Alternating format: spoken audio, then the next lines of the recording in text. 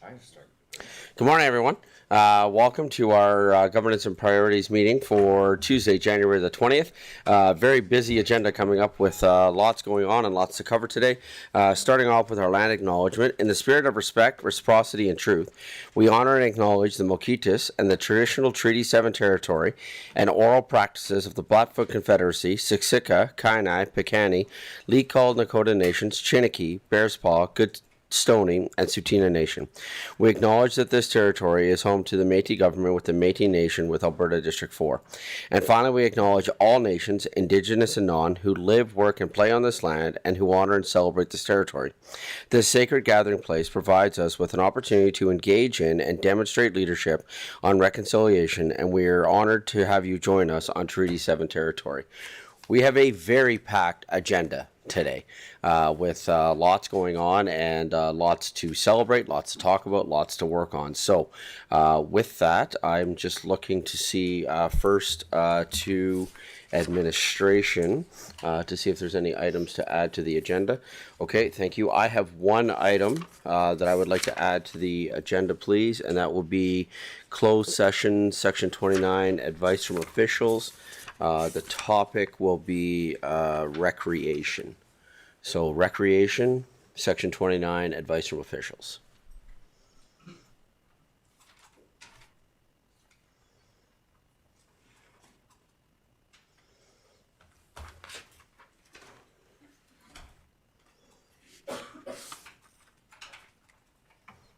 Nope. Oh yeah, sorry.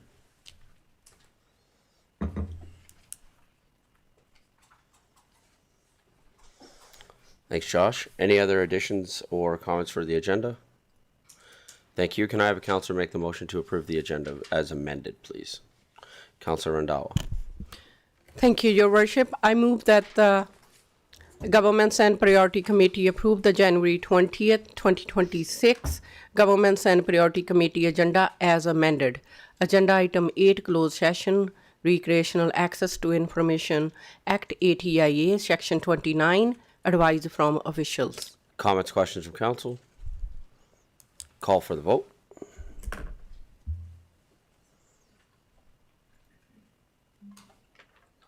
And that's carried unanimously. Thank you. With that, yeah, so one of the things that this council has tried to work on and continue to improve on is celebrating great things that are happening in our community. And there are a number that I think we're going to be looking at here over the next little while. We've had a number of our hockey teams find success over the Christmas break with some tournaments, and just before Christmas break, our Junior C program for the second year in a row are now defending champions for SO Minor Hockey Week, which is massive. 3 of the last 4 years, our Junior C program has won SO Minor Hockey Week. But bigger and better than that, we have 3 Chestmere residents that are off to the Olympics here coming up in Italy in a short little while. And so I want to invite Mr. Ben Hebert to come up and just share a few words very quickly before council acknowledges this, and just to let us know what it means to be going to the Olympics, what you guys are doing, when you're leaving, how people might be able to follow you, those sorts of things. So good morning. Sure. Okay, well, thanks for having us today. I mean, well, before we get started, I want to introduce my teammate, Brett Gallant, and his wife, Jocelyn Peterman. There are mixed doubles representatives for Canada at the Olympic Games, and Brett is actually competing in both disciplines as he's on my men's team as well. So double Olympian for him. It's both their second time going to the games. It's going to be my third time. And yeah, I mean, as far as going to the Olympics, this is my third time. You know, crazy experience. I went once when I was 24.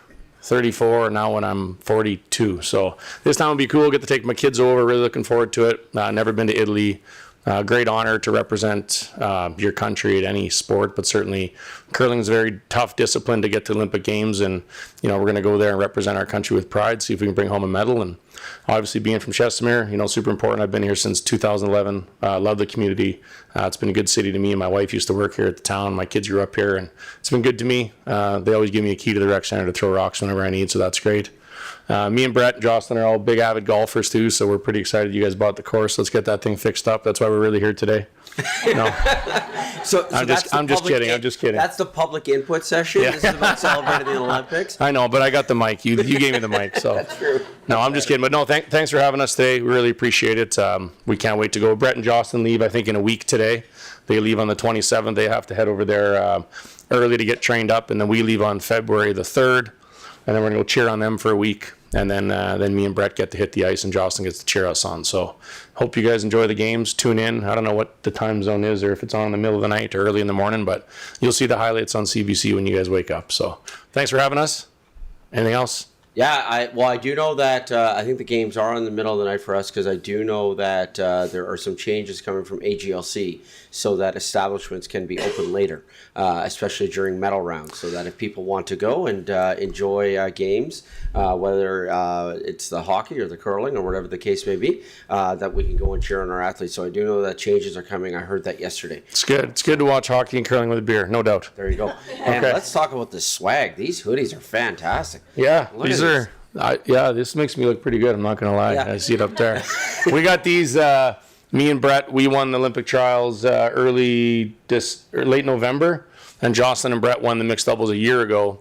So after we won in Halifax a couple months ago, we won on the Saturday. So Monday, Canadian Olympic Committee came in, did the big curling announcement, and gave us these sweet little Lulu hoodies. And now we have a whole. When you get to the games, we're fortunate enough. We've been there before. You get there, all you got to take over is a couple small things. You get a suitcase so full of clothing that you can't get it kind of back in. So you take an empty suitcase to get everything back home. So we're going to be swagged out in all the Olympic kit when we get there, and even this old guy gets pretty excited for that. So it's pretty fun stuff. Nice.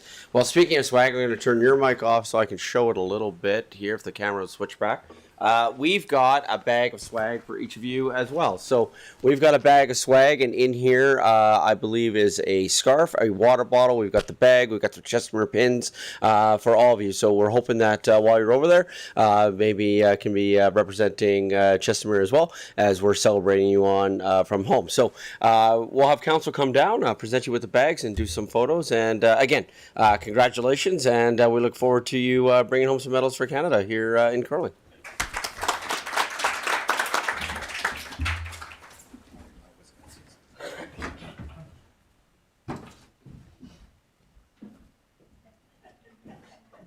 So, did you play in 2010? Yeah. I was in Vancouver. And what's cool about it is all the houses. Alberta House, Saskatchewan House, Canada House. You give us the insights. You wouldn't believe it. They were full for curling. All of them. Yeah, it was crazy.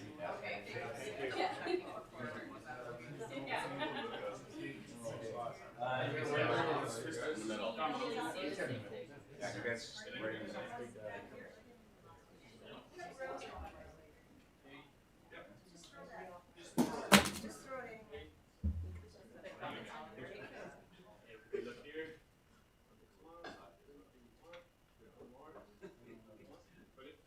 Awesome. Well, congratulations again. Yeah, thanks guys. Good luck, guys. Enjoy Milan. Milan's beautiful. Yeah, it's probably the prettiest part of Italy. Yeah, we don't get to go to Milan. Oh. We've been watching around. How far is it away from Milan? Okay, not 4 hours, but it's set during the Olympics and then be Yeah, it would be insane. Yeah, I'm sure. Cool. Enjoy.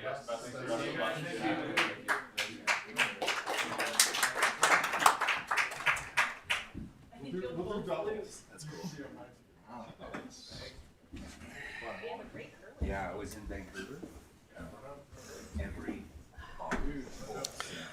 Awesome. Great way for us to start the morning celebrating.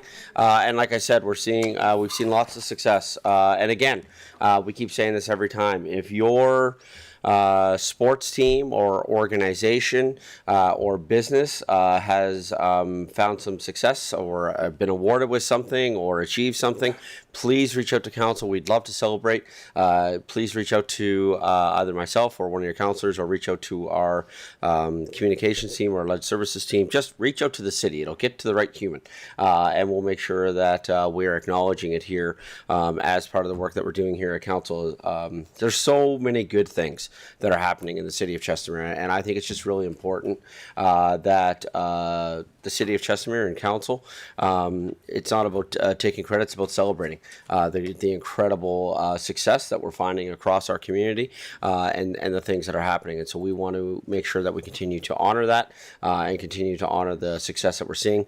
You're going to see, as a bit of a teaser for all, as our MLA said last week, all 1,000 people who are watching here this morning, you are going to see coming up, we've had some businesses receive some success.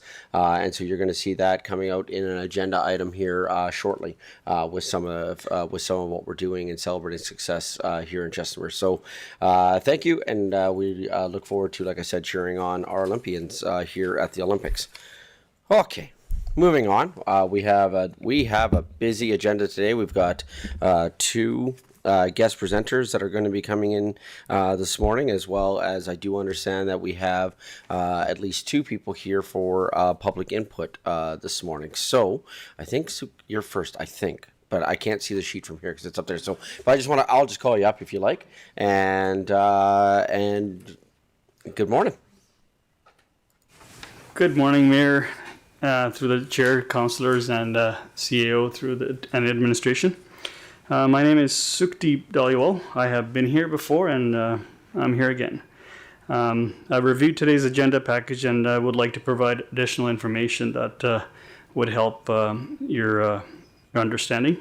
I see staff have included documentation labeled Annexation Agreement for the TRR, annexation for the TR in the East Acreages and North Acreages areas. But I believe it would also be helpful if copy of the Municipal Board Order MGB 018/09 would also be included for your review because it has broader context of what conversations were held during annexation. This order contains background details, discussions that went on that would be helpful to your understanding.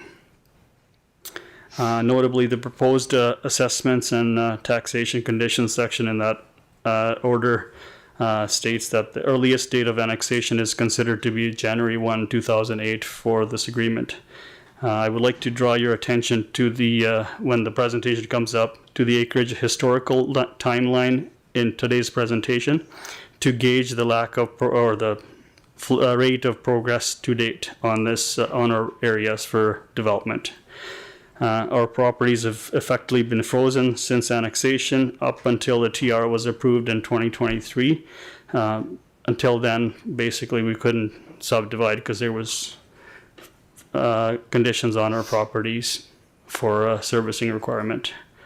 During this period, offsite levy taxes in our areas have increased from, I believe, $65,000 per hectare in 2010 to current $478,000 per hectare in our area 9, a rise of 636%, while my property assessed value for the tax purposes has only increased 69% since 2011.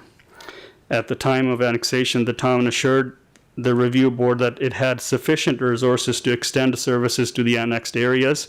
However, the city chose to keep our properties frozen for subdivision due to lack of services or solution for allowing additional subdivision until 2023, when the TRR was passed. We submitted our TRR application as soon as we were permitted, but the process has been stalled due to red tape and evolving rule changes since the TRR passing in 2023. TRR was presented to us as a path to achieve 1 acre parcel with no services, similar to what the new country residential zoning is being proposed. In today's agenda package, the information in that regard of what's coming up. It has been exactly 1 year since I last addressed this council in January 2025 when we requested an update from the staff on TRR status. Today we're finally receiving the presentation we requested. Originally our TRR application included 7 acreage landowners and we paid the required fee to get this TRR process going. Over time, several landowners dropped out, leaving 4 of us remaining. When we revised their application with the remaining people, we were told there is a significant difference in the size of the area from the original, and requires that we require a new application fee, another $5,000, while being informed that the original fee has already been used. We understand there are city precedents where fees have already been refunded, and there's some applications where significant changes were made and they were not required to get a new application fee. We note that, which is not the case in our case. We note that the city is now pursuing a country residential zoning as an alternative to TRR for 1 acre parcels. We welcome that CR will be less restrictive than TRR, but we urgently request a solution to either amend the existing TRR, which we believe would be quicker with these conditions in there, to reflect the new CRR condition, or create a new CRR framework, taking on an urgent basis, taking into account the delays and the losses we have experienced. We hope the offsite levy rates and the requirements being proposed in the current solution, country residential, would be reviewed in the lens taking into effect the years of for us, or years, or we have been frozen, and our inability to apply to take advantage of the earlier offsite levies, which were significantly lot lesser, to improve our properties. Some staff that will be presenting today have been involved from the beginning and can attest to the rules that prevented subdivision for our area since annexation. Our goal is simple. We want our properties to be subdividable at the earliest without further strain on our resources, and to see our city grow and our areas flourish. And I conclude. Awesome. Thank you. Just a quick comment, if you will, in terms of timeline. One of the things that I think our council has done a very, very good job of acknowledging is there's a tension point, right, that we are having to meet. And the tension point is that the city of Chestermere is now in its 10.5-year anniversary, 11 years coming up here. And at the same time, we've had a lot of change that has happened. And somewhere in the middle, items like this become a flashpoint, if you will, because you want to be able to get some answers. And so one of the things that, again, I do want to acknowledge is that with all the transition that we have seen, and one of the things that I am happy about is that we've had some stability within our government and within our administration coming out of this past election, which is hopefully going to help all of these items moving forward. Having said that, you've had to wait, and there has been some back and forth. Now, I also, on that waiting, though, I do understand that there have been multiple meetings with administration over the last while. So I do want to acknowledge that while it's taken a year for it to come to council, I would suggest in the last year, there has been no less than 6 meetings that have happened with regards to acreages with administration and representatives from the acreages. So I do think it's important to acknowledge that it's not like nothing's been done in that year. Fair? It is accurate, but I think the general public is what deserves to know what's going on. I think that was the intent of our meeting in 2025, was to bring it up to council so people are aware that what is the current status at that stage, right? Why people are still having frustrations. Thank you. Okay.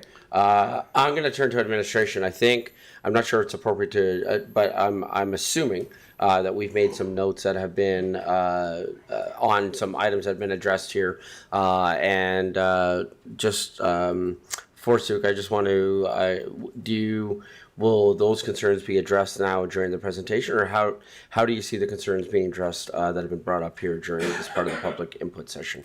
Mr. Edney. Yeah, thank you, Mayor Dean. Good morning, Council. Through you to Council and Mr. Dollywell, appreciate you coming here and making this public, I guess, for Council and for the public of what's going on. To your comments, Mayor Dean, yeah, we've had a lot of meetings. I understand the frustration of the acreage owners. Mr. Chandiok will do a presentation along with Ms. Armitage after lunch just on how TRR has evolved. My quick synopsis coming from the outside is, I think the intention was good. How it was drafted and legislated didn't work very well, and I think that's where the frustrations come in. So I just want to thank the current administration for coming up with hopefully a potential solution to your comment. It's expected to come next week, this country residential idea, for council to consider, because obviously you can't make that decision today, but it will be discussed. So we're hoping we can move some things along. Just a note of correction, more for the record. I think you talked about taxes going from 69,000 to 478,000. Offsite levies have gone. Correct. That's in that time. So that's the offsite levy number now that you're feeling a little bit of frustration with. But I've taken some good notes. I think we'll talk about most of them during the presentation. If not, I'll make sure we address them and get back to you in a timely manner. And to be honest, current CEO and the staff have been helpful in terms of moving it forward. But I just want to make sure still the historical context and the timeline that have caused significant losses in our time and finances since it's been in process or addressed or taken note of. No, I agree. Sorry, we're just getting some feedback on Mr. Edney's mic. I was trying to adjust, but I can't fix it. I do agree with you. I think that it is important for us to. It's good for us to acknowledge that there has been a historical context to this. This is why, again, this is coming to council here at a gap, so that we can have a more generalized discussion about that here this morning. And then, again, as Mr. Edney pointed out, that this is going to be coming back again to now council, because this is more committee than council. I know that's legislation, but so that it can come back to council in more of a short order to move forward with some decisions on that. And the last comment I want to add is, if council likes, I can send him a copy of the order at the end of the day here today, if that's what your desires are to review. Yeah, what I would say is the same answer that I have for every resident is always feel free to share with your councillor and your mayor any information that you think is pertinent to something that is happening. It is not our job to do the work of administration, but we are very prudent. You can ask them about following up with administration. And so absolutely, we're not going to say no to receiving information. It's actually one of the reasons why we put public input back into our agenda package. This council is very open to hearing feedback and to hearing concerns, and then at the same time recognizing that you're not always going to get the answer you want, but it might be the right answer, right? And so there's a tension point in that, right? Sometimes I know for myself even, right? I may not always hear, when I'm going after something, I may not hear the answer that I want, but it is the answer. But that's what I believe that we have been very, very good about. And so we'll never say no to accepting more information. But please know that when that information comes to council, this council does not do the work of administration.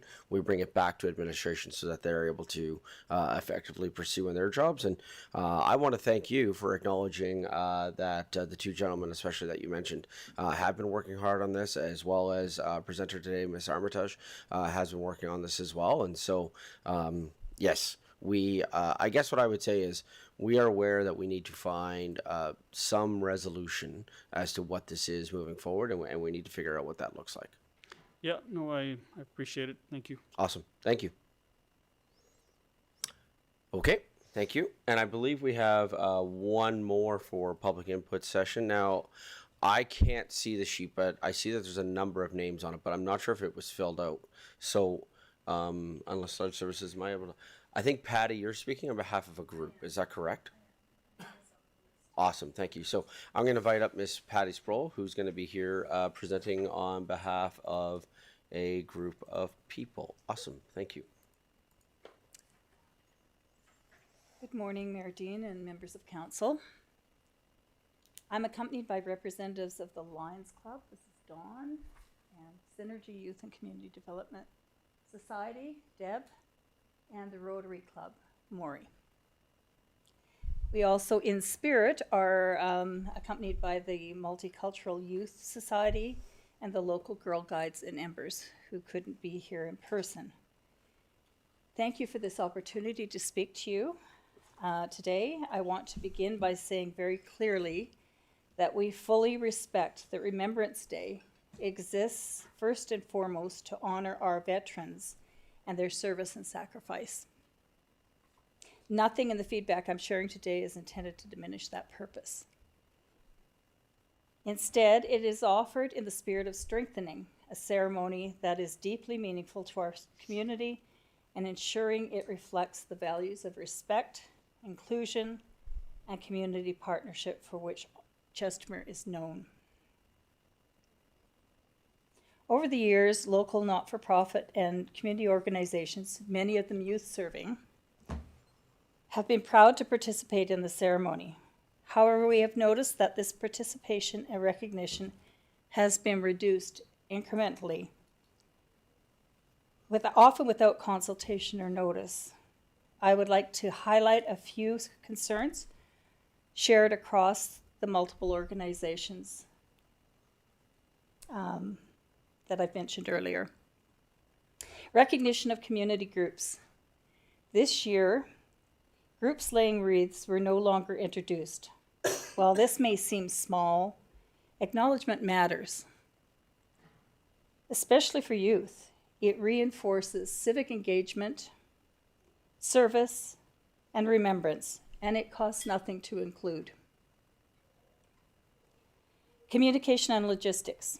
Several groups received no response when seeking basic information, such as the order of wreath laying ahead of the ceremony. In addition, some organizations were unaware until the day of the ceremony that wreath storage was no longer provided, and one group's wreath was broken, negating their participation. Honoring local veterans. From 2020 to 2023, to the best of my knowledge, Chestermere's oldest living veteran, Mr. Hartley Payton, now 97 years old, was invited to lay the veteran's wreath. For the past 2 years, this invitation has not been extended. Recognizing our local veterans, particularly those of an advanced age, adds a deeply personal and meaningful connection to remembrance for our community. Inclusion and representation. It was unfortunate that a land acknowledgement was not delivered at the beginning of the ceremony. Elected municipal officials, as well as representatives of provincial and federal officials, were seated together and invited to speak. Indigenous community leaders and elected Indigenous officials were not similarly included, nor was the school board trustee, despite their public roles and presence. We humbly suggest that either all political representatives be included or none, to ensure consistency, fairness, and respect. It was noted that most of the speakers recognized the Christianity, but no other religions. Again, we humbly suggest that either all religions be included or none, to ensure consistency, fairness, and respect. Accessibility and youth participation. Seating for those with mobility challenges was placed far from the ceremony, and there was no designated area for groups laying wreaths. This made participation difficult, particularly for children and youth. Photography and consent. Some of the groups were concerned and have been concerned about photos of minors being published without permission. This has been an ongoing concern and points to the need for clearer protocols or clearer understanding. These points are not complaints, but opportunities. Our community groups want to continue supporting and participating in Remembrance Day with pride. We respectfully ask that the city adopt a more transparent communication practices, consult with participating organizations, and renew its commitment to inclusivity and recognition. Thank you for listening and for your continued efforts to honor those who served. Thank you. What I would say is, first of all, I am sorry that members of the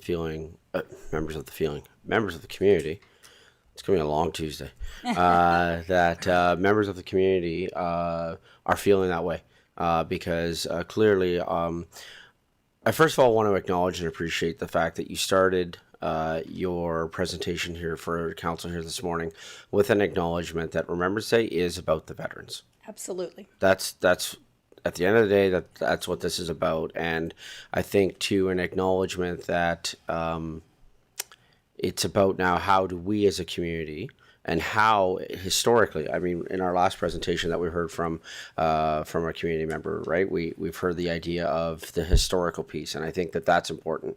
So I want to say thank you for the pieces. There were some pieces in there that I was unaware of. I was unaware of the 2021, 2023, like the personal invitation to the oldest veteran from the city.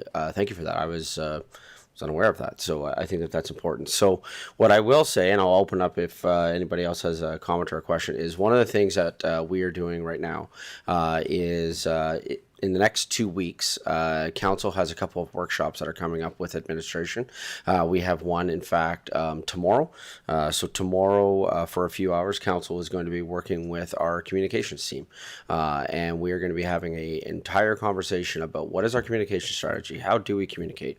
What's important for us to communicate about? What do we put on our platforms? We're going to be having all kinds of conversations about strategies with communications. And we're starting there from the standpoint of really one of the things that I think we always need to remember is that certain departments are more front facing than other departments are. And communications, my goodness, who's more front facing than comps? And so we are looking forward to the workshop that is coming tomorrow. I know from conversations kind of behind the scenes, if you will, that our new manager, Matt Anderson, has been working exceedingly hard on that presentation for tomorrow, and I'm super excited about that workshop that's coming tomorrow. Subsequent to that, next week, I don't remember the day off the top of my head, I apologize. Next week, then, we are having a workshop also on events.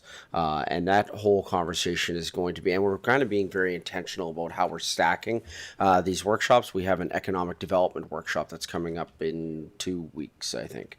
And so we're being very intentional how we're stacking our workshops because all of these things are our front-facing pieces. And so what I would say is, what I would appreciate is, one, if I'm able to have a copy of that, that would be great, because then I would love to bring that to our workshop tomorrow, to our, especially our events workshop, to be able, well, both really, to be able to have that conversation. And number two, again, thank you. I would say that certainly I don't believe anyone at the city would intend for anyone to feel excluded or left out or those sorts of things. But in intention and what has actually happened are a piece. Right? And perception, thank you for that word. Yeah, perception can certainly be reality. Thank you, Councilor Warzanowski. Perception can be a reality. And so I think we need to own that. And so I'm hoping that you're hearing from the seat of the chair, the seat of the mayor, that we're owning that at the start, and that you're hearing that we do intend to take some actions and have some conversations moving forward with regards to how we're communicating, events that we're doing, and then economic development doesn't relate to this, but it is a part of a bigger picture.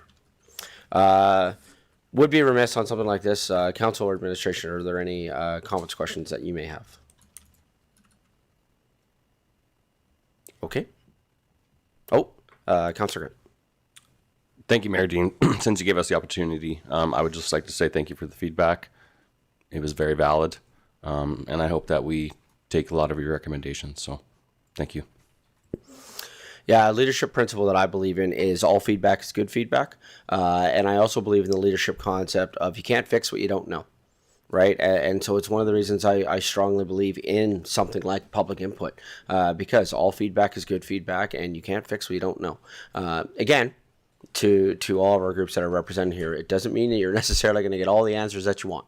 But again, all feedback is good feedback, and we can't fix what we don't know. So, and there are going to be some very good intentional conversations coming up. Anyone else from council or administration? Thank you. If you have a moment later, if you're able to send me an electronic copy of that I can send out, that'd be great. Either way, I'll still just get it scanned and sent out. That would be great. Awesome. Well, thank you, and I'm sorry again for the experience that you had, and hopefully we as a city can, at the very least, as we're making decisions moving forward, be able to communicate why we're doing things that we are doing. Awesome. Thank you. Okay.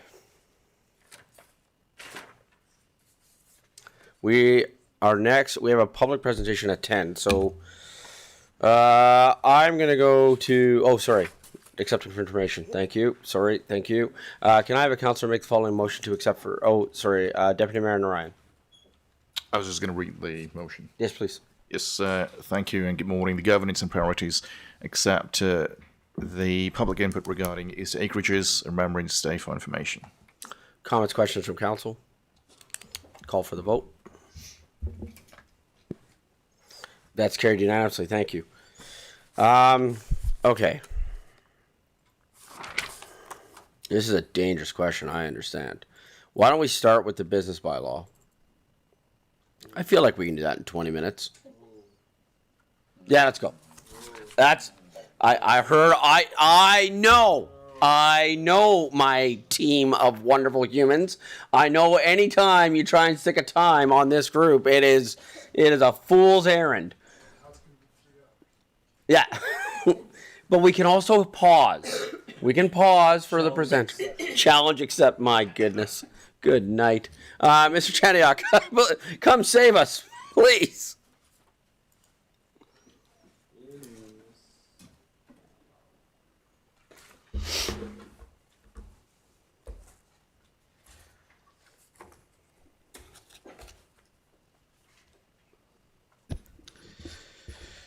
Good morning, Mayor Dean, and members of Governance and Priorities Committee. For the record, my name is Sach Chandyok, Director of Community Growth and Infrastructure Division, and I'm here to present the Business Licensing Bylaw Review Report as directed by Council from motion dated December the 9th.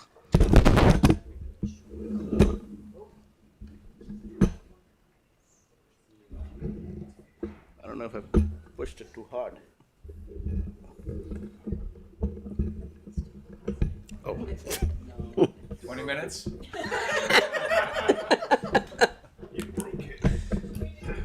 Feel like it's a little bit my fault.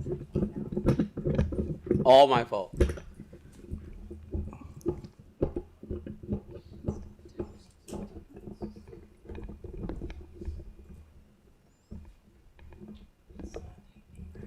Okay. Let's,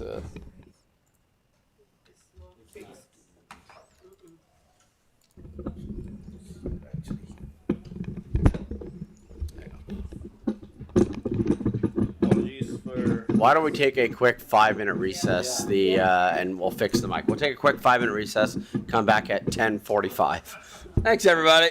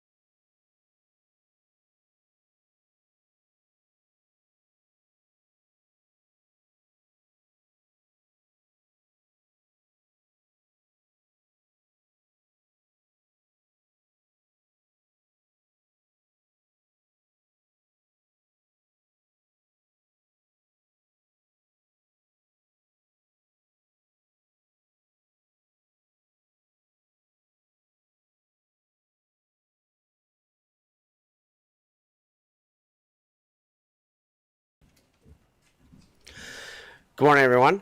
Just coming back from our first break, and we have all mics reattached to all appropriate stands. And so I'll turn it back over to Mr. Cheniok. Good morning. Thank you. Good morning, Mayor Dean. I'll start again. For the record, my name is Sachin Deok, Director of Community Growth and Infrastructure Division. I'm here to present Business License Bylaw Review report as directed by Council from its motion on December the 9th.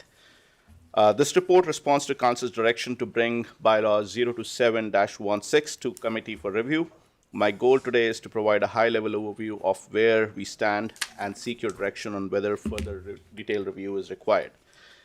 Our business license bylaw was approved in December 2016. It hasn't seen any significant amendments since then. In nearly a decade, Chestermere has changed considerably. Cannabis has been legalized, short-term rental platforms like Airbnb have emerged, home businesses have grown, wellness services have expanded, and we have seen a significant growth in our commercial and residential areas. The current bylaw provides broad authority but relies on general categories rather than business-specific frameworks. Administration has conducted a review of the current bylaw and has identified several areas where modernization may be needed, such as limited business categories. Our current structure doesn't reflect today's business landscape. No short-term rental regulations, a significant gap in the platform growth, no framework for massage establishments or liquor business provisions, no defined consultation or referral framework, gaps in police and AGLC information check requirements, insufficient controls for second-hand dealers and pawnbrokers, no formal appeal process with an independent board, outdated fee structure, and insufficient enforcement provisions. Without addressing these gaps, we risk reduced compliance, diminished consumer protection, enforcement challenges, and an uneven playing field for Chestermere businesses. Modernizing the bylaw would give us clear, transparent, and enforceable standards that support economic growth while protecting residents and businesses.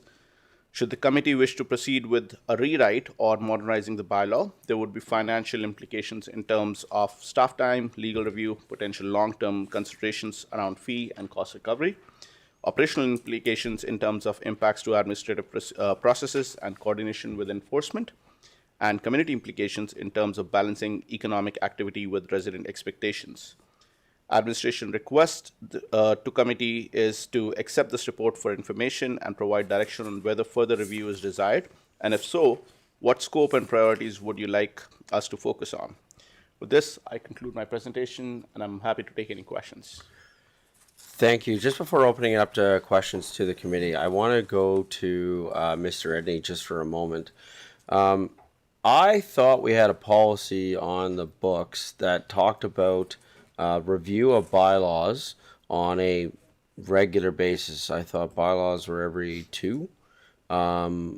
This bylaw hasn't had, now, does that mean it just wasn't reviewed since 2016? Like, it's just shocking to me that in 10 years and with all the growth and changes in businesses that it's just shocking to me. So I thought we had a policy for that, or is there a way for us to ensure, and are there other bylaws that we need to be looking into with regards to this? Because I don't know how the rest of the council feels. Personally, I just feel it's problematic, especially on something so forward-facing that it hasn't had a significant update in 10 years now. Mr. Edney. Yeah, thank you, Mayor Dean. Through you to council, you're putting me on the spot here a little bit. Sorry. I personally haven't seen a policy that says every bylaw should be reviewed in a certain time. I know there are references in certain policies and bylaws that do say this particular bylaw should be reviewed. But one of the projects we're working on administratively is to try to get all of these. It's something we talked about earlier in your term, is try to get all the bylaws and all the policies in front of council to review, just to make sure we've got them updated. So this is part of that process, but also comes out of some of the recent work we've been doing. I will search some more and see if I can find that particular policy. Okay. If you'd like to put one in place, we always can, but let me get some information and we can circle back maybe to another meeting. And I could be incorrect on that. And maybe that's what I'm thinking of, is that I remember in certain ones that this will be reviewed every X number, right? There's some that legislatively you have to, for example, the procedural bylaw has to be, so there's ones that legislatively you have to review. But I thought we had an overarching policy. But if we don't, I wonder if that's something that council would be interested in exploring, because it does seem fun to me.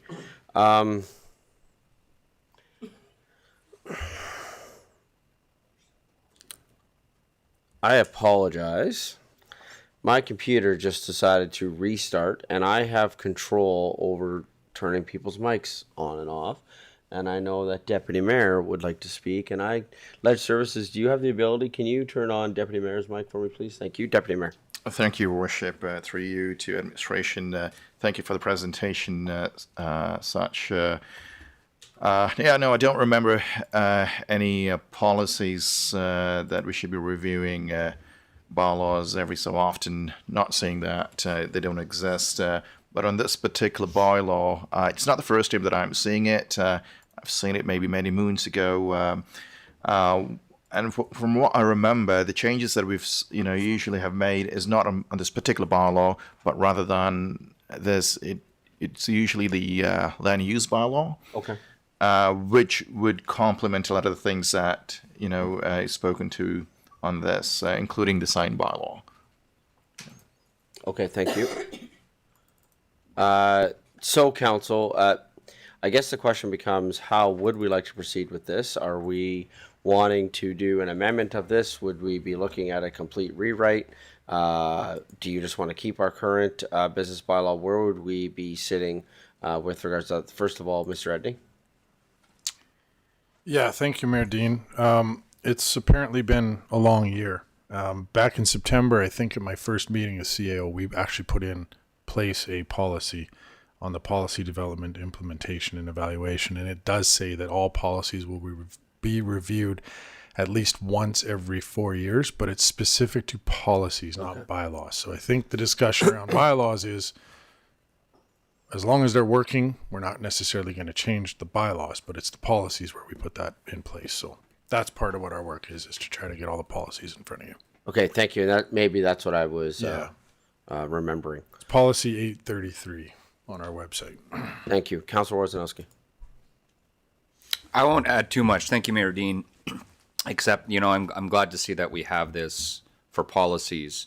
I would suggest, even if it's a little bit of work, we should review our bylaws on a regular basis, either write them into the bylaws and when they should be reviewed, or have a policy that designates when we should be reviewing specific bylaws, because 2016 is an awful long time for something like this. I would suggest that we do review this one, but I'm sure there are other bylaws that we should be reviewing a lot more frequently. I do recall when we were all green, most of us were green when we were elected in the last term, that we were reviewing some maybe bylaws, but they could have been policies during the interim CAO. And they seem kind of random. So not to say randomness doesn't work, because you do certainly need to review bylaws, but I would support us putting something in place to review our bylaws more frequently. Okay. 2016. Thank you. Councilor Sambo. Thank you, Your Worship. To your question, I'm not sure if I think it should be a review or a rewrite, but there are a handful of items that I would like to see evaluated and debated on this bylaw. Yes, thank you. I'll turn your mic back on. I would as well, because I would like to open up this bylaw for discussion, and then perhaps that discussion will lead us to a decision whether it's a complete rewrite or a amendment to our current one. So, Councilor Sambo. Are you asking me what my items are? Yeah. Great. All right, then, through you, Your Worship, to administration, one of the items that I'd like to see evaluated is this concept of buffer zones. So that's come forward from some business owners. I'm not certain whether it is sensible to do, but I think it should be evaluated and debated. I have a question around absentee landlords and business licensing. if we consider that a business, and how we classify, monitor, and charge for those business licenses. I would also like to look at a discount for business license fees if a business owner can prove that they're a member to the chamber. I think that's one way that we could help build up the chamber a little bit, which is one of our goals for sure. And let me do a quick scan here for the rest. The last thing is, if we are reviewing this, I'm hopeful that we can do a decent consult with the Chamber of Commerce and business owners as well, to make sure that we're getting that feedback included, since it has been so long since this has been updated. Thank you, Your Worship. Yes, thank you for that. Back when I was president for Chamber of Commerce, that's exactly what we were talking about. So thank you for bringing that concept back up about the a discount either way. Either it was a discount for the chamber or a discount this way, but either way, that discount piece was something that had been discussed, and then COVID happened and kind of that discussion fell apart because with COVID. So thank you for highlighting that again. I think that would be a great step to take. I'm also wondering, just in terms of following this bylaw, so I'm wondering specifically, I know this will come as no surprise to anybody that I'm bringing up this part of our sector, but business licenses for our not-for-profit sectors that are operating essentially a business. We have a few of them around the lake. We have a few in other spots. And so I noticed that under Section 5, they are not mentioned, but then in Section 6I, where any charitable or not-for-profit organization wishes to be exempt from the requirements of the bylaw to pay the full license fee, the request to the CAO. So I'm not sure if we've received any exemption requests, because I think that would then possibly put us in contravention of our own bylaw right now if that's not happening. So I think somewhere in here addressing our not-for-profit sector who operate essentially business around the lake or in other areas of our community, I think addressing that within the bylaw would also be important. Deputy Mayor Narayan. Thank you, Your Worship. Just looking at the definition, specifically item number R, major and minor home business. Now, it states that the land use bylaw as amended defines the difference between major and minor. I think it'll be beneficial to actually, even if we're using the same definition, to add it to this particular bylaw. Thank you. I do wonder, and this would be something I think for administration to explore, I wonder if that was done with the intent that if you change it in land use, you don't have to change it here. So it always references back to that one. Right, because to your point, you had mentioned you see land use bylaw more often, right? As our seasoned vet, if you will, on this council, that you saw land use bylaw more often than this. So I wonder if that's why that's there. So I wonder if we could just explore, or if you have a comment on that.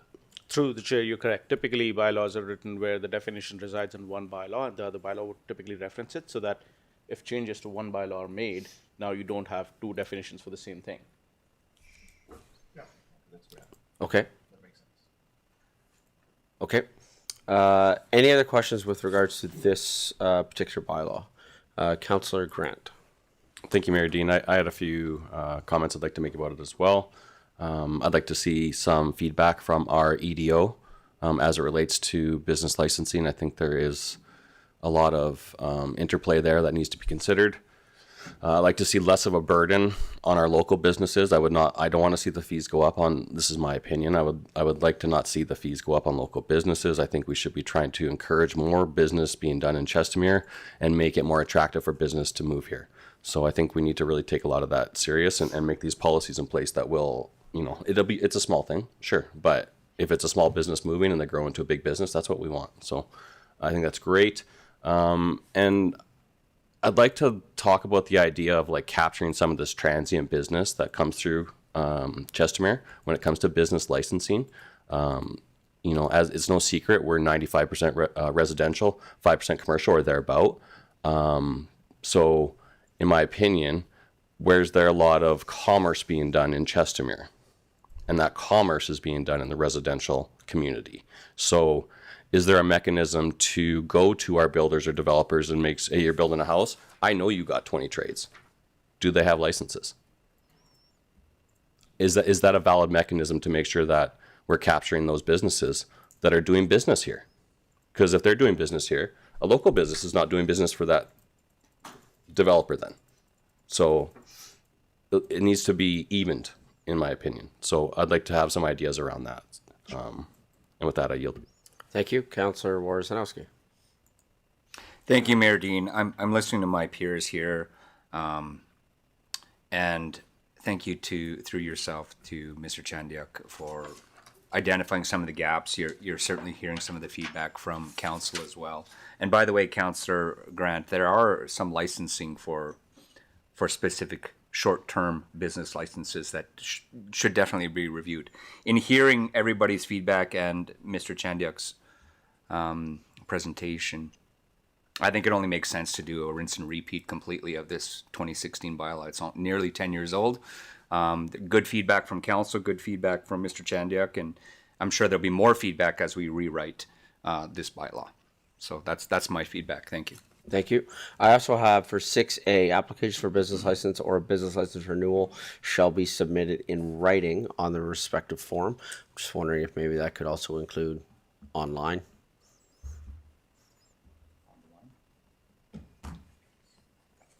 Okay. Okay.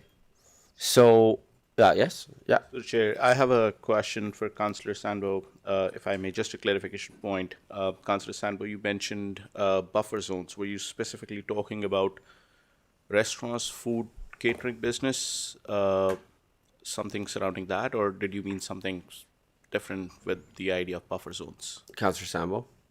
Thank you, Your Worship, and through you to Mr. Chandiok. Am I getting closer? Getting closer, Chandiok. yes. Great, thank you. That's exactly it. Like businesses not being allowed to be too close together. That's tricky. How do you define a liked business or a like business? But this is a request that's come up. Does that answer your question? Sure. Thank you. Yeah. Okay. We can work it. Okay. Any other comments, questions from council? Okay, so we need a motion coming out of here then sorry, Councillor Worzanowski. No, I'm just raising my hand because I can take a stab at a motion. My motion would be something in the about of direct administration to present a new business bylaw at a future date that we can agree on. So the chair would be open to that. We can rewrite the bylaw. I personally do think that there should be engagement on this, like Councillor Sandbo mentioned, with Chamber of Commerce, business people in the community. So it's not really a quick process. Most of the business licenses get issued in January, so you're not looking to sort of target any businesses after January. And so I think we should have a little bit of time for us to sort of really evaluate this against other cities as well. Councillor Grant mentioned fees. I personally would also like to sort of compare our fees to other cities and see how they operate and what kind of fees. I know some cities charge as much as $750 for a particular business license. And so we charge $150. And so our fees has not really changed in the last 10 years. And so that is also one component that I think there's quite a bit to be done on this bylaw.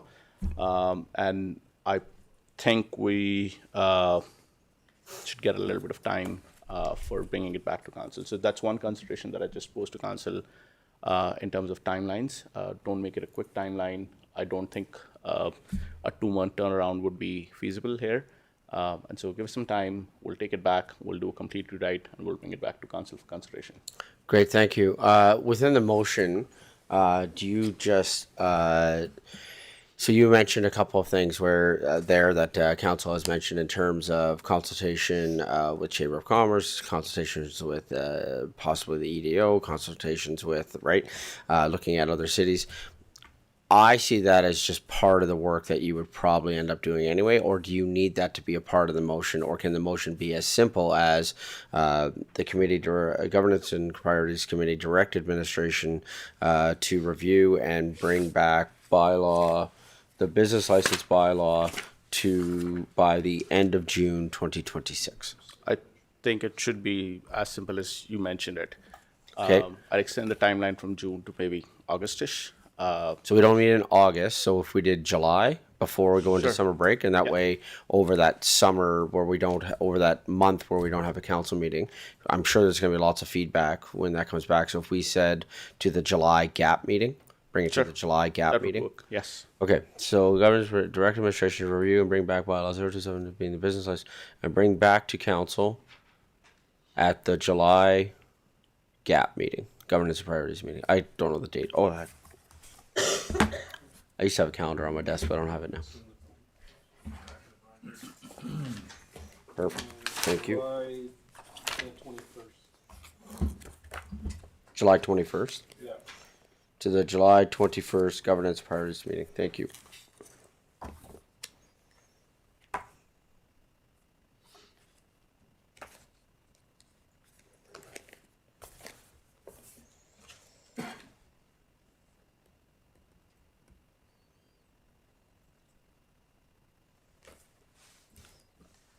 Okay. Councilor Wozanowski. Thank you, Mayor Dean. I motion the Governance and Priorities Committee direct administration to review and bring back bylaw number 027-16 being the business license bylaw and bring the report back to the committee at the July 21st, 2026 Governance and Priorities Committee meeting. Comments, questions of council? Call for the vote. And that's carried unanimously. Thank you. We'll take a quick 5-minute break as we have our first guest here this morning. So we'll make sure that they are set up for success, and we will come back at 10:15. Thanks, everyone.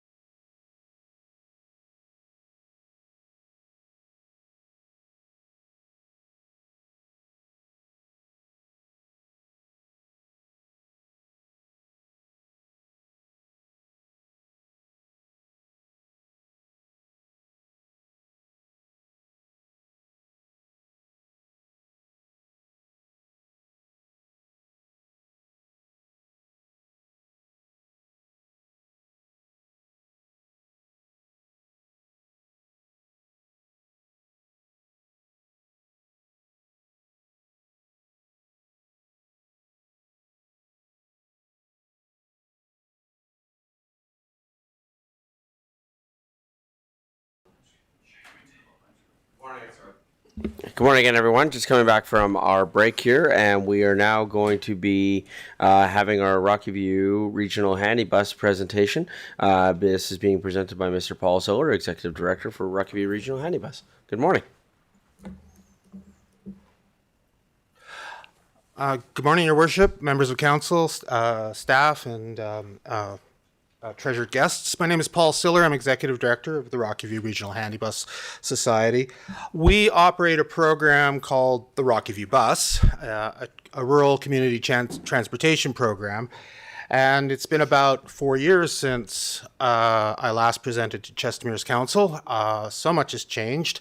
It's wonderful to see new faces, and it's comforting to see some familiar faces as well. I'm going to try to spend 15 minutes or less just giving an update of what we do, how it's been impacting folks in Chestermere. I see this as a first presentation of a small, short series of presentations to bring everybody up to speed. They said if I aim at him. So what we do,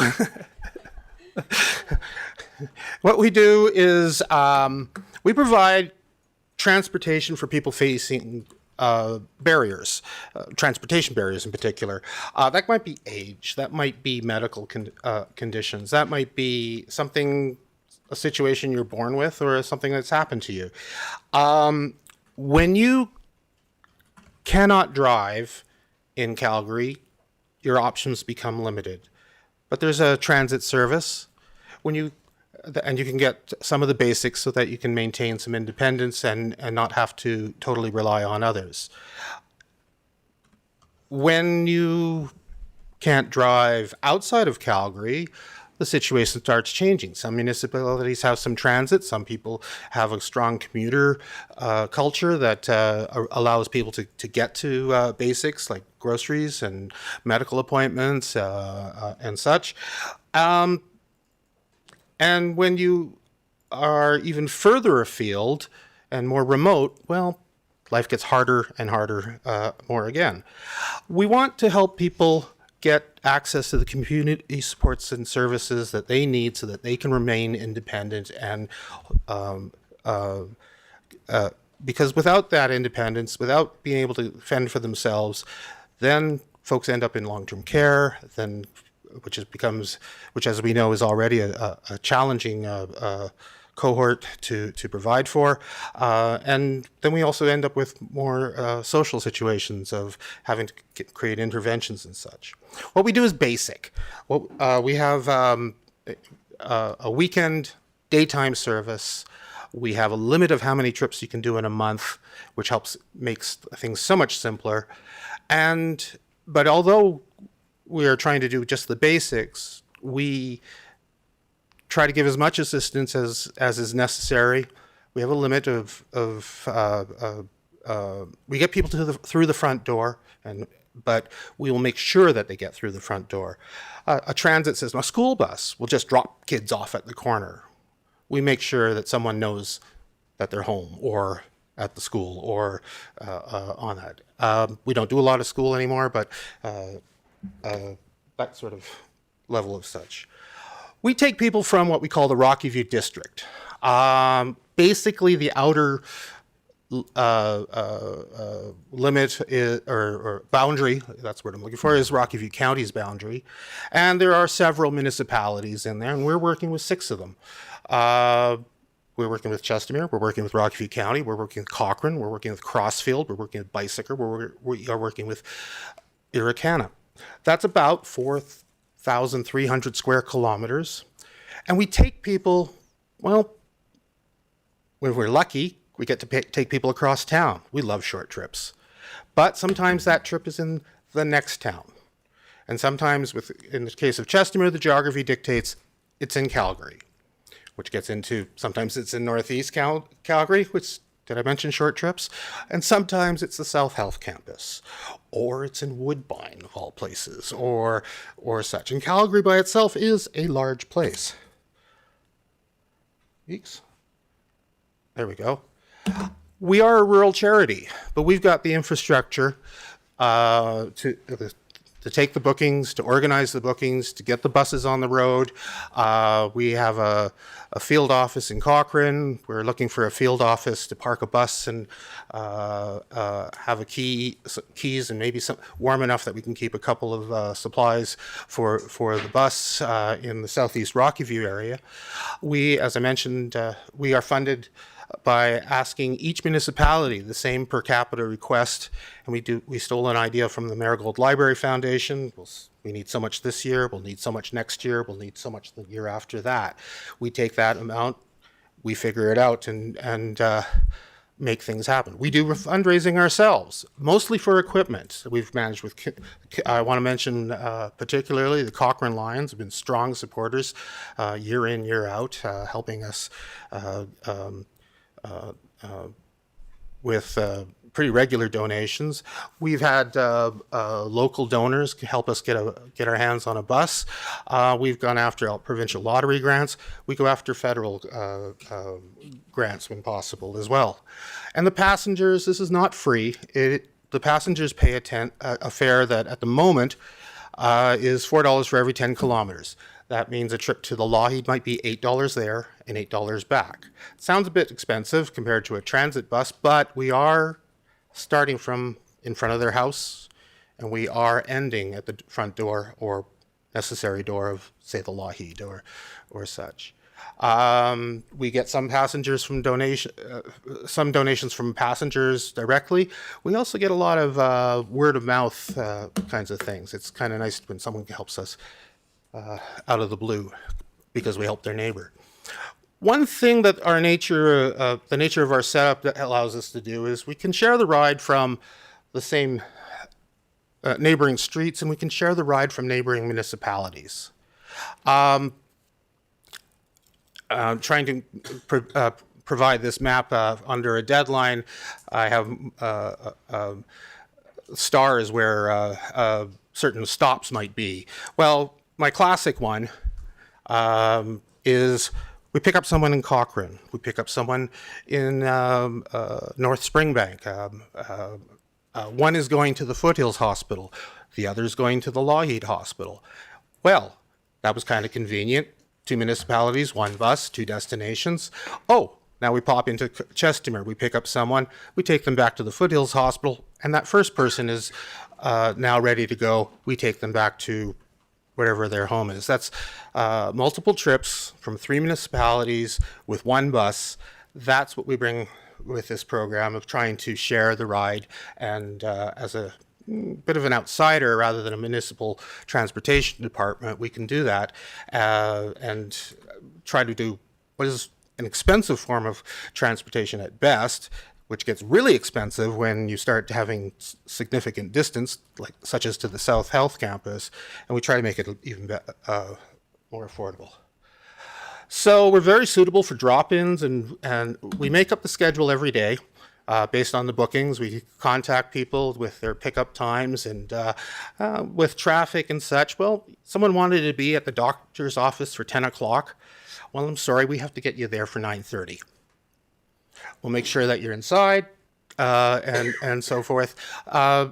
You're going to be done at 2 or 2:15. We can't get you till 2:25. Oh, you're finished early? Let's take a look. Oh, we could get someone in now to pick you up a little bit early. Other times we can't do anything and such. So we need some windows. When we start having people going for employment, that could be a little trickier because some places don't open for a certain time. And 15 minutes after they open, now they're late. That gets a little trickier with our door-to-door pickups and drop-offs. So we're not really suitable for trips with tight time constraints. Oh, a good example of that would be a sheltered PDD supervised work placement. Doors open at 8:45. After 9:10, you're not. The group is already left for their outing for the day. They finish at 3, And by 3:05, the staff want to leave, and the fact that you can only pick them up at 3:30 creates challenges. I throw in access to the airport because once upon a time we would go to the airport. They would say, fine, I need to be at the airport at 5 a.m. I mentioned that we do weekdays. It's a basic service, 7:30 to 5:30. When you start moving people really, really early, then you don't have, or drivers really, really early to help, then you don't have coverage in the afternoon for that. So you're being asked to put extra hours on. With the funding we've got, this is our compromise that we work with. Hello? Let's try that again. There we go. So our highlights for 2025, we've been growing. We've got 3% more trips than 2024. We refer to trips, and then attendants and guests will travel free with that person. The gist of that is because someone needs help at the destination. That is sometimes the biggest barrier to getting someone to a doctor's appointment. It might be because they need language, it might be because they need someone to push them up to the 9th floor, it might be because they need someone to hold their hand while they're receiving really, really, really bad news. We so we've got a trip count and a passenger count, and they're kind of related. But since we're always worrying about going here and then there and there, we tend to focus mostly on the trip count. But we have 3% more trips than 2024. We have 6% more passengers with the hangers on and gatherers on. We put on 12% more service hours. That's more time of buses on the roads, and drove 8% further in 2025. We finally have gotten ourselves up to what we consider full staff, which has been great. And one of our dreams is to have a part-time mechanic, which, oh my gosh, having to go take everything to a garage and wait for has been challenging. Just even the pliers and screwdriver, and without a hoist, there's so much that has improved for us. And this is our 45th year of operation. We started in 1990 as a family resource with a bus, changed our name to 2003, started doing this regional approach in 2012. If anyone's from the Calgary area, we've lasted 2 years longer than the Calgary Handibus Association. And there we go. So there were some challenges, growing demand, of course. One of the things I want to let council know is that we have a challenge in that costs are going up, and our passengers on fixed incomes are facing a loss of copays and things that the province would help cover. And that is backfiring, or rebounding maybe is a better word, to passengers can't pay for transportation. And we've been wanting to do a fare increase for about 5 years, and the longer we've been not implementing that, the more we're even discovering that passengers are defaulting. We took 6 people from Chestermere in 23 and 24 to dialysis. They had to get an extra bus and so forth. Half of those basically couldn't pay the fare. We gave them subsidy. 2 of those 3 still couldn't pay the fare. We are a rural charity. We did what had to be done, because if you miss too much dialysis, you're not in good shape anymore. And this is going to be a feature that I fear we're going to see more of, as province cuts programs, municipalities are going to have to be aware that some of their vulnerable residents are not as financially independent as they were just, say, 6 years ago. We are getting a lot of people moving to Chestermere that say, oh, it's just like Calgary, right? Well, surprise. And then equipment has gotten much more expensive. What we bought for $65,000 in 2016 is now $150,000. And who knows what tariffs will do. Sorry, just before we keep going, I should have mentioned this at the beginning, because for public presentations, there's a time limit actually on these. But Let me finish. No, you're good. We just need to make a motion to extend the time limit for the Rocky View Regional Handibus public presentation. So can I have a councillor make the following motion, please? Councillor Sambo. Thank you, Your Worship. I move that the Governance and Priorities Committee extend the time limit for the Rocky View Regional Handibus public presentation. Thank you. Comments, questions? Call for the vote. That's carried unanimously. Thank you. You're good to go. Thank you, Council. I very appreciate the kindness. Okay, wish list, strategic planning. Our biggest challenge is with all the municipalities that we do with, it's time for us to start looking ahead for the next 5-10 years. Are we the best people to be in place? Are municipalities creating their own transportation programs? Without some communication, we're going to have some challenges where we're creating something. Well, say Chestermere's creating something, and that's probably not going to be helpful in the long run. Trips by purpose, this is everybody. And one of the middle columns shows that out of 4,000 trips, almost 2,000 of them were medical, and almost 1,500 of them were vocation. Vocation is employment. Vocation is sheltered, supervised workshops. Vocation is also volunteering. We ourselves try to categorize rather than ask the passenger because some people don't. Respite is purely because it's giving the family a break as someone goes to a day program. With a respite, it's more the family that's benefiting from the transportation than the actual passenger. So Chestermere has one of our busiest places, and fortunately, the way the world luck of the draw is that it's a lot of trips to the northeast, making it quite convenient. There's a bit of a trend here. Through 22 and 23 and 24, you could see there's a very large blip. Well, with 6 people needing 6 trips a week, going to dialysis, that was a heavy load. These things go in waves, as do some of the passengers going to dialysis. Some moved on, 2 got kidney transplants, others passed away, and you'll never really get the same consistent.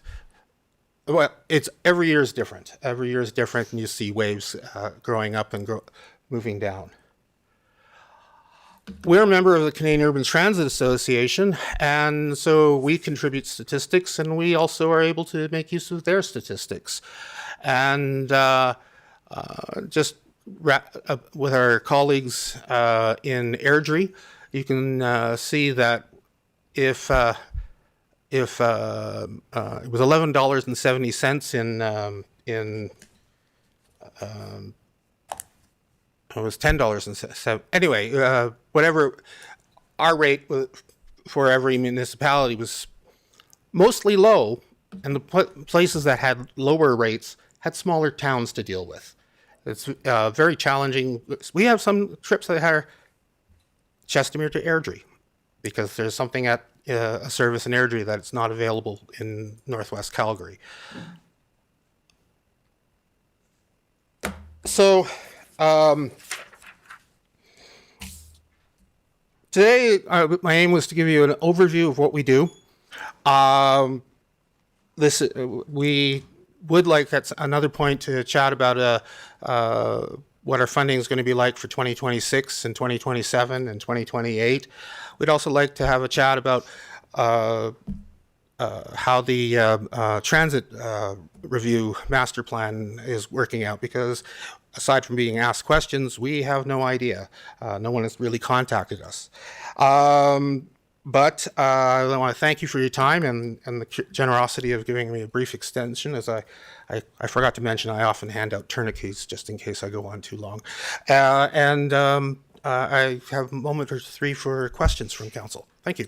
Great, thank you. Appreciate that. I do have a number of questions. I just also want council to point out that in the room, and she's going to be very happy that I'm putting her on the spot right now.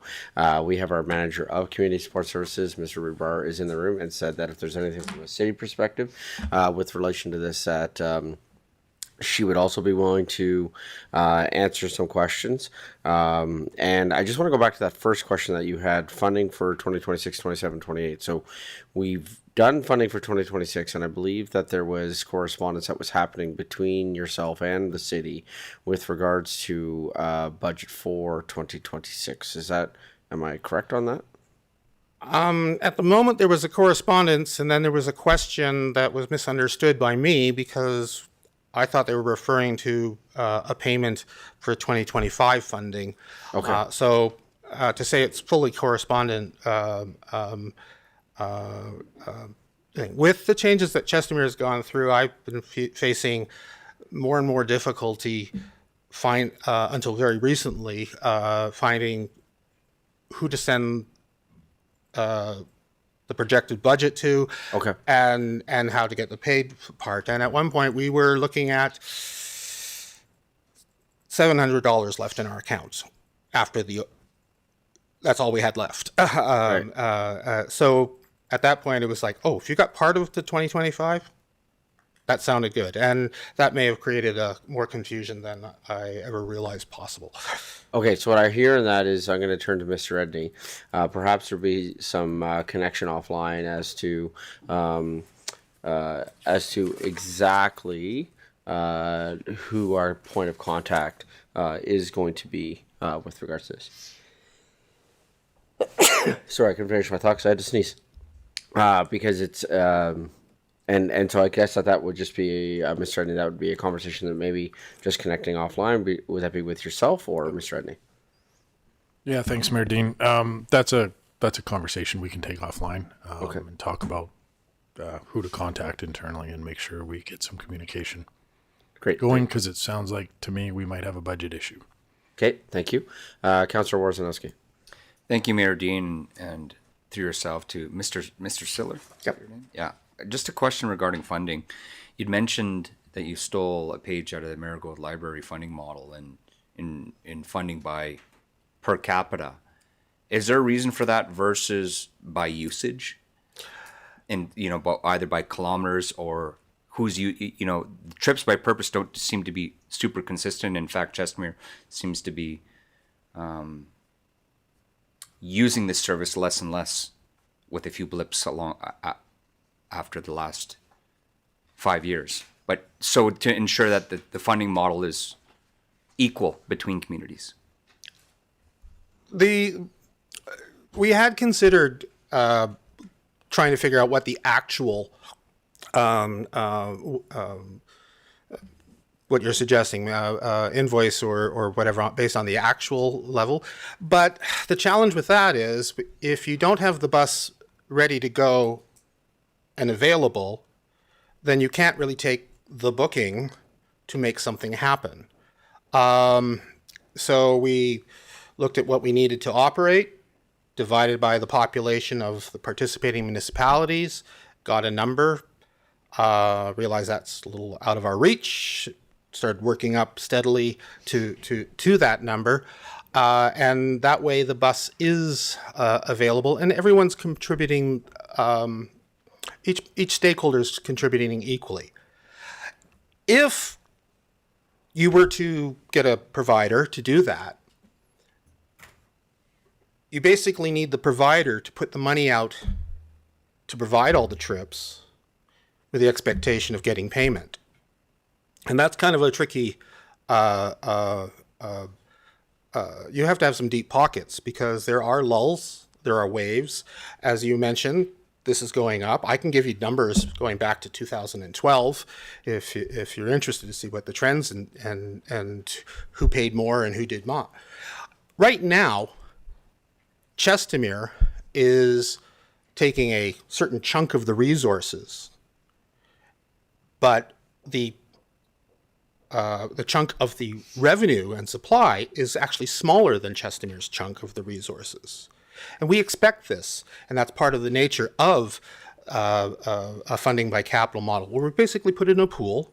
And yes, Team Chestermere, they brought the kids from soccer practice. They're hungry, and at this potluck kind of funding thing, oh well, you know, Bicycer, they just eat the little finger foods and don't need a lot of help. What we do to give guidance is we provide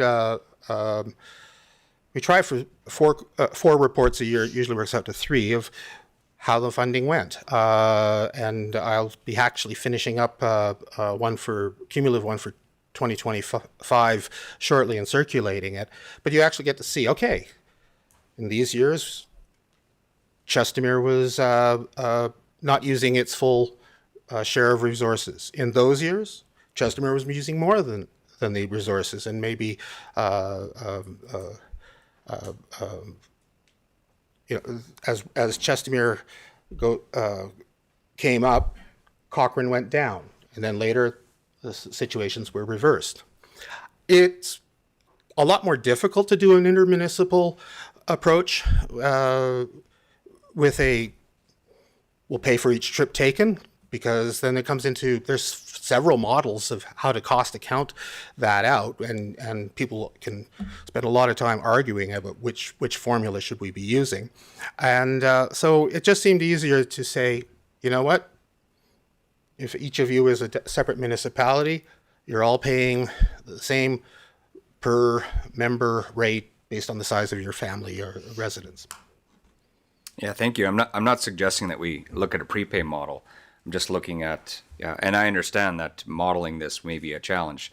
Also, on behalf of our residents, we have to look at an equitable model too. So understanding what those reports look like with administration, I think, would be important before we budget for future funding. Thank you. Councillor Sambo. Thank you, Your Worship. I wanted to flag that this is another example of that separate stream of funding that already exists in the city, but that I still think we need to formalize. These are the things that are outside the City of Chestermere's granting process, but go to nonprofit partners, long-standing relationships. And that would include, for example, this Rocky View Regional Handibus Society, the library, certain other nonprofits that are maybe in the current granting stream and maybe shouldn't be, but just formalizing that so we have a better idea of all the funding that does go to the nonprofit sector. But through you, Your Worship, to Mr. Edney and to the presenter, thank you for the presentation. This is really great. I love the level of detail in this. I was wondering about your vans and buses. How often are you replacing those? And the reason why I'm asking is because I actually know of some grants and things that I could share with you for those kinds of assets. So are you due for some new vans and buses? We've got one bus with 470,000 kilometers on it. Amazing. We're always replacing buses. We were recently, in 2023, we got a Canadian Federal Rural Transportation Funding Solutions grant, which allowed us to buy 5 of the vans in the picture. We paid for 1, and the feds paid for 4. I've got another one of those in the works. We're waiting to see how that's going to work. We are always looking for, if you find a new grant and so forth, we chase down everyone that we can find. It's a bit tricky because we are we're providing a service that's essentially a municipal infrastructure, but it has a high degree of social service payoff. And it's also difficult because municipalities pay for the operation, but it's the province that benefits. I've got a back of the envelope calculation that says, like, for every $1 that Chestermere puts in to help people get to dialysis, province is benefiting like $8 to $10 per on Chestermere's investment. And the province, they give us the same grant opportunities as Stampede Show Band, basically. It's always a challenge, isn't it? Especially with the operational funding. Well, if I just wanted to flag that because I know of some corporate grants, and so I'd be happy to share those with you if that can support you a bit. Thank you so much. Councillor Schindler. Hi. Thank you, through the chair, through administration, to you, Mr. Siller. Thank you for your presentation, and thank you to Rocky View Handibus for the service that you provide our residents. I know that in the absence of something of our own or something else, the Rocky View Handibus certainly fills a need in our community. That said, I heard that Rocky View Handibus had been on the outskirts of communication regarding our transit feasibility. I'm wondering, through administration, do we have a plan to include more holistic views of what Rocky View Handibus provides us in the transit workshop, I believe that's coming up, or the transit feasibility study that we have? Mr. Eddy?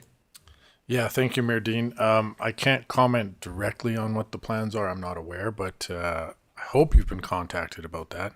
Sounded like you've been asked some questions and for some input in the feasibility study. I was asked to produce some stats similar to what has been in front of you today. But then there's a tendency for us to be viewed as only disability. Well, sometimes inability to drive is a disability. It's a barrier to so we get many requests from people who've moved to Chestermere and said, oh, I need help getting to SAIT. I need help getting to this job. My job starts at noon. The commuter bus doesn't run at noon on there. And some things are easy to help. We help someone get, for someone who's on the edge of the low income threshold, a few days of work can make all the difference between success or failure. And then the rest of our is about folks who have definite mobility things, who can't, even if they can get to the commuter bus, they can't make the transfers and that last distance across the parking lot at the Lougheed to get to dialysis or from dialysis. So we cover a broad sector of Chestermere residents, and we are a form of transit. We are members of the National Transit Organization, but the tendency is everyone, at first blush, many people say, oh, wheelchairs, oh, that's social services, oh, that's medical. We are a transit agency, and that's we cover a specific part of it, but it is a family of services. Yeah, I hear that because at the beginning of the meeting, and I'm not faulting anyone, but we referred to it as Rocky View Handibus when it's just Rocky View Bus, and so I think maybe some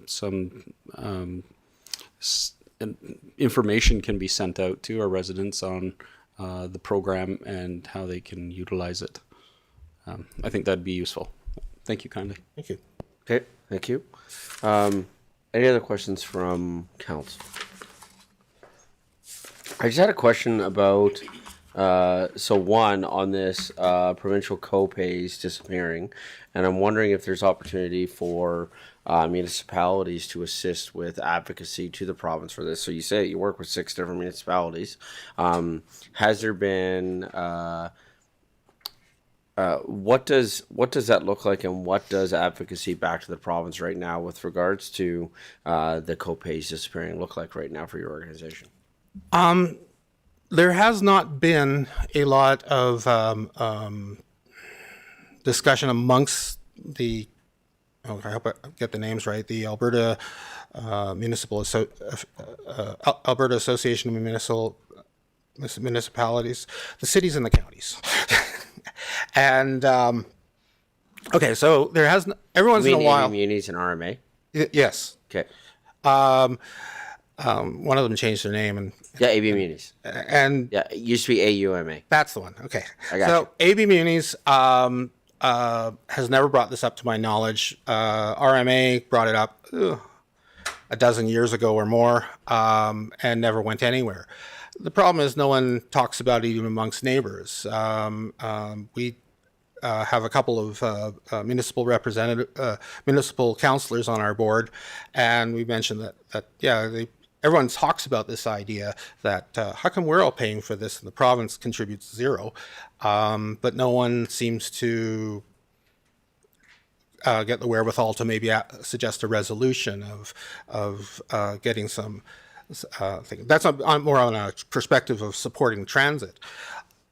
Similarly, I don't think a lot of councillors of AB Muni and or RMA have been noticing this phenomena that with copays and all of a sudden eyeglasses have to be paid for out of pocket.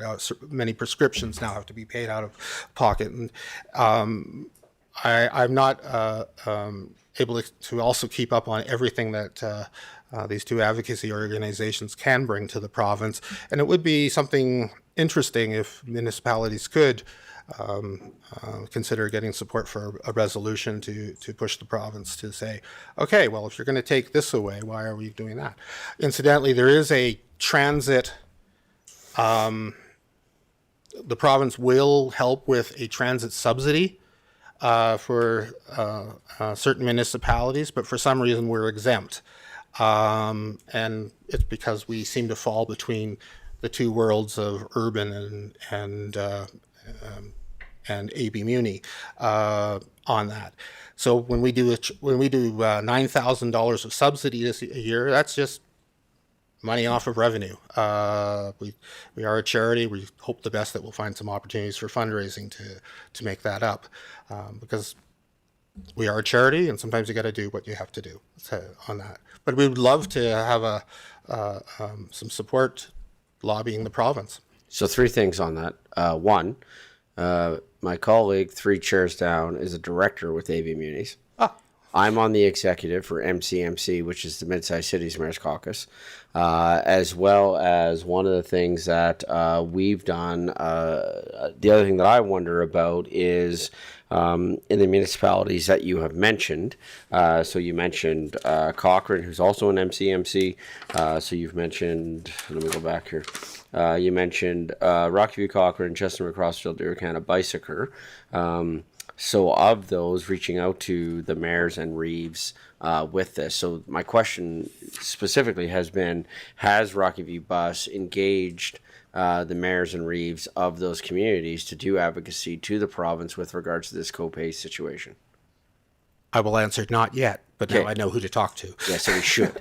Yeah, so like I said, like just on this council alone, you have a direct pipeline to AB Munis with Councillor Sambo. You have a direct pipeline to Mid-Sized Cities Mayors Caucus through me, as well as the opportunity to engage those other mayors. So I do think there should be some follow-up conversation with that. I was just curious about one of the numbers, and Josh, I'm just wondering if you could help me, please.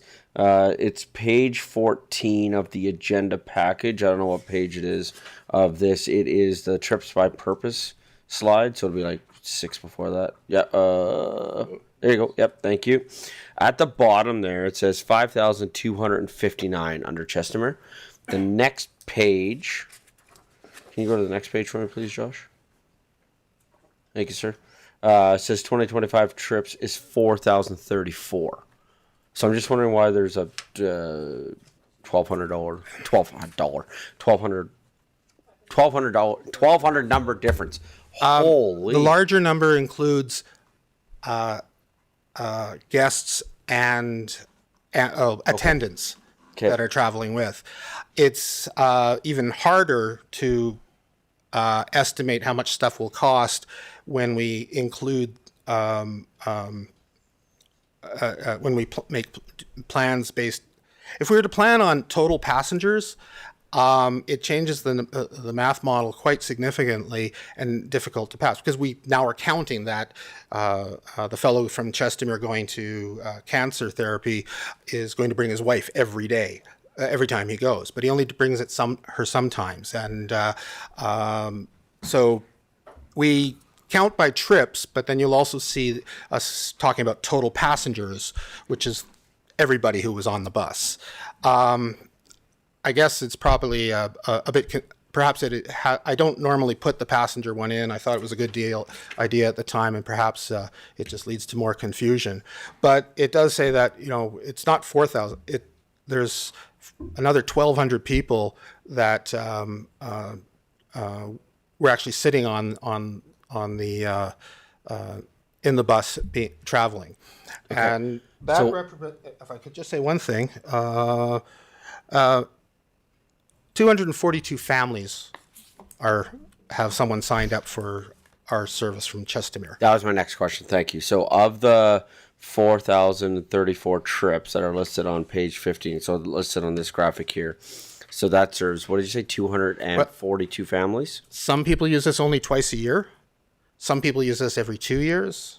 Some people use us as many times as we can permit. But in 2025, yep. Of the 4,034 trips, that's 242 families represented in the 4,034 trips. They're registered. That's not necessarily how many trips. Okay, they may have taken a trip. So how many do we know how many families were you serviced in 2025? Tell you what, I have I'm just finishing off a more detailed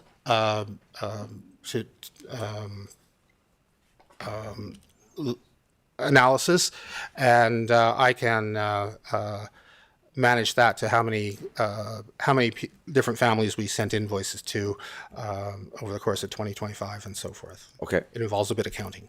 No, that's fine. Thank you. Okay. Okay, council. So I think that there's some administrative follow-up with this that isn't necessarily via a committee motion, because I think there's certainly a need to accept the presentation of information. Mr. Redding, is there any other motions that you need from an administrative level for us to be able to, for you and administration to be able to move forward on any of this work? Mr. Redding. Well, thank you, Mayor Dean. No, I don't think so. Listening to the discussion, I think we just need to get in touch with Mr. Siller and have some of those discussions and bring some information back for you. Mr. Redding, would you agree? I think what we're looking for, and council, I'm not sure, just to bomb this out there, and I will almost take silence as agreement, if you will. I think from a big picture perspective, what we're looking for is what are the total number of families that we are servicing in Chestermere? What does that service level look like? How is that being impacted or could be impacted by transit pieces moving forward? And what does that mean from a budgetary standpoint for us? Would that be a fair assessment? Does that need to be in a motion at all, though, in terms of bringing information back to council then with regards to that? Because I feel like I just talked myself into one. Thank you, Mayor Dean. It sounds like you just made a motion. Yeah, it did. It doesn't hurt. It never hurts to have a motion to clarify exactly what you're looking for. So, okay, or almost what you just said in the form of a motion would be useful. Sure. Given my ability to not talk today, I'll try that again because my goodness, I'm struggling. So the Governance and Priorities Committee direct administration to work with Rocky View Bus. Now, for clarity, the name of your organization is? Rocky View Regional Handibus Society. Handibus Our Society. program is. Okay. The Rocky View Bus. Thank you. Directed administration work with Rocky View Handibus Society and bring back information with regards to service levels in Chestermere, budget request, advocacy opportunities.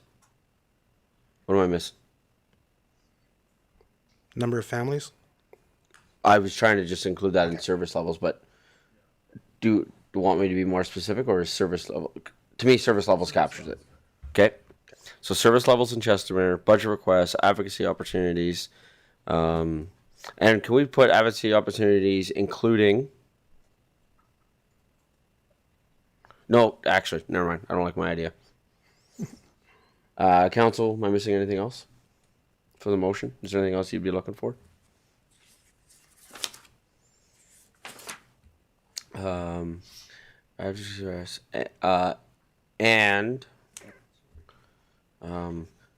What does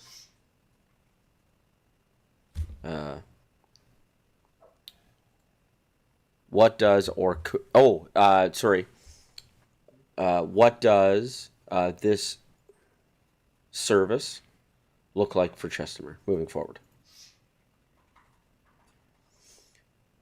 After budget requests, can you add one more for me, please? It would be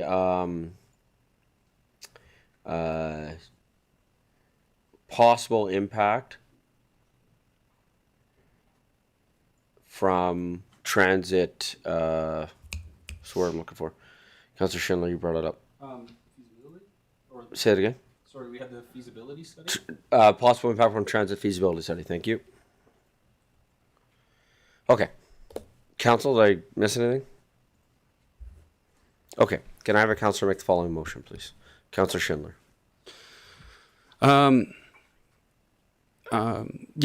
Sorry, I just want to quickly apologize for incorrecting you, or incorrecting the committee on Rocky View Handibus versus bus. I move that the Governance and Priorities Committee direct administration to work with the Rocky View Regional Handibus Society and bring back information with regards to service levels in Chestermere, budget requests, possible impact from transit feasibility study, advocacy opportunities, and what does this service look like for Chestermere moving forward? Thank you. Comments, questions from council? Call for the vote.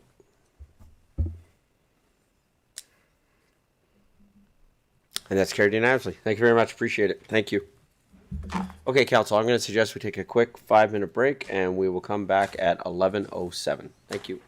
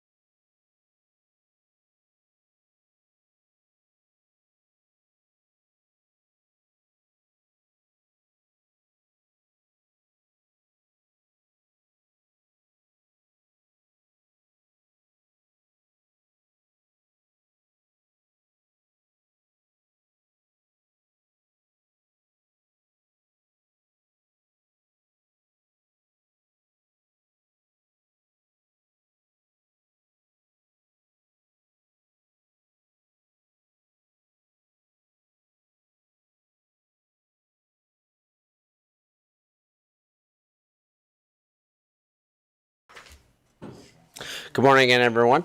A couple of things that we're going to do here procedurally. Just we're trying to, one of the things that we've tried to do is with our agendas is when we have guests coming, booking them in at certain times, which is great because then our guests don't have to wait during other presentations. It just creates sometimes some scheduling conflicts as we try and move some things around with some anticipation as to how long a particular item might take. So just after some quick conversations, we're going to bring up a motion with regards to 6.3.1. So administration would just like us to table this motion. This has to do with the procedural bylaw review. Our CAO would just like to table this motion here moving forward. So can I have a quick motion here? Can I have a council? Can I have a councillor make the following motion, please? Councillor Grant. I move that the Governance and Priorities Committee table agenda item 6.3.1 procedural bylaw review. Thank you. Call for the vote.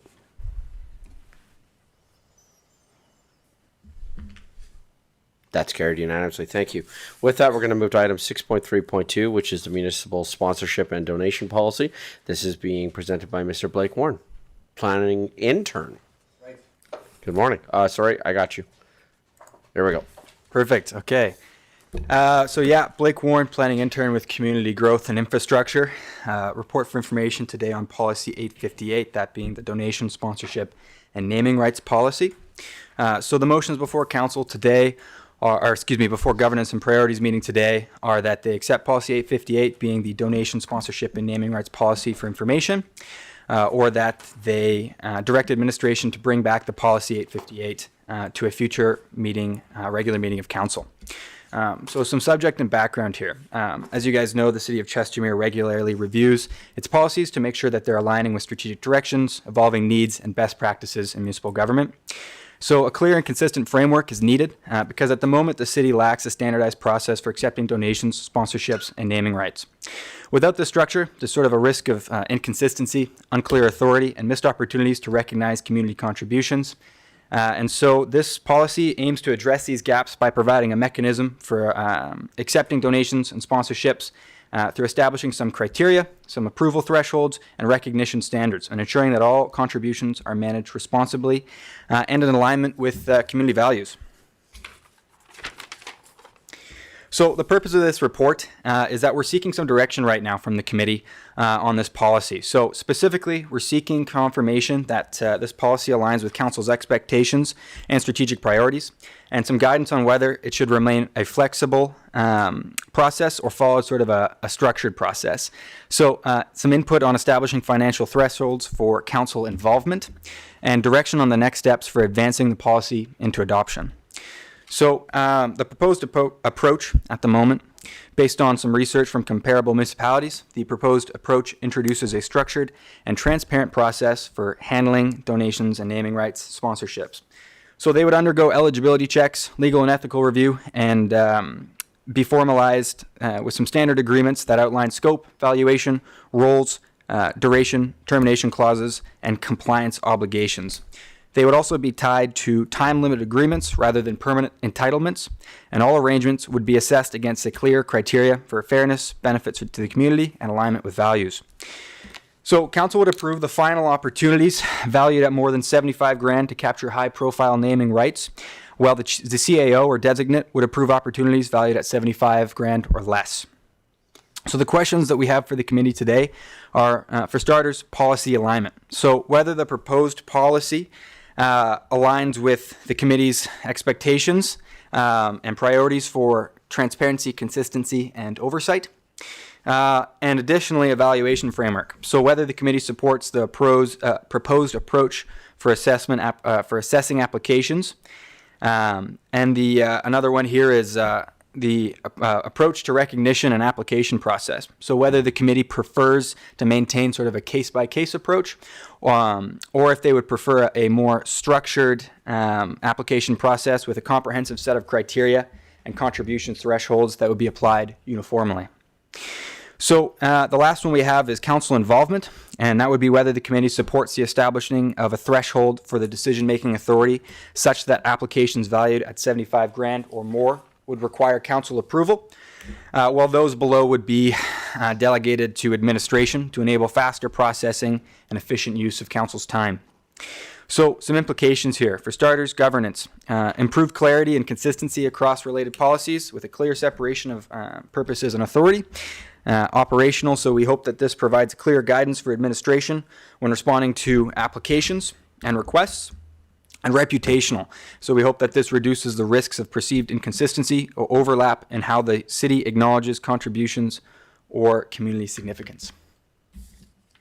And just on the note here of the approach and recognition process, so the contribution minimums, that can be referred to sort of an example. I believe it is on page 179 of your package. So that would be 4 contribution requirements. So just some reference there on what that might look like for the sort of more structured approach on minimum contribution values. Awesome. First of all, that was great. Thank you. Appreciate it. Okay, so we're going to open up for some conversation here, just some general conversation, allow administration to take some notes, and then we'll explore a move forward here. One of the things that I also wanted to highlight is one of the other reasons for this coming forward is as recently as this week, and it is only Tuesday of this week, we are having people starting to approach us. So one of the things that we talked about previously was that with some investments in recreation, with some of the things that we have been doing, with some of our capital budgets building that we have done, and with some stability moving forward, that we are going to be having people that are coming forward that want to invest back into the city. And as recently as this week, that is true. And those are some things that that is being worked on through administration to be able to move forward. What we need is we need to be able to have some sort of a policy so that when any of our councillors are out having these conversations, or administration is having this conversation, and we are being approached, that we are able to say, here's the policy on how this happens. And so, again, we are not approving this policy today because we don't do that at the governance and priorities level. However, an opportunity to provide feedback. So I'm going to open up with one piece of feedback right away. First of all, I read through this document, and overall, I think it's fantastic. I think it captures some things. I do have some questions that I would like to open up for debate. But before the debate questions, I have a quick clarity question, and that is on item 2A, so page 178 of our agenda package, page 7 of this particular document. It says, names must be unique, non-duplicative, and not phonetically similar to existing names. I'm just wondering what the thought was on the reasoning behind that, because what if you end up in a situation where people just have similar names, or they phonetically sound the same, right? What happens? And so I'm just wondering if you could just provide some clarity on item 2A, please. Your mic's on. Thanks. Perfect. Yeah, so through the chair, the intent with that is mostly coming down through wayfinding. And it's something that we've kind of encountered as well with other assets. So it's something that we want to avoid, where you have a number of names that sound similar. So in the case of maybe a first response, if you have a number of names that are relatively similar, there could be some confusion there. So in including that in the policy, we hope to avoid maybe the confusion that could come up in that way. But wayfinding is streets. That's right. Yeah. Right? Yeah. So this is, we're hopefully, so if you have Joe Smith Park, are you concerned that if you then have Frank Smith Park, that the ambulance is going to go to the wrong park?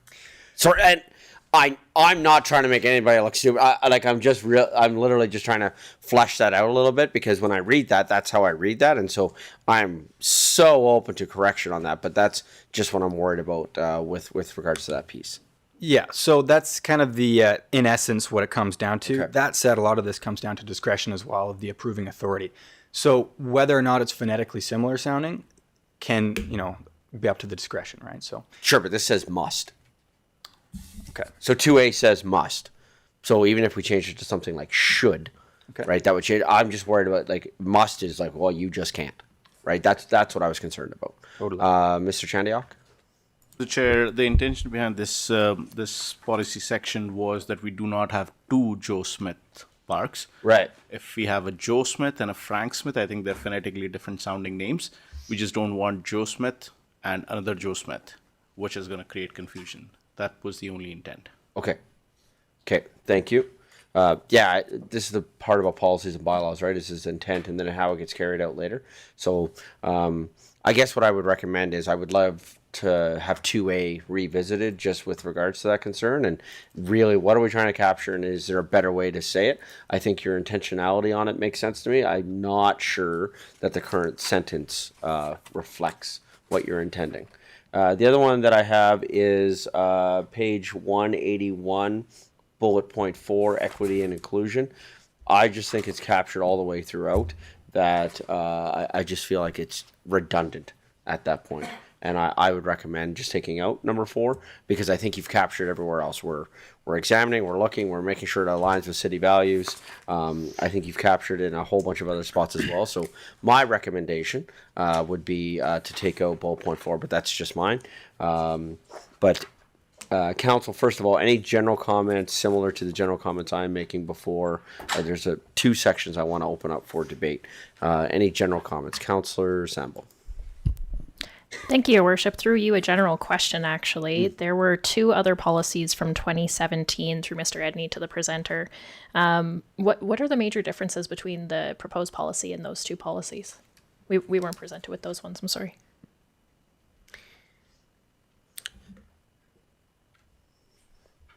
Where am I going? Mr. Chandiok. Sorry, Councillor Sandbo, could you please repeat your question? Sorry, Councillor Sambo. Certainly. So at the back of this document, there is a sponsorship naming and donation acceptance policy from 2017 and a municipal naming of public spaces policy from 2017. I assume those are both currently in effect. We're being presented with a new policy, so I'm wondering what the major changes are between the existing and the new presented policy. Through the chair to Councillor Sandbo. So the sponsorship naming and donation policy and naming policy are 2 separate items. The naming policy specifically deals with naming of streets and municipal assets, which council will also be seeing a revision of in a short period of time.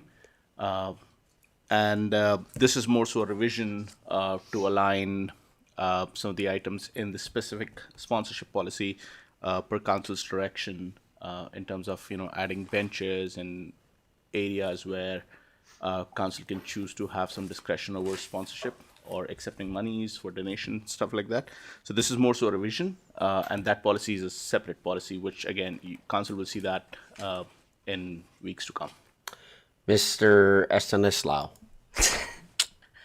Through the chair and to Councillor Sambo, I would just like to point out that those 2 policies are there because they're related to this policy, but they weren't provided to you in the agenda package because both of them have already expired back in 2020, and they're not active anymore.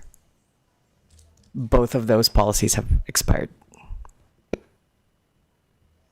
Okay. Councillor Sambo, was that answer?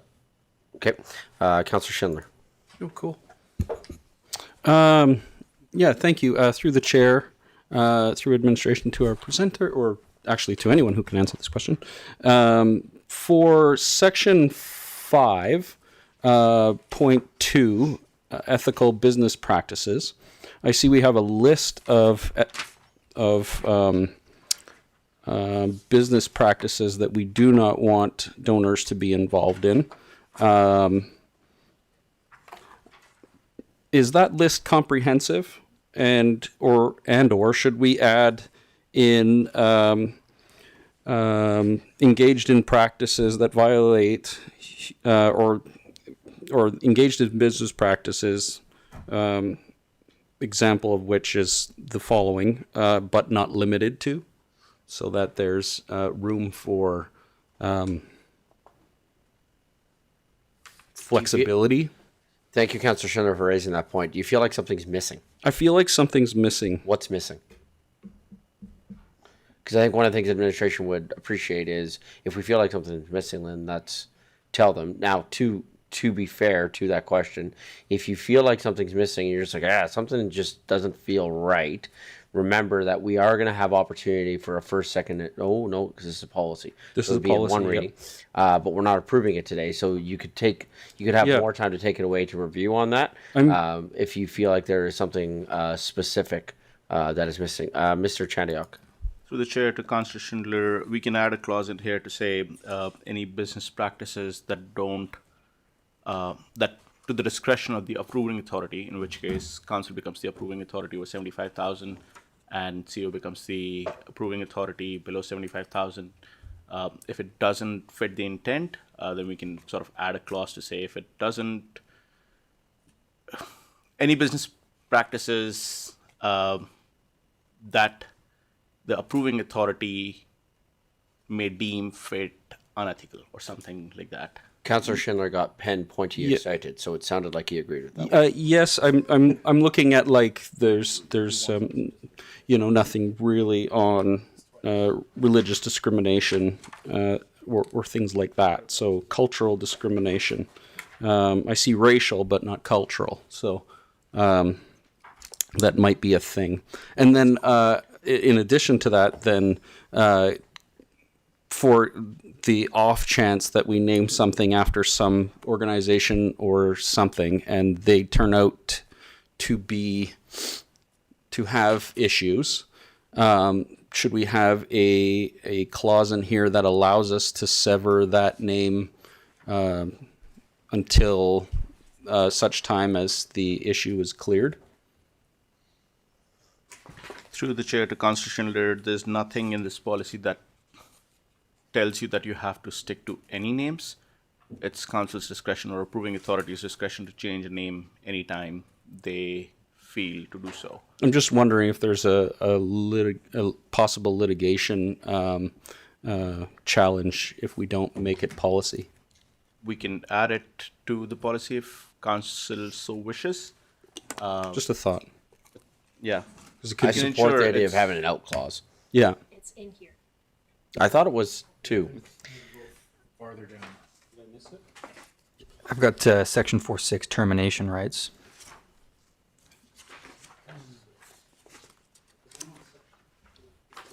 Okay, we'll look for that. My screen's lighting up, and I know that we have another presentation coming. Councillor Warzanowski. Yes, thank you, Mayor Dean. This question actually came up before Councillor Schindler, but it does tie nicely in together. And so through the chair to maybe Mr. Edney, but probably Mr. Chandiok, as this has some legalities and some potential risk associated with it and dollar values, I like the spirit of how this is written. And thank you, Mr. Warren. I'm sure you'll have a great career, well-spoken,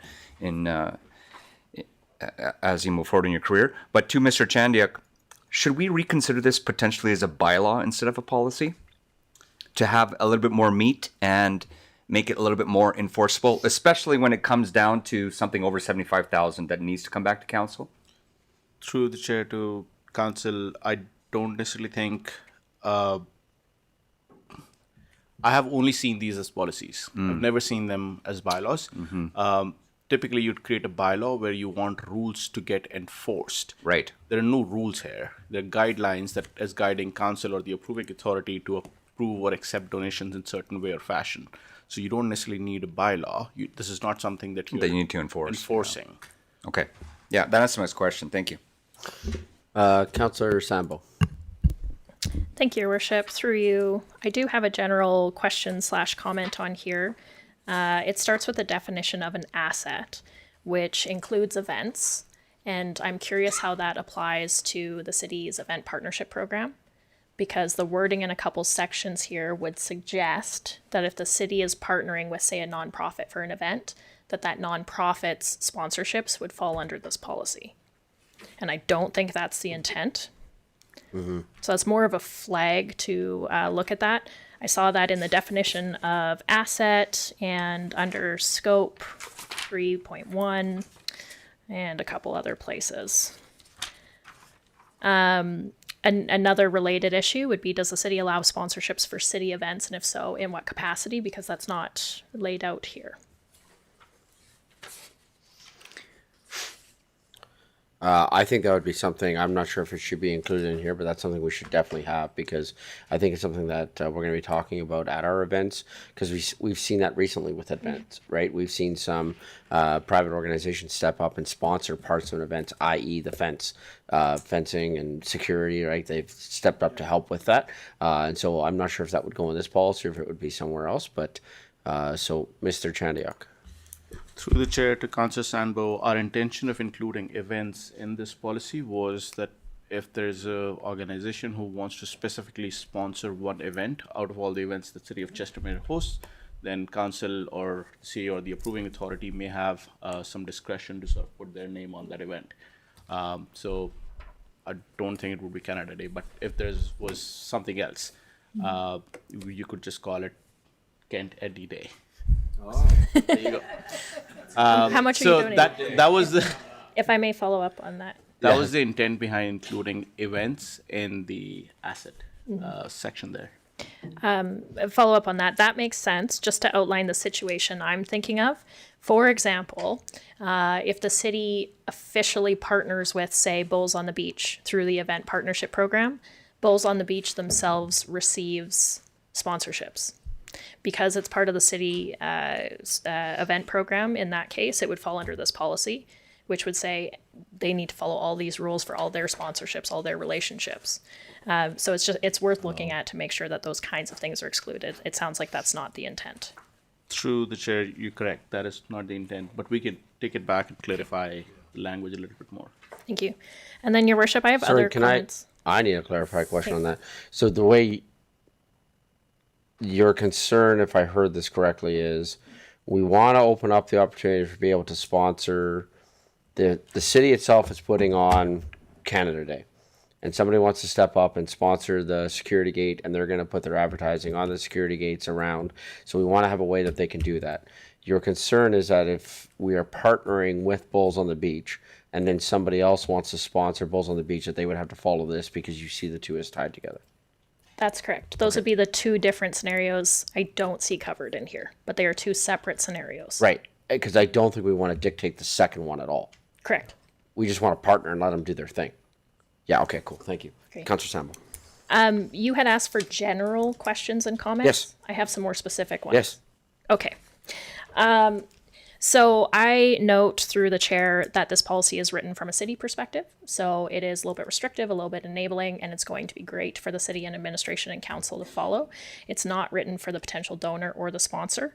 One thing that we could include in here, just to make it a little bit more friendly for people who want to invest in our community, would be to assign a relationship manager.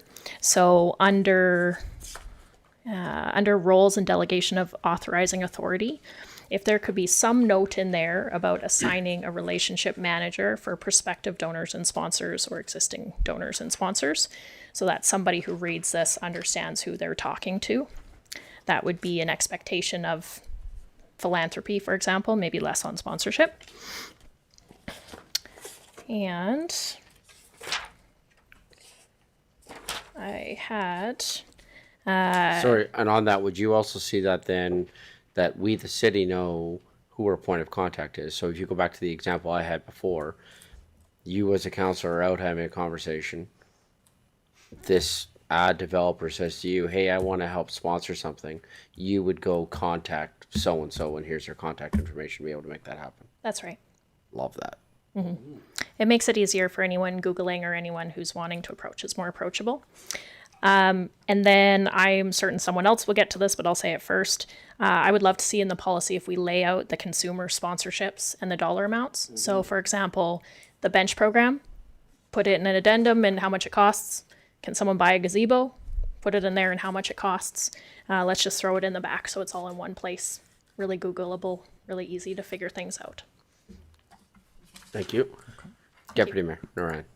Thank you, Your Worship. Through you to administration, and I think these are all really good suggestions. I had a specific one on page 180, just under minimum contributions requirements. Point number 4, major facilities, parks, or municipal buildings require a minimum of contribution of $1 million. I think it's maybe, I guess, reasonable for major facilities and municipal buildings. Our parks, I think we've got parks small and large. $1 million, I think in my opinion, might be, kind of restrictive. And maybe if there's a way to categorize that, maybe $1 million for, a larger area, a larger park. If it's something, the size of this room, I don't know if $1 million is reasonable. Sure. Perfect. Thank you. Okay, thank you. Yeah, I don't disagree. I was looking at these numbers too, and I wonder if there could be a few other benchmarks. So to administration, I guess I would say, do you want us to suggest those benchmarks? Do you want us to suggest those benchmarks via the conversation right now, or would that be, could council take this away and suggest some of those benchmarks to administration, whether that be to Mr. Warren or through the CAO, some suggested benchmarks that he could then bring back those options. I just think from an efficiency point of view, if we're making it public that we're looking at further benchmarks and then do it via email, I think that would be a more efficient use of that time right now. If that would, or Mr. Enning, what would be your thoughts on that? Yeah, thank you, Mayor Dean. No, exactly. I would suggest you do that right now. To kind of Councillor Sambo's question, the minimum contributions for benches, for example, that's what the program sort of cost. But the $1 million for major facilities is something, you could make that $10 million, you could make that $500,000, you could break it out. Whatever you'd like to do, I'd have that discussion here. So Deputy Mayor, you had originally brought it up. Do you have a number in your head that you would suggest on that? Thank you, Worship. Well, again, I was thinking it should be contingent to the area. So I don't know if we even have a list of all the parks and how large they are and the visibility and all that. So I think it should be contingent on that. Yeah, the only the concern I have with that, as you highlighted, is it may not cost $1 million to do that park. You might be able to do it, right? And so parks is a thing that is listed, and it's only $500,000 as opposed to $1 million, and we've made it restrictive already. So the intent on that one, when we look at that one, maybe this will help us a little bit. The intent on that one, when we say major facilities, parks, or municipal buildings require a minimum contribution of $1 million. The $1 million then gets you what? It's just the minimum contribution to be considered for naming rights for that facility. Okay. So then the intent initially was that, say, for example, you are applying for naming rights in a facility, and the contribution that you're offering would not cover the processing, et cetera, and there wouldn't be a benefit to the city in some way, that there's a mechanism to ease or prevent that. But these numbers, like we were discussing, those are open to change, but that's the intent behind these minimum contribution values in this section. Okay, thank you. Councillor Warzanowski. Thank you, Mayor Dean. I don't know if it's appropriate for council to making these suggestions in regards to the dollar amount. I personally don't think it's reasonable. I'm also not a sponsorship expert. There's probably guidelines on what other municipalities do when it comes to some of these values. Also, if we're wrong, we could just change it later. I mean, that's not hard to do. So in principle, I think what's important is outlaid. I like the $75,000 minimum before having to come to council. We should also consider rules on, we're not going to rename and brand City Hall and certain buildings, and also time-based. You always hear in the private sector, Scotiabank Saddledome renews sponsorship agreement with the Calgary Flames or the Calgary Flames Foundation because they have time limits on when these things expire. So those are my comments. Great start. Let's get the policy moving forward, and then if we need to modify it, we always have that ability. Yeah, so unless there's major objections, for example, as a starting point, because I think we want to get this going, I would change the $1 million to $500,000 as a starting point. Okay, Councillor Schindler. Yeah, thank you. Along those lines, and for council to consider, I'm wondering if we could move these to a schedule in the back so that it can be adjusted based on the property and then added as we need. That we're not pigeonholing ourselves into taking some donations based on a blanket amount. So then you would see the sentence reading, major facilities, parks, municipal require a minimum contribution as per schedule. Or minimum contribution requirements. Minimum contribution requirements or are listed in schedule such and such at the, yeah. So I agree Keep with it you. simple. I still think there should be categories. And then right? we categorize it in a schedule in the back, but based on individual properties. So if we want to change, a park name, then we have that park, and then we put that those sponsorship abilities there for people. Okay, I see a lot of nodding for this. Okay, Councillor Sambo. Thank you, Your Worship. I don't know what municipalities typically do, but I would suggest that this kind of donation is not transactional. It should not have a dollar attached to it at all. The benefit of attaching a dollar to it is it makes it easier to administer because whoever's in charge of this policy can talk to someone and say, do you have $1 million or do you have $500,000? And they say yes. So now it can go through this policy. But realistically, it's going to limit us on the kinds of donations we can receive, the kinds of sponsorships we can receive. So my comment to the consumer sponsorships, those are the ones that are transactional, that somebody could go through a menu. So that's why I'm suggesting taking it to the end of the document and listing them in the dollar amount and, click here to purchase because they are transactional. But I would suggest we just take that dollar amount out.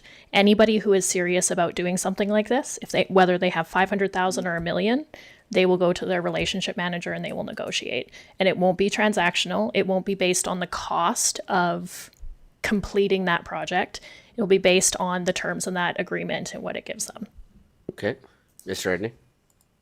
Yeah, thank you, Mayor Dean. To Councillor Sandbo's comment, I 100% agree. I think just reading through this is just my question for council to Councillor Sandbo's point, we have to have a minimum for a bench because I don't think the city wants to be out of pocket to allow you to name a bench. I also don't see a particular bench being competitive, if that's the way to put it. There's lots of room in the city to have lots of benches and gazebos, but what I wonder about is the second two, the rooms, amenities, indoor spaces, major facilities, parks, things that are really highly visible. Should there be a provision in here that, I think we had an RFP at some point, should we say that those two, if we get a proposal in from somebody, then goes out to seek broader proposals?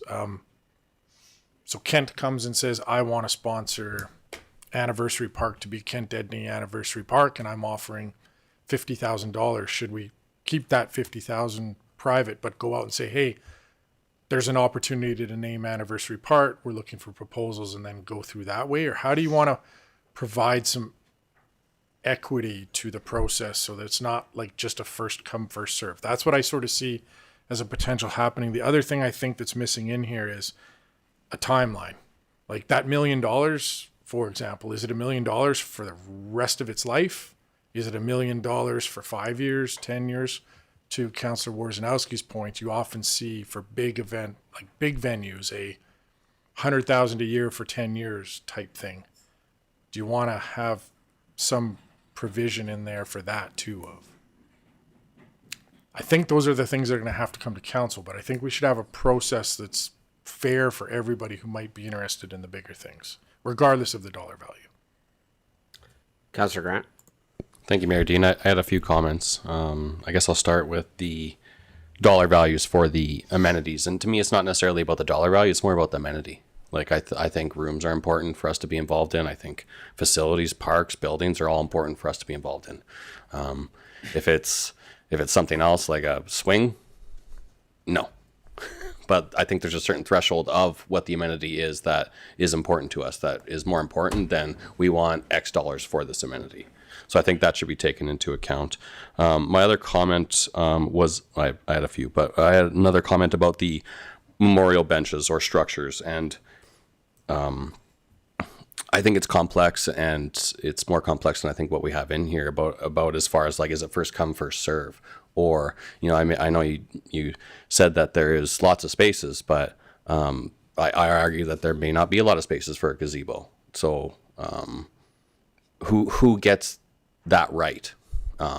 Should there be some guidelines around have you been involved in this community? How long have you been here? What have you done for this community, as opposed to, do you have $10,000 in your pocket right now? That's important to me. And then another one would be, which names are up for sale here as well? Are we taking bids on John Peak Park? Or, we talked about Anniversary. Is that a name that we're comfortable moving from?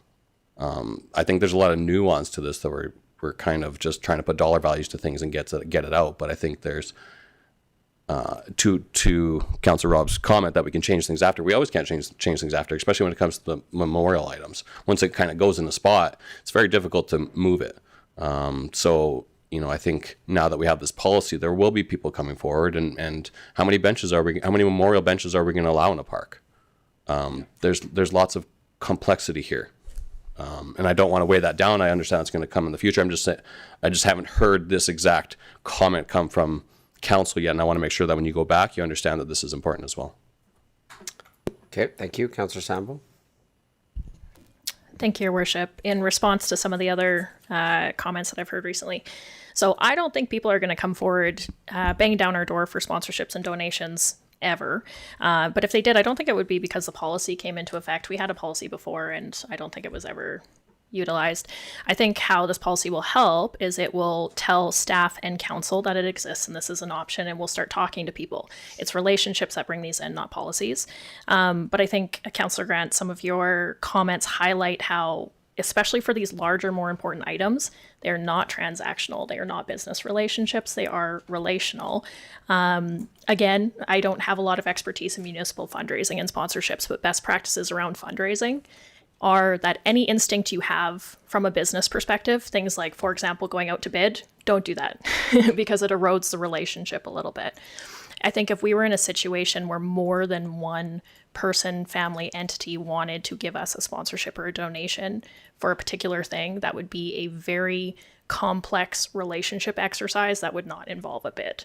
So if we wanted to do something like a bidding system, that would have to be, for my comfort, that would have to be outlined very clearly in here. But when we would do that for times when relationship doesn't matter, maybe it's we have a cost, we have something that we couldn't do without a sponsorship, and so it's critical that we get funding for it so we know how much it costs, and we're putting out a bid for a sponsorship for that exact amount rather than building a relationship.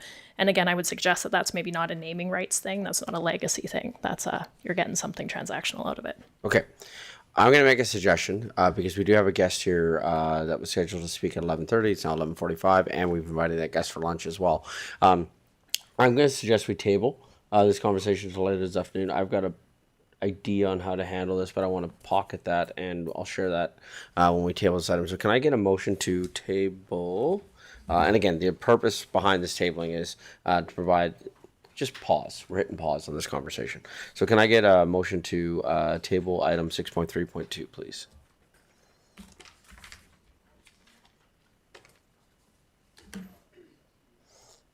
Can I have a councillor make the call? Councillor Sambo. Certainly, Your Worship. I will move that the Governance and Priorities Committee table item 6.3.2, Municipal Sponsorship and Donation Policy. Thank you. Comments, questions? Oh, sorry. Call for the vote.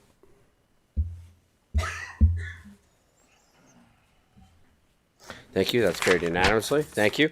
And we're going to do a very quick transition to, we have a presentation here, and it is Community Futures Wild Rose presentation presented by Chantel Sangster, Executive Director for Community Futures Wild Rose. Good morning. Good morning. Is this on? You're on. You're good. Okay, perfect. Well, good morning. Thank you, Mayor Dean and councillors, for having me today to present. Just wanted to let you know a bit about what we do and give you an update on our programming and services. How do I work this? Oh, right here? Perfect. Thank you. Community Futures Wild Rose exists to strengthen the economic and social fabric of rural communities across the Wild Rose region. Through business development services, accessible lending, training, mentorship, and community economic development initiatives, CFWR supports entrepreneurship, builds community capacity, and contributes to long-term regional prosperity. Generally, when I do council presentations, I update you on our services and programs. But what I thought would be fun this time is I went to your website and looked at your strategic priorities for 24 to 29 to see if our programs aligned with your strategic priorities. So I'm going to tell you about that in a minute. But first, who we are. So CFWR is a community-owned regional economic development organization serving 15 municipalities, including the city of Chestermere. We support new and growing businesses through business advisory and coaching services. We do training and workshops. We usually do about 2 per month, and we always have a virtual option. So we usually host them in person at our Strathmore office, but we do offer them online as well. So if any of your business owners want to pop in, it's usually a lunch and learn. So if any of your businesses want to pop in virtually, they can certainly join that training session. And we also have an online learning management system where our entrepreneurs can go in and do self-directed learning right from our website. We also do flexible lending programs, community economic development initiatives, and we support non-for-profits and social enterprises. So now I've told you a bit about who we are. Now I want to tell you how amazing we are. So since 1989, we have created or maintained over 35,000 jobs, just shy of 40 million in loans, over 51,000 business coaching sessions. We've served over 102,000 clients. We have leveraged just over 54 million into our communities, and we've trained over 28,000 participants. And Saturday night, we won Non-for-Profit of the Year through the Strathmore and Wheatland Chamber of Commerce. So that's an exciting award that we just recently took over. Congratulations. Thank you. So when I looked online, these were your 4 strategic priorities. Are they still current? Yes. Great, because I did my whole presentation based on it. No, we changed them yesterday. No, I'm just kidding. Yes, no, they are still the current ones. Perfect. So if we look at priority 1, strong and varied economy, how do we support that? So business startup growth and expansion. So for business startups, banks generally don't want to fund a startup company until they see 2 years of financial statements. So it's kind of chicken or egg. How do you get 2 years of financial statements if you don't give me the money to start the business?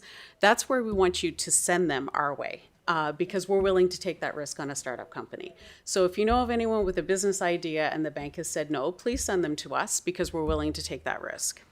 As far as growth and expansion, I would say 70% of our loan portfolio is startup companies for that reason, because banks generally don't want to fund that.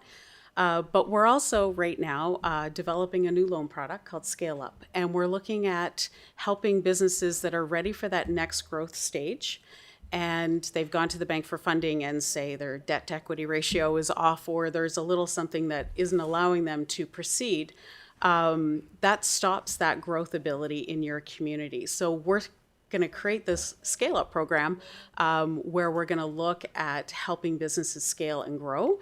Our general lending limit is about $300,000, and we're looking at going up to $750,000 on that product. So that's something that's going to be new to CFWR in 2026 with board approval. And then flexible and gap filling capital. So we know that housing is definitely, we're in a housing crisis right now. And our developers have certain pain points throughout the course of a build where they're running out of money before their next draw from the bank. So we're creating a builder's bridge line of credit where the builder will be able to draw from that line of credit prior to that next bank draw, and that will fill that gap. So our skills trades will get paid, because that's often a pain point for our skilled trades, is they're not getting paid because the developer is running out of funds before the next draw. So they'll be able to utilize that builder's bridge line of credit, which will eliminate those pain points, which will help the build go faster and more seamless. And then workforce and employer readiness. We created an advanced workforce project. It was funded by GOA, and it's to encourage youth into the trades. And so we're doing a variety of events like Try Trade Day. We ran our first one in Strathmore. We had over 300 attendees, where the high school students can actually try a trade. So they could try electrical and plumbing. We had healthcare there as well. So we had paramedics and nurses where they could try different things. And that grant also helped with entrepreneur capacity for HR management. Laws and regulations are constantly changing, and so we're doing a series of interactive training sessions and one-on-one support with an HR specialist. Your priority 2, mindful and responsible community stewardship. So how do we meet that? 2025, we ran an entire campaign called Heart of Our Community. What we found is that COVID taught us how to shop online, and that trend has continued long after COVID. And so our downtown small businesses are not being supported as well as they once were. But what we need to recognize is it's those small businesses that are putting their names on the backs of your kids' jerseys. They're sponsoring your charity nights. They are contributing to awards nights. They're volunteering hours. They're doing all kinds of things in your community. So unless we start supporting our small businesses again, all of that will be gone as well, because Amazon is never going to put their name on the back of your kid's jersey. They're never going to give you an item to put in your silent auction. Amazon isn't going to do any of those things. It's your small businesses that do that. So we needed to recognize our small businesses. So what we asked is residents to nominate businesses and let us know all the things that they do in your community. Over the course of the year, we had 192 nominations, businesses, which was fantastic for them to be recognized. And it was a great reminder to our residents to start supporting local again. Non-for-profit and social enterprise capacity. So one of the things we're doing there, we recently received a grant from GOA through the Minister of Arts, Culture and Women. And we're running a program called Community Heroes, where we're looking at one of the biggest pain points for our non-for-profits is the people that need them don't know how to find them. And so we have purchased block ads, radio, online, and print ads, and we're running ads for free for all those non-for-profits. It also has a digital marketing specialist that will do an online assessment of the organization and assist them in correcting any deficiencies, claiming their Google listing as an example. Through this project, we have also partnered with 211 to ensure that each organization is properly listed on the resource site. I'll give you an example. A lot of times FCSS offices will list themselves on 211 under the municipal building because that's usually where FC offices are. But if I'm a resident and I need help with my child's mental health, I'm not looking under a municipal building. And so there's that disconnect of residents not being able to find the proper services that they need. And supporting business succession and continuity, we have a program called Exit Navigator. And Exit Navigator has a team of specialists that if you're looking at wanting to sell your business, you're partnered with a specialist that will help you through business evaluation, everything to do with getting your business ready for sale. Once you have a buyer in place, they get a team of specialists to help them, and then everything is mediated between those two specialists and the seller and buyer, and they help with sale agreements, they help with all of that so that the whole process is seamless between buyer and seller. Priority 3, inclusive and diverse social connections. So how we support that, so our support for underrepresented entrepreneurs, CGI loans, that's Capital Growth Initiative loans, are for women. This is an agreement that we have with the Government of Alberta. They came to Community Futures Network of Alberta in 2022 and said, we want you to create a lending product for female entrepreneurs with a 25% forgivable portion. And so we are running that program on behalf of GOA. Our YETI program is Youth Entrepreneur Training Initiative, where we help high school students start businesses, and they run those businesses July and August. And they actually get high school credits for it because they have to complete a workbook, they have to take classes every week, that type of thing throughout the summer. And we have been very successful with that. Support for newcomers. We rent out office space in our building, and we actually rent to Rocky View Immigrant Services. So they co-share a location with us. And so we work very closely with them when it comes to newcomers and business. And assistance for persons with disabilities. We have an entrepreneurial disability program, and that matches them with coaches, industry experts across the province. We have coaches all over Alberta, and so we find the one that is best suited for our clients' needs, and we match them up, and they do one-on-one coaching support. And we also have a specific lending product for entrepreneurs with disabilities.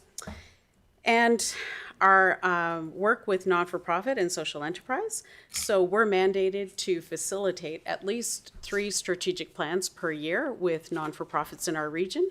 I know you as counselors all sit on multiple non-for-profit boards. So if you're on a non-for-profit board that has the need for a strategic plan refresh or an entirely new plan, please let us know because we can facilitate that for you.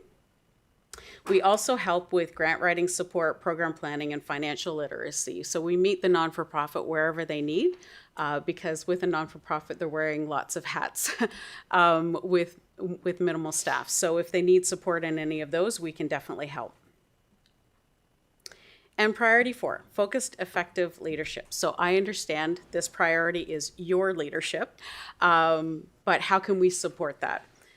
So data and economic insights, we provide loan portfolio reports that indicate the loan product, the community we invested in, and what sectors we invest in, so our directors know what is trending. We provide quarterly reports on all 10 of our community economic development projects we have on the go, so our directors remain informed and trends and needs of our business community. Municipal partnerships, we're developing a project right now on community profiles for all of our shareholder communities. We want to create one for site selectors and one for residents moving into the area. And we're constantly doing BR&E work in our communities through our CED projects. And business and stakeholder connection, we can bring feedback from our annual business walks back to your economic development team, which will provide a baseline of concerns and wins from the business community. So, opportunities for future collaboration with Chestermere. We're well positioned to assist the city in supporting an entrepreneurial attraction strategy for commercial growth areas, delivering business walks to understand your local business needs, providing non-for-profit training, governance, strategic planning facilitation, and grant writing supports, supporting youth entrepreneurship through schools and community programs, and helping Chestermere strengthen economic diversity as the population increases. So our mandate to build entrepreneurial capacity, support economic diversification, strengthen community resilience, and enhance regional development is strongly aligned with the City of Chestermere's strategic priorities. We're committed to supporting Council's vision and to working closely with municipal administration to ensure businesses and community organizations have the tools they need to thrive. You have my contact information. Does anyone have any questions? Awesome. Thank you so much. Thank you for the presentation. I think, I hope that you have felt that over the last couple of years, over the last year especially, that the City of Chestermere has done a much better job, in my opinion, of connecting with Community Futures Wildrose.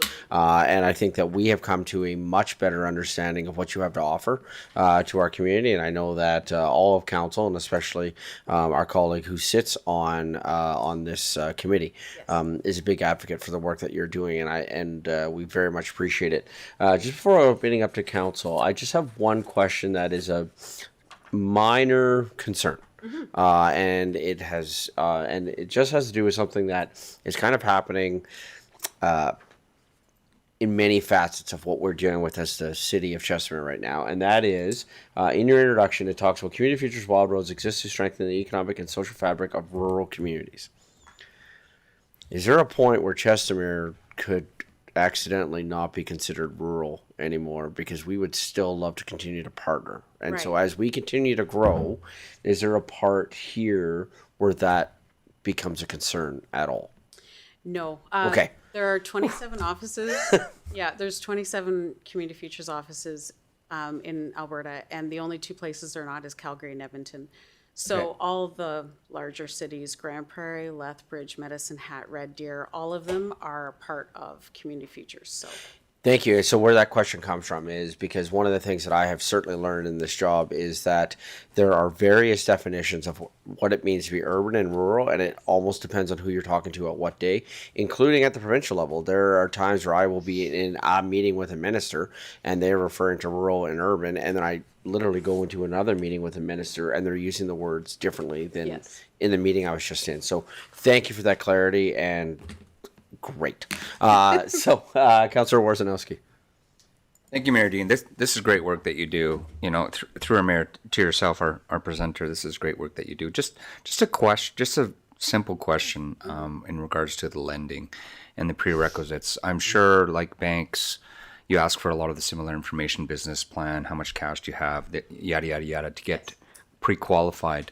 So for residents and entrepreneur, I'm an entrepreneur myself. So one of the questions that I would have is the risk that the residents would have to sign up for in regards to the loans. Would they be, do you typically ask for personal guarantees or any type of thing like that in regards to managing your risk profile in lending those funds to entrepreneurs or businesses? Yep.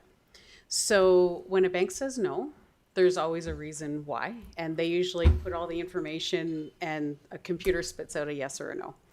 And we call them barriers. So what is the barrier? So when an entrepreneur comes in to see us, we determine what that barrier was, whether it was a credit score issue, whether it was they didn't have enough to contribute to the product, oftentimes, or to the project. Oftentimes the banks want up to 25 to 40% of entrepreneur investment into the project. We require 10.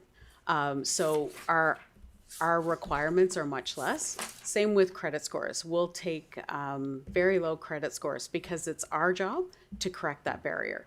So that's when our business coaching and our business training come in, is we're going to help that entrepreneur correct that barrier so that they become bankable. That's our number one goal, is we want to be able to take that risk on a startup company and then follow them through, work very closely with them, ensuring that they get the right business acumen.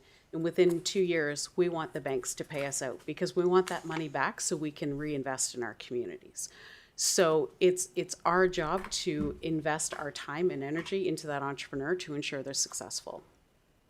So my question was specific to personal guarantees for entrepreneurs. Yes. Is that a requirement for all lending? Yes, except for that CGI loan. It's an unsecured loan with the government of Alberta. Our regular lending is through the federal government, and it does require a personal guarantee, but the CGI product for female entrepreneurs is an unsecured loan. And you obviously have to qualify to even be considered for that loan, other than just being female. Yeah. Yes. Okay, thank you. Councillor Sambo. Thank you, Your Worship, and through you, I wanted to highlight a couple of things based on Councillor Warzanowski's questions there. On the issue of personal guarantees, understanding, of course, that could be scary for some, especially first-time entrepreneurs. Through you, or through the chair, a question. First, a comment. Something I've noticed about Community Futures Wild Rose that I love is that there is a good mix of head and heart in every decision. Yes. So proven by the financial statements, sustainable organization, working very efficiently, big impact, small team doing a lot of work. So proven sustainability on that front. But there's a good match of head and heart. And I've seen a lot of times where the organization has used heart to help a client stay with us, where a bank might not. Could you talk about that a little bit?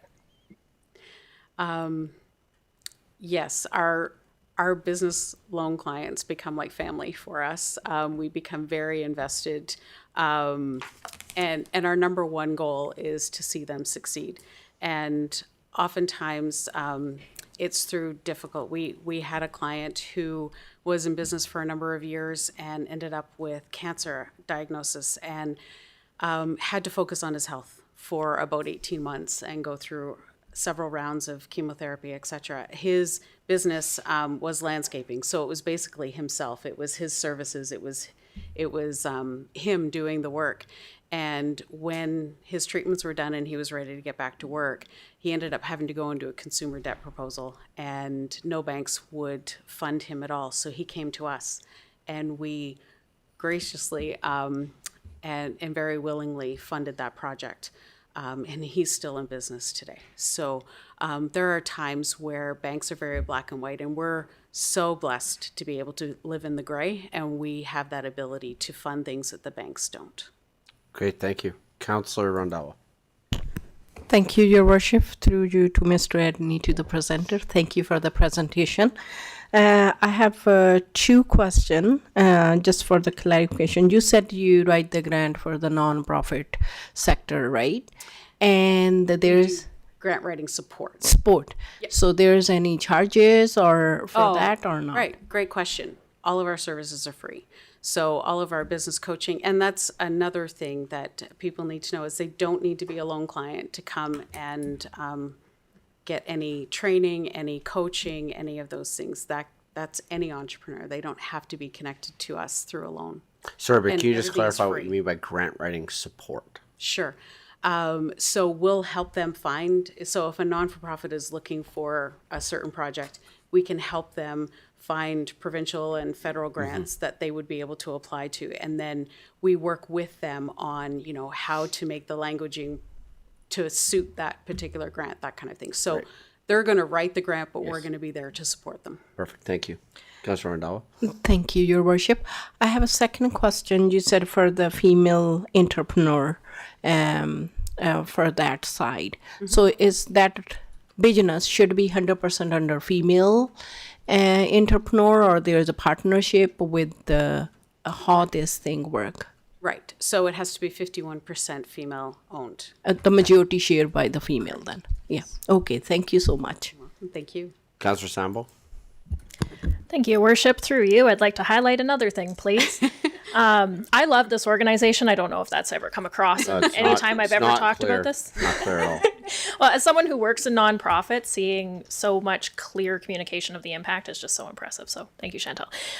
So in terms of managing Community Futures Wild Roses risk, the other thing that I think is worth noting for council and the public is this particular Community Futures office is so good at keeping its clients and creating jobs that we actually need to take on higher risk projects. We need to lose more money. There is a benchmark that we are not hitting in being bad at our job. So actually, if anybody listening has something maybe a little bit riskier or something slightly outside of the programs that are specified here, it's worth coming and talking to Chantal and her team, because we need to take on higher risk loans, for example, with the coaching supports. So I would like to highlight that as well. Thank you. Thank you. Councillor Wozinowski. Councillor Sandra, I hope you're joking that we need to lose more money. Not the city. Maybe taking on more risk, yes. So my question through our mayor to yourself again is, managing risk is a question that I would have for Community Futures, especially for residents that may be entrepreneurs. Understanding how you manage your risk would be important to the recipient of loans. What percentage of the loan is insured, if at all? No. None. There's no percentage of it insured. Okay, thank you. What Councillor Sambo was speaking to, so Community Futures offices in our contribution agreement with the federal government states that our loan loss provision should be somewhere between 4 and 7%, that we should expect to lose 4 to 7% of our portfolio on an annual basis. You have an allowance for doubtful accounts, so to speak, of between 4 and 7%. And we're at about But no insurance on the remainder. No. But we're at about 1.8. Oh, I see. So we're quite low. We don't lose a lot of our loans. Councillor Grant. Thank you, Mayor Dean. Through the chair to administration, our presenter. I think that this association is fantastic as well. You guys do amazing work. I wish I knew about you when I started my business, because that would have been fantastic. Sounds like it's real easy to get money, and it's okay if you lose some. So this is good. Joking aside, I think it's fantastic work. The business supports that you offer are unheard of, really. Within the broader business world. So I think that's amazing. I think we should be trying to scream from the rooftops that an association like yours exists, and we should be communicating to all of our residents that you're out there, and that if you got a crazy dream, then chase that dream, because you never know what's going to happen. So I appreciate all the work you do. It's amazing. I'm happy we're part of it, and I hope we have much continued success as partners in development. Thank you. Thank you. Well, thank you. And building off of that theme of partner and what I mentioned before about continuing to establish that relationship, we've invited you to join us for lunch here this afternoon. So seeing that my screen has gone blank with green dots, then I think what we will do is accept the presentation for information and then break for lunch. So can I have the, thank you. Can I have a Councillor make the following motion, please? Councillor Randawa. Thank you, Your Worship. I move that the Governments and Priority Committee accept the public presentation for a community feature Wild Rose for information. Any comments, questions from council? Just want to echo all that has been said and say thank you very much for the presentation. It's very much appreciated. And yes, appreciate the relationship and the partnership that we have between the City of Chestermere and Community Features Wild Rose. We do as well. With that, call for the vote. Thank you.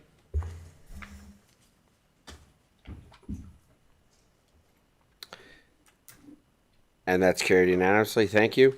And we will come, we're going to break for lunch and come back at 1 o'clock. Thanks, everybody.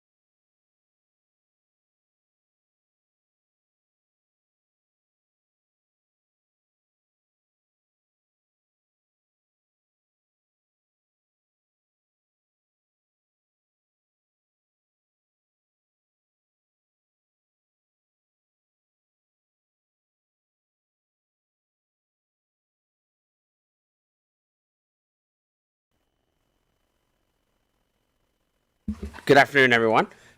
Just coming back here from our lunch break, and then we're going to need a motion to lift from the table the item we were discussing earlier, that being the municipal sponsorship and donation policy. So could I have a councillor make the motion to lift this item from the table, please? Councillor Grant. Thank you, Mayor Dean. I move that the Governance Priority Committee lift from the table agenda item 6.3.2, being the municipal sponsorship and donation policy. Thank you. Call for the vote.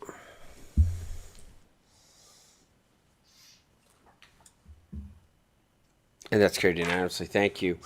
With that, then, going back to this discussion that we had essentially hit pause on. So, if I was to try my skills again at summarizing, which today might be a risky endeavor, in summarizing, so I think the hope with this, as I had outlined earlier, was we are looking for ways that as we are having conversations, for us to have a really clear way where people can be able to sponsor things. To a comment that was made earlier, we have had in the last couple of months, and as soon as this week, we are having organizations and investors approaching the city of Chestermere wanting to invest, and we're just looking for a way to do that. We had learned that some other policies have expired in the recent time, and so I'm trying to figure out, and so I guess maybe I will go to Mr. Edney as well as Ledge Services just really quick as a path forward on this, because the one path forward is that we continue to hash this out right now at this committee level would be one way to do that. I wonder, though, if another recommendation that I have could be, but we would need to have less than 4 councillors involved in this. I'm wondering about building very quickly a task force for this, and that task force not being made up of members of the public, but a task force that is made up of 3 members of council, and then members of administration as per the CAO's choosing, to really sit down, come up with some things that would be on paper given the nuance that exists with this, and then have that come back to council in short order. I'm wondering about if that would be a prudent way. So first of all, looking to administration, I'm wondering if such an idea would have support from yourself, Mr. Edney, and then with your administration, Mr. Edney. Yeah, thank you, Mayor Dean. I think your second suggestion of the task force will expedite things for sure. Because the third option in there would be for us to go away, make some of the changes based on the conversation we've heard. But then again, we might still be trying to interpret what council's intentions were at that point, and this could be delayed. The idea of a task force with 3 members, and we can put a couple from administration on, would work for us. So then, council, I'm going to make a suggestion, because this is an idea that I have in my head that I had not shared with you yet as we had hit pause on this conversation. My idea on this task force would be that the 3 representatives from council would be, first of all, myself, because kind of behind the scenes, this is something I've been pushing for with administration. I'm fairly passionate on this one. My second suggestion would be Councillor Grant. And the reason I'm recommending, and I have not talked to anybody about this, including the 2 councillors' names I'm about to name drop. So if you're not interested, just tell me, we'll change it. And I also don't want feelings to be hurt at all, but I just want to make it public where my brain's at right now. Second would be Councillor Grant. And the reason for Councillor Grant is given the fact that he is the chair for our rec committee, as well as his from, and I say this non-jokingly this time, his from here for here. He's got a very long history, has a very, we all have a strong understanding.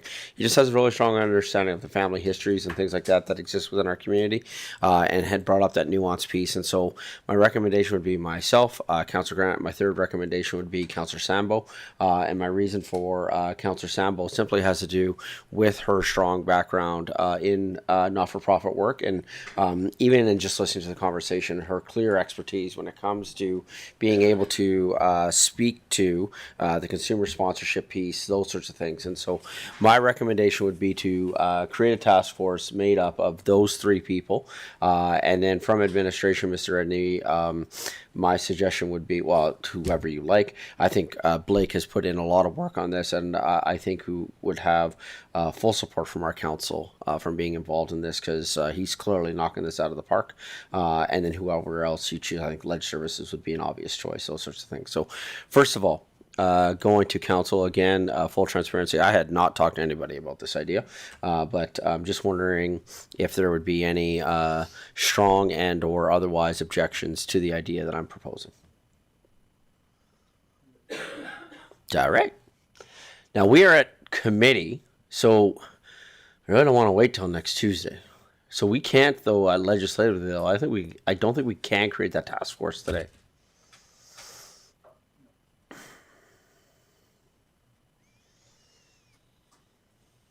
Why don't we do this? Why don't we accept the presentation for information?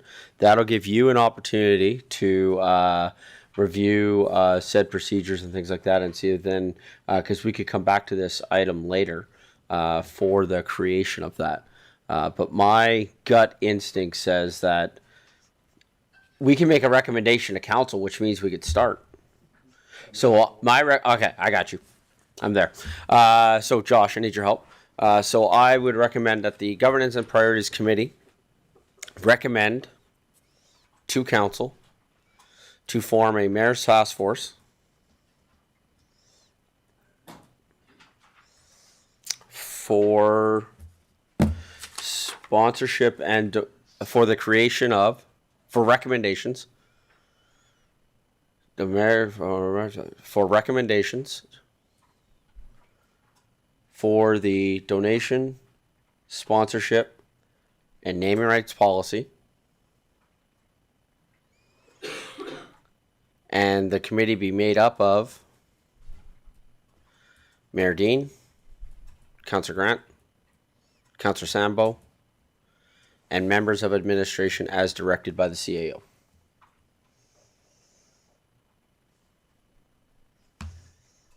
Because this now, and we could even bring this Tuesday, because this is a quick motion Tuesday, and we could do this in short order. And council, my recommendation is let's get this done by the end of February, because a task force has usually a very strong timeline. And so that would give Ledge Services, I know you'd have to work in short order, but it would give us time to get this together. It's going to be a very simple TOR. We know exactly what we're doing on this thing, right? We could have this ready to go, approve it Tuesday, and then essentially we could be good to go within 7 days, essentially, on this piece. Council, any comments on the wording for the motion? Mr. Edney, how does that fit? Good? Okay, can I have a councillor make the following motion, please? I would suggest that it not be Councillor Grant or Councillor Sambo. Councillor Schindler. I move that the Governance and Priorities Committee recommend to council to form a mayor's task force for recommendations for the donation, sponsorship, and naming rights policy, and the committee be made up of Mayor Dean, Councillor Grant, Councillor Sambo, and members of administration as directed by the Chief Administrative Officer. Comments, questions from council? Call for the vote.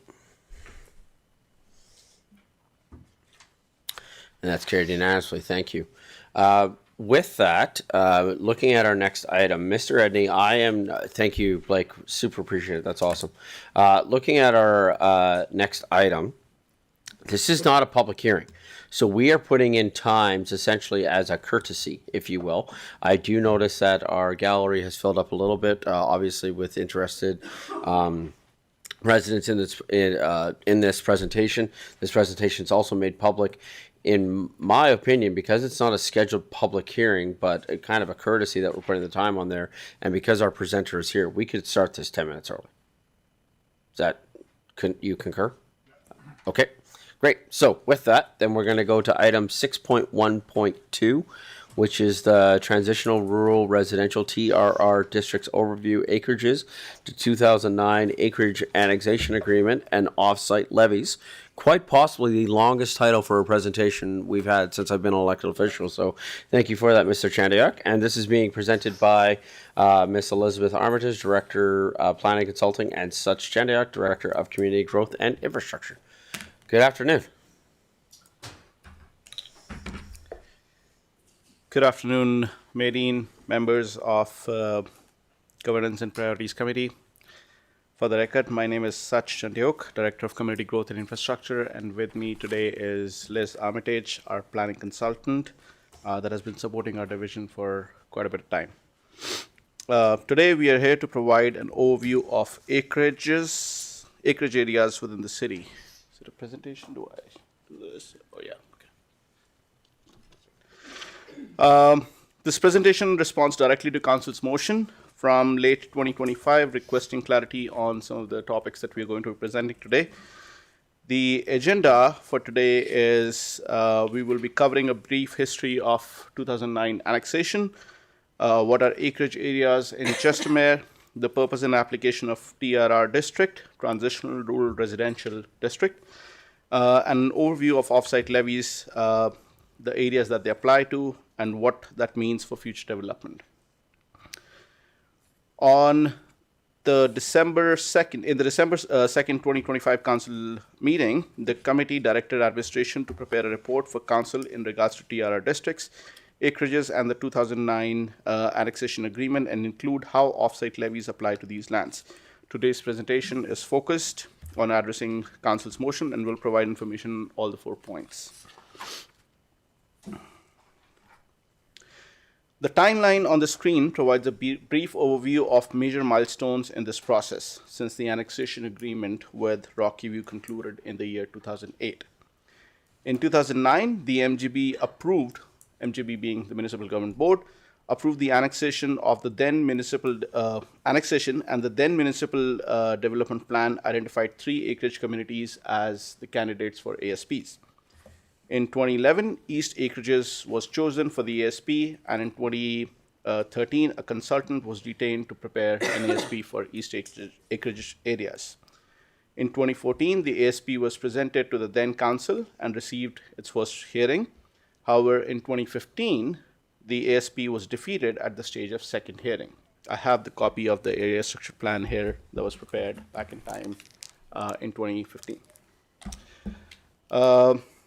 Community engagements continued through multiple years, including engagement sessions with residents in 2018 and information sessions in Committee of the Whole in 2019. In 2020 and 2021, community roundtables were hosted and updates on interim servicing options were presented to Council. In 2022, administration was directed to prepare TRR, and in 2023, TRR, LUB, and MDP amendments were approved by Council. In 2024, the implementation of the TRR began, and first land use amendment for TRR was approved by Council. In 2025 and 2026, TRR continues to be available as a land use district should the residents wish to utilize it. This timeline and process on the slide shows the significant effort and the community involvement invested in this project over the years. Let's talk a little bit about the 2008 annexation agreement with Rocky View County. The clauses shown on the screen are from the 2008 annexation agreement with Rocky View County that mention that the city will prepare an area structure plan for rural residential acreage areas. The cost of these ASPs will be front-ended by the city and will be recovered through appropriate charges applied to future development. These clauses, however, were not part of the Municipal Government Board order through which the annexation was approved, and the Municipal Government Board did not require this as a prerequisite to annexation. The city still prepared an area structure plan, which was presented to Council again in 2015, which was defeated at the stage of second hearing. The city of Chestermere justified annexation on the basis of 3 points. First point being rapid population growth, the ability to service annexed lands efficiently, and long-term tax base diversification. The lands identified in gray color on the screen were annexed, and the MGB order came into effect on January 1st, 2009. I have a copy of the MGB order here as well with me should the committee wishes to take a look at it. The areas highlighted in red on this map show the acreage areas that were part of the 2009 annexation. The acreage communities include East Acreages, which is on the east side of the map, North Acreages, which is on the north side of the map, and Paradise Meadows, which is on the south side of the map. These areas are characterized by rural residential lots without full urban services. In 2014, an ASP for East Acreages was prepared, as I mentioned before, and was presented to Council for approval. The ASP contemplated urban style development with the provision of full services in that area. It received its first reading in 2014. However, it was defeated at second hearing in 2015 due to community concerns and servicing options. This directly influenced the later creation of TRR district. In 2022, Council directed administration to create amendments to the MDP and LUB to allow a transitional or gradual residential development in the acreage areas. As a result of this ask, administration created a transitional rural residential district to provide a pathway for acreage owners who wish to develop their lands and subdivide. In 2023, Transitional Rural Residential District was approved and was applicable to all three acreage areas, that being the north, east, and south acreages. However, with the adoption of the 2025 MDP, Paradise Meadows or south acreages was removed from acreage infill policy, and today TRR only applies to east and north acreage areas. The TRR district, the purpose of it was to allow subdivision of larger lots in a staged manner to support urban style development. It intended to regulate the transition of rural residential to high density residential development and included the provision of urban utilities. It sets a minimum lot size of 1 acre to ensure adequate stormwater retention until full infrastructure is available. This approach balances landowner flexibility with long-term citywide infrastructure planning. A point that I'd like to emphasize here on the slide is that TRR is not a rural district. It is a transitional district that allows conversion of large rural residential lots to high urban density lots with full urban utility provisions in a phased or staged manner. This is not a district that promotes country-style living. Typically, to regulate development, the planning framework requires preparation of area structure plans and outline plans. In this case, however, the future redesignations rely on something called as shadow plans. The primary purpose of shadow plans is to provide a conceptual framework for future subdivision, ensure compatibility between neighboring parcels, and support matching roads, utilities, reserves, and stormwater systems. As you can see on the screen, a shadow plan for the area highlighted in red in the plan above is shown in the plan below. A shadow plan identifies constraints, reserve locations, stormwater routes, and road alignments. This is why coordination among neighbors is strongly encouraged. It ensures long-term development is cohesive and avoids future servicing challenges. This slide shows how land can transition from existing acreage lots to TRR lots and eventually to full urban density in later stages, once servicing is available. This is a conceptual example demonstrating how development can evolve over time. So if you look at first map there that says current land use, you only see 2 lots. The second one is the stage of TRR where 2 lots get subdivided into 3 lots. And then within that green lot that's shown on the screen, further subdivision happens at the stage of urban density, subdividing that green lot into 4 lots.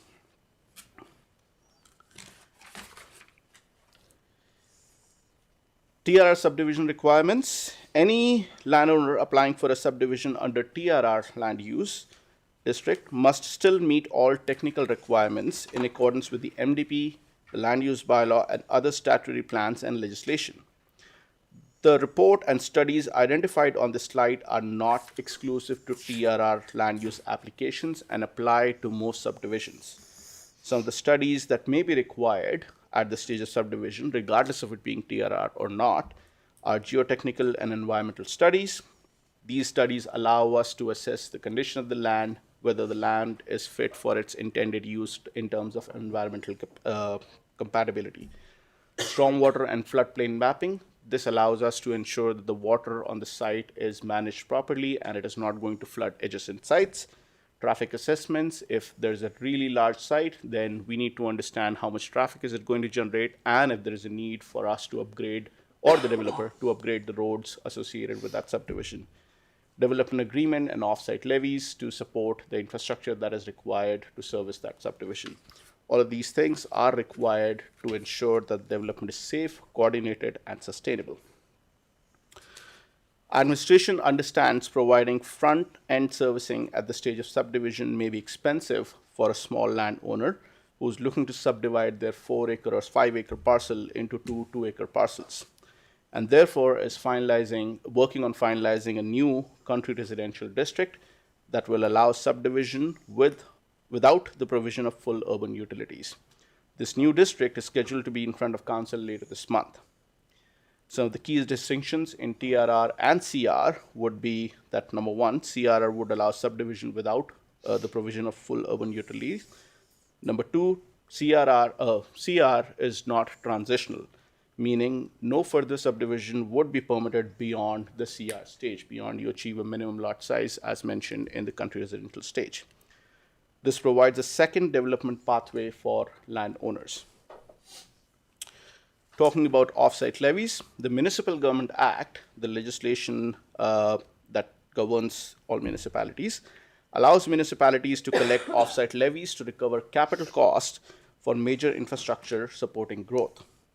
These levies do not support on-site servicing, which includes water pipes, sanitary pipes, sewer pipes, that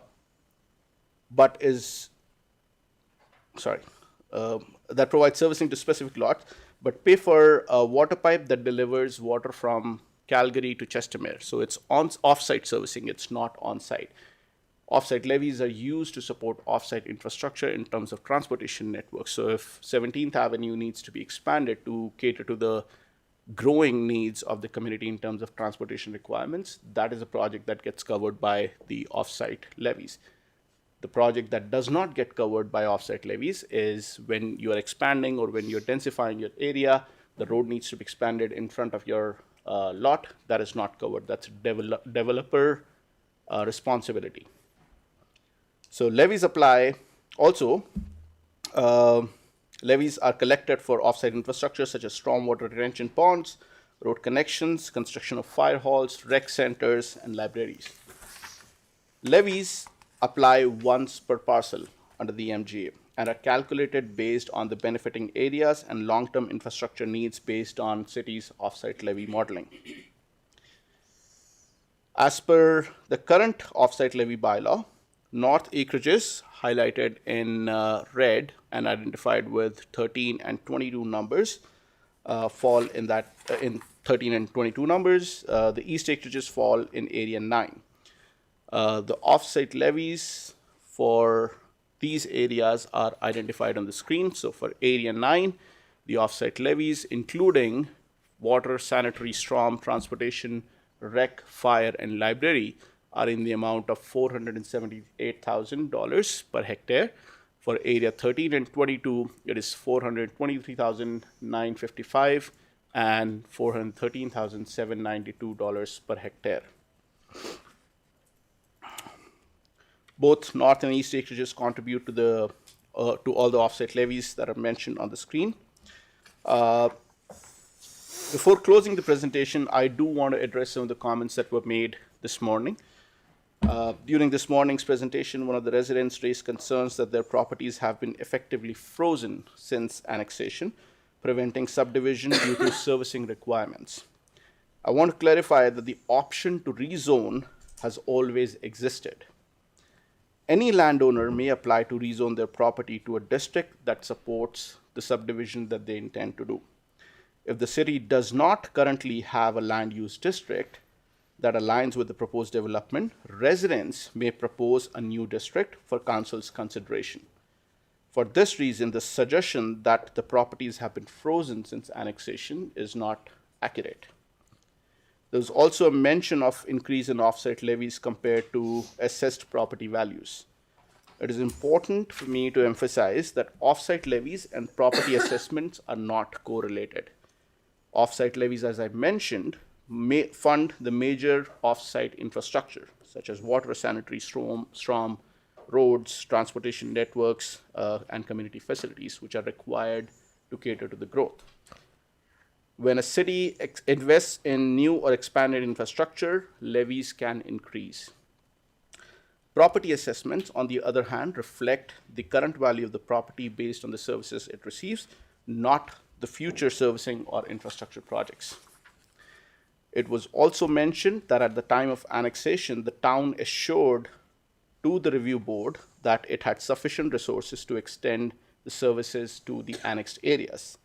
However, the municipal government board order states, and I quote, "The town attested that it is confident that there will not be any issues servicing the land contained in the proposed annexation." This is available on page 36 of the board's order. It is also said that during its presentation, the town indicated that it was confident that there would not be any major issues servicing the land within the proposed annexation areas.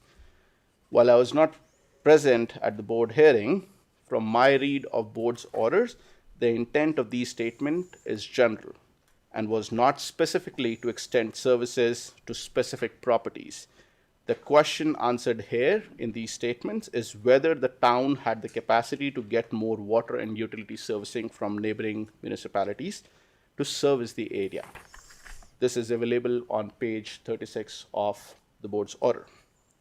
While these assurances were made regarding overall annexed lands, there was no specific breakdown of resources or timeline for servicing existing acreages versus new development areas. These assurances were general in nature and tied to future planning processes, where the board order specifically mentions that the town is committed to preparing servicing plans. Nowhere in the order does it state that the town will extend services to these areas. The process of development in general is that development pays for development. The developers install the on-site infrastructure, including water, sanitary, storm systems, and the city ensures that there is capacity in the overall system to be able to service these areas, which means it has enough water, it has enough sewage processing capacity, and everything like that. Unless the resident was specifically referring to another section in the order, the interpretation of these sections is not accurate and wasn't presented with the overall intent of the order. It was also suggested that the TRR was presented as a way to achieve 1 acre parcels without servicing. This is not accurate, since the definition of TRR district explicitly states that its purpose is to support transition from rural residential lots to higher density residential development with the provision of urban utilities. So it is not an unserviced district. While I cannot discuss individual application fees in public setting, what I can assure council is that the fees are collected in accordance with the approved bylaws, and that if an applicant's if an application's scope changes mid-process, administration must review whether or not new fees would be required as part of the process. That concludes my presentation. I'm happy to take any questions regarding the TRR district, acreage policies, or offset levies. Great, thank you for the comprehensive presentation. And I'm sure there's going to be a number of questions coming forward. One of the questions that conversations that I've heard with some acreage owners, and I just want to clarify on this, has to do with offsite levies, right? And so if I can just help walk through on the offsite levy piece. Offsite levies are, as you had talked about, are collected for future use, for future costs, for things that we are doing. So for example, within ours, we have an offsite levy model for the library. And the reason that that exists is as our population grows, you need a new library. To build that new library, there's a cost that's associated with that. And so there's a developer cost that's associated with that. The that the developer, whoever that developer is, doesn't matter, they contribute because they are essentially bringing the new people to the community that are going to access that resource. So the same is true for our library, the same is true for our recreation center. I could go through all, but I'm not going to go through all the buckets. A conversation that comes up is the idea of, well, I already live here and I'm developing on something that I already live on. But the theory still stands true, would it not? That because you are developing, thus creating more capacity to bring more humans into that space, that is also another reason why the offsite levy model applies, because you are creating more opportunity for more dwellings to exist, more humans now exist in that dwelling, and so the same theory that exists as to why, and not even theory, that's a terrible word, but the same practice that exists, the same practice that exists for collecting offsite levies for any development, that is why it still includes on this, because you are bringing an increased population to our community that is then going to be accessing resources. Would that be a fair snapshot of why it applies, including on acreages with offsite levies? Through the chair, to the chair, you are 100% accurate. Awesome. Thank you. The other one that we've seen as well is we have seen examples of land that was rezoned and with a particular zoning that was put on it because somebody had come forward with it. Now, I think that there's only two people in the room that were in the room. One was an elected official at the time, and I'm sorry, Ms. Armitage, I think you worked here at the time, but if I am incorrect, I apologize. But the 55 plus community that was created.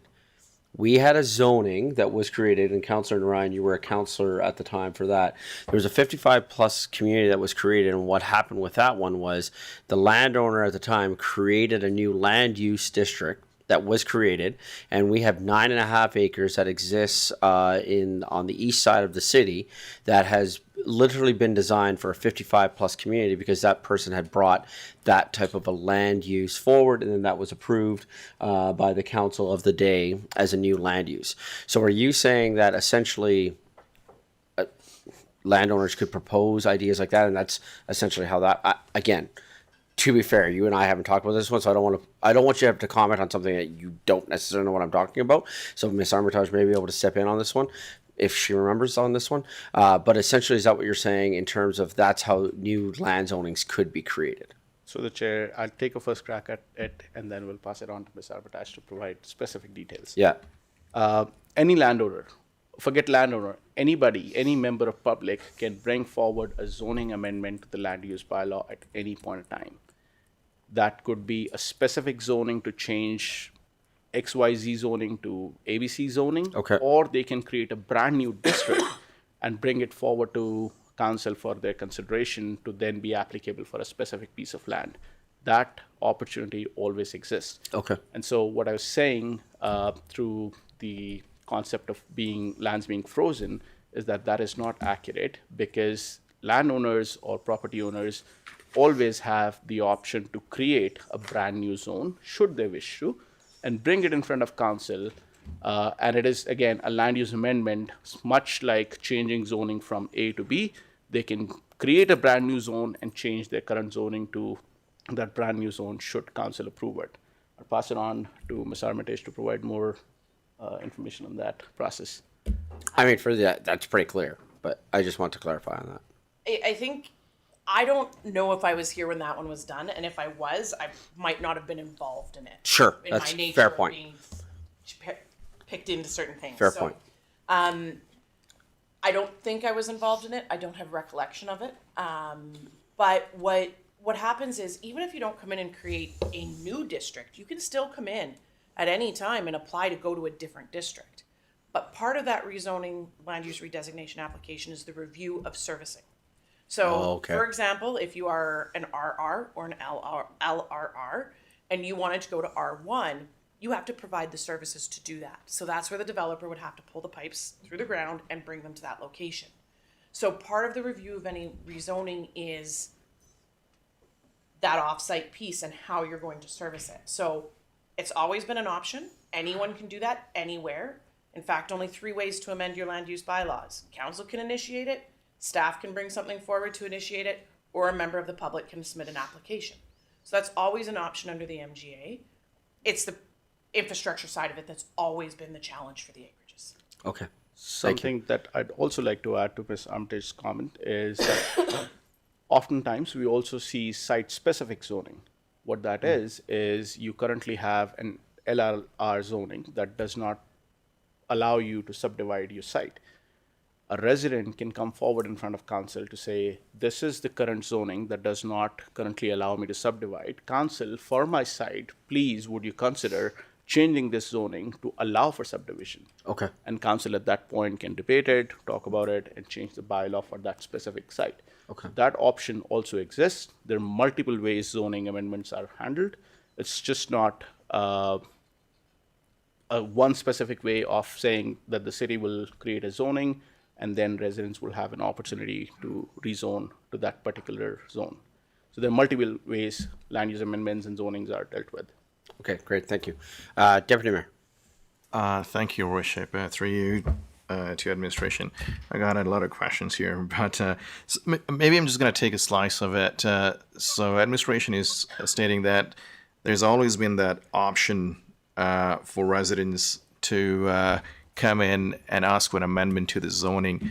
Are we seeing that? And if not, then why not? Through the chair, I wouldn't be able to specifically say that residents are creating their own zones. I haven't, in my 5 months, seen it here. Actually, no, I have seen one option, which hasn't been brought forward to council yet. But does it say that it is not possible? It is 100% possible. We see it all the time in planning and development. Like in my career, I have seen that done hundreds of times. Planning consultants, land use planners will come up with creative areas of ways to amend zoning. And we as administration will process that application, bring it in front of council for council's consideration, either with a recommendation or without a recommendation for council's consideration. But that is a process that exists. Oh, sorry, Deputy Mayor. Sorry. Deputy Mayor. Yeah, thank you, Worship. You do make it sound quite convenient. I just don't know if it is or not. I have a feeling that there's certainly frustration when it comes to getting anything done, when it comes to acreages. So I'm not aware of what that process would look like, designing your own zoning and whatnot. I do have another question. Sorry, Deputy Mayor, before you move on, because I want to build on that, because you just said something that you said it seems convenient. I guess the question I have is, how does somebody know that exists? Or is that part of, and maybe the out on that question is that, like, so for myself, there are areas where I'm very proficient. I know a lot of things about that particular. You want to talk about not-for-profits and industries and grant writing and going after funding and all those sorts of things, I can go all day, right? When it comes to other areas, I may not know of the options that exist, but it's just because I don't work in that area. So my question in terms of building off of what you're saying is, how does a resident know that option is available to them to be able to come for applying for different things, or is that because that is something that if you work in that industry, well, then of course you would know that that's an option that is available. Does that question make sense where I'm going with that? Absolutely, yes. Through the chair, there are two ways to answer that question. The first way is for an applicant or resident to come to city and say, this is what my problem is, this is what I want to resolve, what are my options, or what could I do? Okay. At which point we will sit down with them, we'll walk them through the process and say, these are some of the options. Whether or not would you get approval is something that's council's discretion, but this is something that you can choose to proceed with. Okay. Another option is they hire a planning consultant, at which point the consultant, depending on how creative they are, will guide them that these are some of the options that you can pursue. Similar to how I don't know how to install a rocket for it to go in space. If I was to do that, I'd probably hire consultants to be able to do that. So if you don't know a process, there are multiple ways to sort of know about this process. Some of that information is also available on municipal website surrounding land use amendments, but I don't think the information would be site specific. It's general information that's available to everybody surrounding land use amendments. Okay. Mr. Edney, you wanted to build off of that comment, or am I going back to Deputy Mayor?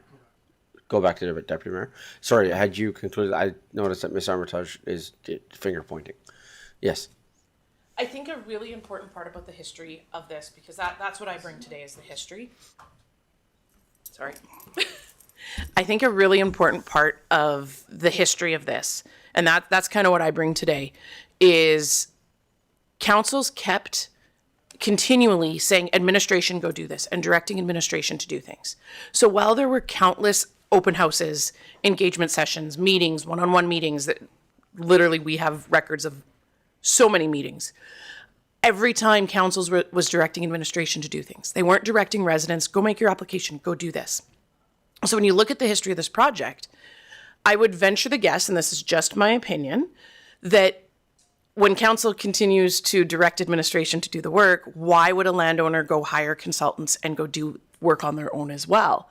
And so I'm not sure that there was the motivation, because the role was that administration was developing all of these different plans and these ideas and the ASP and then the TRR and all the different options that were evaluated that have been done over the course of this project. So I think that that's just an important piece of why we likely never saw any applications come in. The option has always been on the table, though. That's fair. I appreciate the nuance. I can't imagine a council anywhere directing a resident to do something. Right? Like I would see council, our role from a legislative point of view is to work through our CAO to administration, right? Like it would be a more informal direction. Sure. Right? It wouldn't. Sure. I'm just admit saying that- the nuance of that, Yeah. though. There is a nuance. Yeah, absolutely. Okay.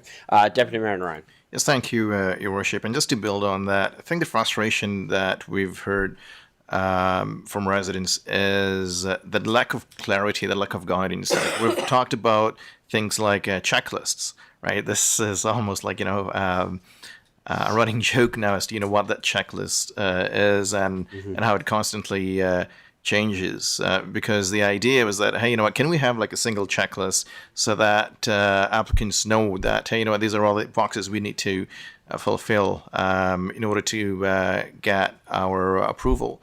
And then what we hear from residents that, well, once, we fulfill some of them and then we are told that, no, those are not satisfactory, there's a few more boxes you need to check, and that the rules keep changing. So there's a lot of frustration. So when I hear that there's always been options to, hey, draw a plan and bring it to for consideration, I just don't even know that there was enough guidance for residents to know how about you go and accomplish that. Through the chair. Yeah, I do echo that. I just think I go back to I'm going to use my colleague to my left here for a second. If I had an engineering question, if I was trying to build machinery, I wouldn't even know where to start, right? Like I would, right? So I would, to your point, I would hire a consultant, but like I wouldn't even know where to start. I would simply go to my colleague and I would say, "Hey, Councilor Warzanowski, what's the process of this look like?" I wouldn't even know that exists. So I echo that frustration in that piece, because how do I know that that's a thing if I don't even know where to start, right? I echo that frustration for sure. But I would like on that, and I would also like comment on the checklist, because I think the checklist piece has been a major point of contention over the last number of years. So Absolutely. And thank you for that question, and thank you for providing that opportunity for us to sort of clarify the checklist question and the question surrounding changing goalposts. Yeah. It's something that I have also heard. And while I don't necessarily I'm not going to justify it, but I will give you my version as a planner as to how all of these things are dealt with. There are two ways to deal with an application. Number one is I write down everything that's listed in the municipal development plan, the land use bylaw, and my expertise in a checklist, which would include you going ahead and doing a geotechnical report, a biophysical report, an environmental site assessment report, an environmental impact assessment report, and traffic assessment report. All of these reports, every report may cost hundreds of thousands of dollars. I can put all of it down in a checklist and I can give it to residents to say, go ahead and do all of this before you make an application, at which point the application is not financially feasible. Or I look at your site and I say, there's no water on your site, so I don't need a biophysical impact assessment report. You are only creating 2 lots, so you're not increasing density exponentially, so I don't need a traffic impact assessment report. I go case by case basis to provide that financial freedom and affordable, application to a landowner. These are the 2 ways for me to do an application. 99.99% of the cases, we will prefer option 2, which is where we look at an application and say, you only need to do X, Y, Z to be able to submit an application. That provides an opportunity for the resident to, number 1, ask questions, number 2, provide the data that's relevant to the application to us rather than giving us, everything that's required through the bylaws. That's the answer to the checklist question. And that's why creating a checklist for some of these greenfield applications, or even brownfield if you want to call them, is not a very good idea. We already have standard checklists that we would give you when you submit an application, and that requires some information. You give us that information, we'll assess your application, and we'll give you specifics of what studies or more required documentation do we need. That's our surrounding checklist. Number 2 is surrounding goalposts. Now, when I'm not asking for everything in the first go, I circulate the application and my engineering team requires a transportation study, supposedly. I then, at that point, will ask the applicant to get me a transportation study for XYZ reasons that the engineering team has highlighted. If there's a rationale for me to ask for it, I would ask for it. Now, if that's contemplated as changing the goalpost, I don't think that's accurate. Because when we are reviewing the application, the MGA also allows us to ask for more documentation at the stage of review of the application. If I ask for everything, again, at the get-go of the application, you will not see development because everything costs money. And depending on how big or small the scale of the application is, it is going to become expensive for any land developer to develop land. So we only ask for information that's relevant to the application and not the whole spree of things or studies that may or may not be relevant to the application. Great, thank you. Mr. Edney. Yeah, thank you, Mayor Dean. I was going to build on Mr. Chandiak's comments, but I think he captured them pretty well there.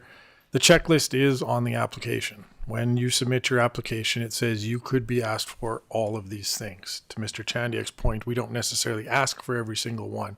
But I do agree with his assessment that as you get more information, that's our job administratively to ask more questions for it. And my observation is yes, through this process that I've been involved in, I've seen us ask for lots more information, but it's not just a make work project. It's for valid reasons that the technical team believes at that time.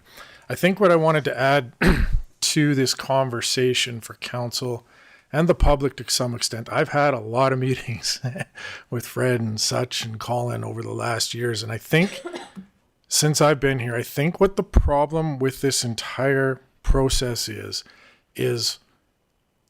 the landowners believe that TRR is supposed to be something and they think it is supposed to have said something. The problem is it doesn't. And I think that's where the disconnect has happened. I know Fred and I have had a lot of conversations around this, Suck Deep as well, as it provides the provision to go to smaller lots, but it doesn't provide a provision to stay at those smaller lots. The way TRR is worded is once you start subdividing, you will end up at urban density. There's no in-between point. There's no, I take a 15-acre lot, and I make 15 1-acre lots and I stop. It's always, once you've started that, those 15 1-acre lots eventually will be residential lots of residential density as you see elsewhere in the city. And I think that's where the disconnect has happened. I can't comment how, because I wasn't involved in any of the conversations, the council meetings, the discussions. So that's where I think the challenge with the offsite levies comes in is, as Mr. Such has indicated, we only get one chance under the MGA to get that stuff. And when it's presumed that you're going to go to urban density, you do need water, you do need sewer, you do need storm. We're building a $25 million storm water outfall on the south end of town. That's being paid for by the developers that are bringing that stormwater. So that's where the offsite levies go. To your point, we have a library. The library was suitable when we were 12,000 people. It's not suitable when we're 40,000. So when we build a new library, the city taxpayers will pay a portion of that because it already existed. But all the new people coming have to pay for that difference. That means the library needs to be bigger. What I think needed to happen along the way and should have happened, and we're working on now, and I know we can beat the past to death of how we got to this point, but I think it's practical for us to look at what's the path forward. TRR still offers the option, if I can use names, I hope it's okay, with Mr. Gill to go to full urban density. You're going to have R1 houses, you're going to have some R2, some R3, stormwater management, water, sewer, all that connectivity, and then the TRR works if there was an in-between. What we need, in my opinion, if a landowner doesn't want to ultimately go to that, this is just my opinion, but if they're going to go to that, this process works. You may not like it, but that's how the process has to work. We have to collect that money to build that infrastructure from all the new humans, all the new vehicles, everything new that's going to come to the community. If you don't want to go smaller than the 1 acres, we need to provide the residents that option. And that's what the country residential will do. That's going to come next week is say, hey, it's sort of like TRR, but it's the end point. It's not an in-between. You can come, you can have a 1 acre lot. We'll only charge you for library and fire and rec and all those things that the people moving to the community are going to want to use. We won't necessarily charge you for water, storm, and sanitary because you're not going to have 2 of those and you're going to deal with your own stormwater. So I think I just gave a really long answer of I think this is another example of communication, and I don't think the communication and the understanding of what the TRR was supposed to be was well communicated enough from our end to provide that proper understanding. Because I do think, and I know Fred and I have had this conversation of, Fred's view of what TRR is different than what our view is. And it doesn't mean one is right or wrong, but we have to go with what's written down. And what's written down doesn't reflect, I think, what the intent of that district was. Deputy Mayor?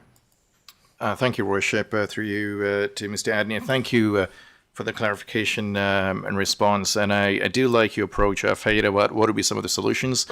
I'm very interested in the solution that is being proposed. I think it's definitely I think it'll be a good proposal of country residential.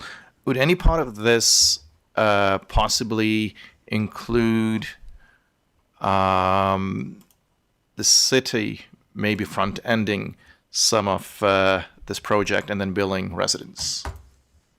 Mr. Edney. Yeah, thank you.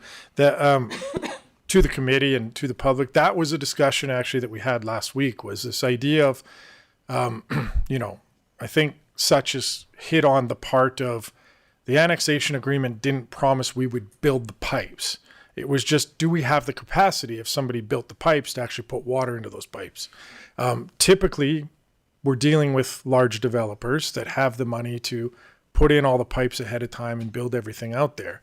I think if the landowners were interested, I'd have to go look particularly in Chestermere, but there's always a provision for local improvement levies or something like that, or a front-ending agreement where the city goes and constructs those lines to get out there, and then it's paid back by the homeowners.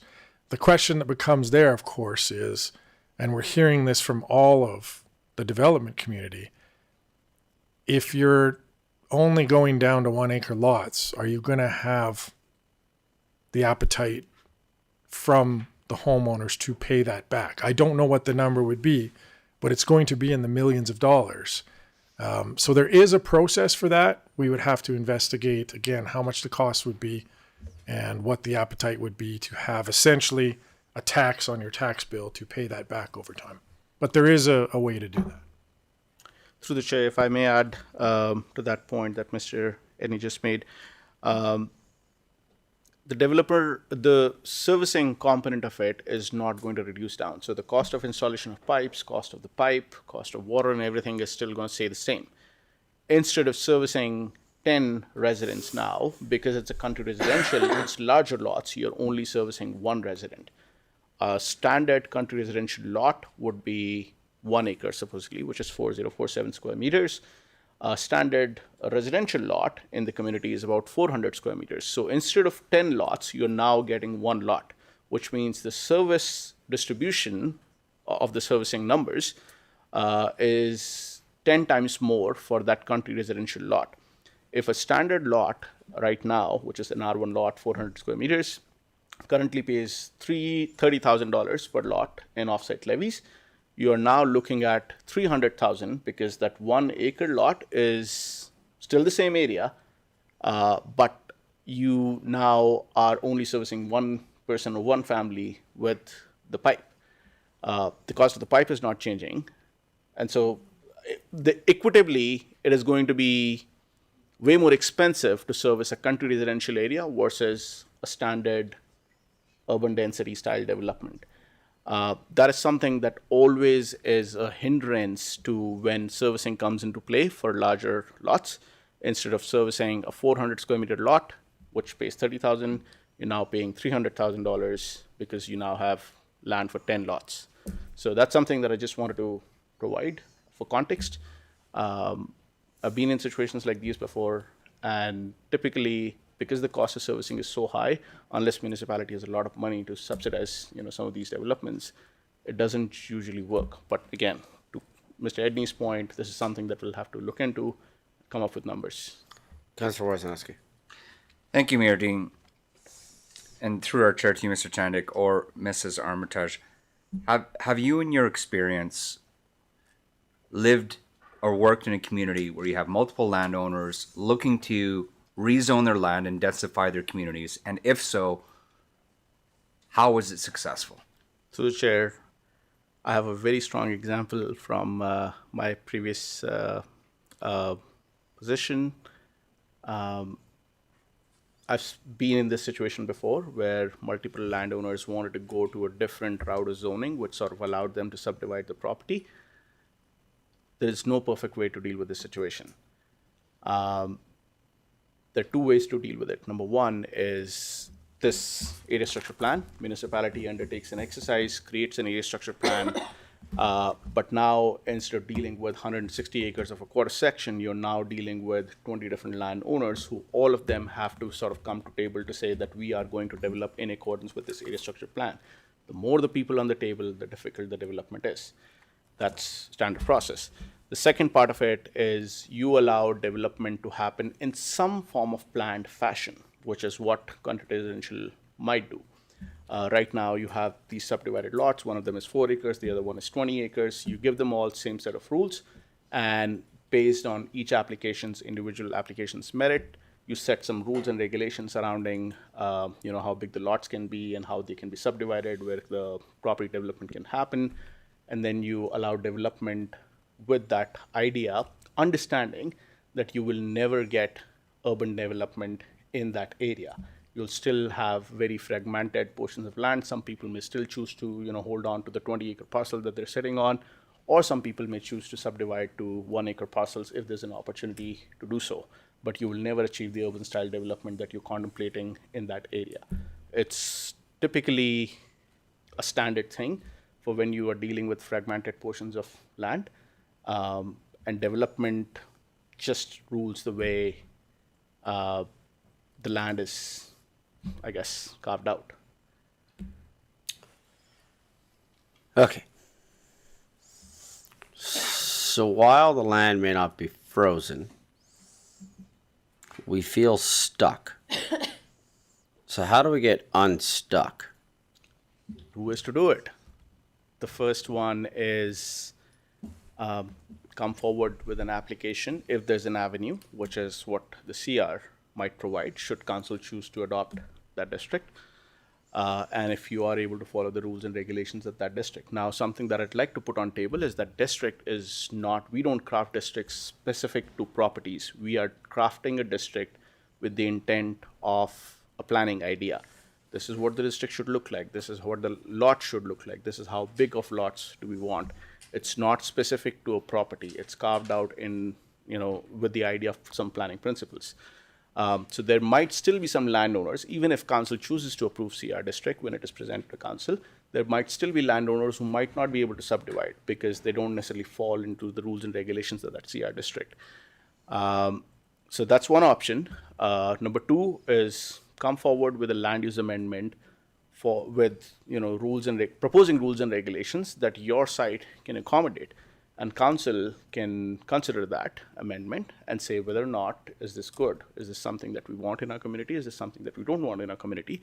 You can debate it, you can vote on it, say yes or no, at which point the decision is rendered. So those are the two options. The ASP that was presented back in 2018. 2015. Thank you. Sorry, 2015. Thank you. Could it be represented?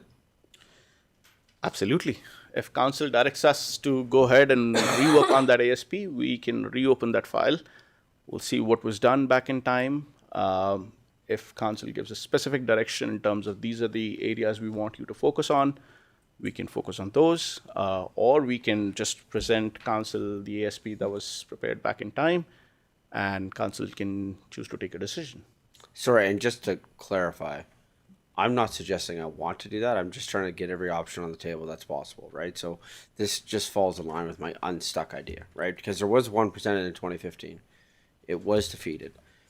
The next question I have then would be, so whether you're under TRR or you are under, if we did CR, and or we went back and visited the 2015 ASP, if you get approved under that land use district, what's the next steps in the process in terms of, then do you follow the regular process, I call the regular process, of development, of public hearing and all those sorts of things? So all of that still happens, right? So just because you get can you just help everybody understand that part of the process Absolutely. as well? And again, thank you for allowing me to speak on that and asking that question. Administration is proposing a country residential district. We are not going to propose to rezone any sites to country residential district. We are creating an avenue for residents to choose should they wish to rezone their site to country residential zone. That's the amendment that council is going to see in days to come. When council approves the country residential district, there is now a district for residents to go to, which means they can now submit their rezoning application. Every application is going to come in front of council, and council gets to choose whether or not CR is the best use of land for that particular site. If council chooses to do so, then and the rezoning is approved, then the subdivision will happen, which means the standard rules, regulations surrounding subdivision will apply to the application, and it's an administrative process. We will take it from there. They can submit their application for subdivision, provide studies and everything, and if the subdivision gets approved, they can apply for development permits for single detached houses or whatever the uses are in that particular zone. That is going to be the process. Council approves CR as a principal district in the land use bylaw. Step 2, residents choose whether or not do they want to rezone it to CR. If they choose to do so, they can submit an application with application requirements, of course. There might be a requirement for studies at that point as well. Once we process the application, we'll present the application to council. Council says yes, no, the site is rezoned. If it is, then the subdivision happens, or they can proceed to subdivision. If they choose not to rezone to CR, then the applicant has the provisions that they have in the land use bylaw with regards to specific uses. That's the process. Do you want me to elaborate on any of them? No, okay. Good. Okay, Deputy Mayor. Thank you, Your Worship. Just a last comment. With the whole acreages thing, being as clear as mud, and now applicants changing, I don't know if that's a proper even sentence, even applications, going from TRR to whatever it is, I would definitely look to the CAO, and, it's just my own personal suggestion, to maybe exercise some discretion when it comes to the fees itself. Because, and I don't know how much work, I'm sure there's a lot of work that goes into it, but to now start off something and realize that, hey, you know what, maybe something else is better, and but now I got to pay another $5,000, just something to take into consideration. Through the chair, if council wishes to change the fees for rezoning, we can bring forward an amendment to the land use bylaw to say that if you're changing to CR, you only pay XYZ amount of fees. The fees is the subject of land use bylaw, which is approved by council. So it's a bylaw. I can't change it. I'm not sure if CEO Edney probably has the authority. I don't know. I'm not sure. But all I'm saying is we can bring forward, if that's something that council would like to entertain, we can bring forward an amendment to the land use bylaw to say specific to CR district. If you're changing to CR district, your fees are lower or is waived off, or whatever council chooses to do with it. It's council's discretion, but we can bring forward an amendment should council wish to entertain it. It'll be a bylaw, so all of you would get to debate about it.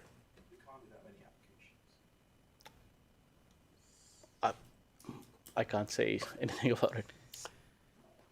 I'll go. You're going? You're in? Okay. I'm going to ask a hypothetical. Sorry, Warzanowski.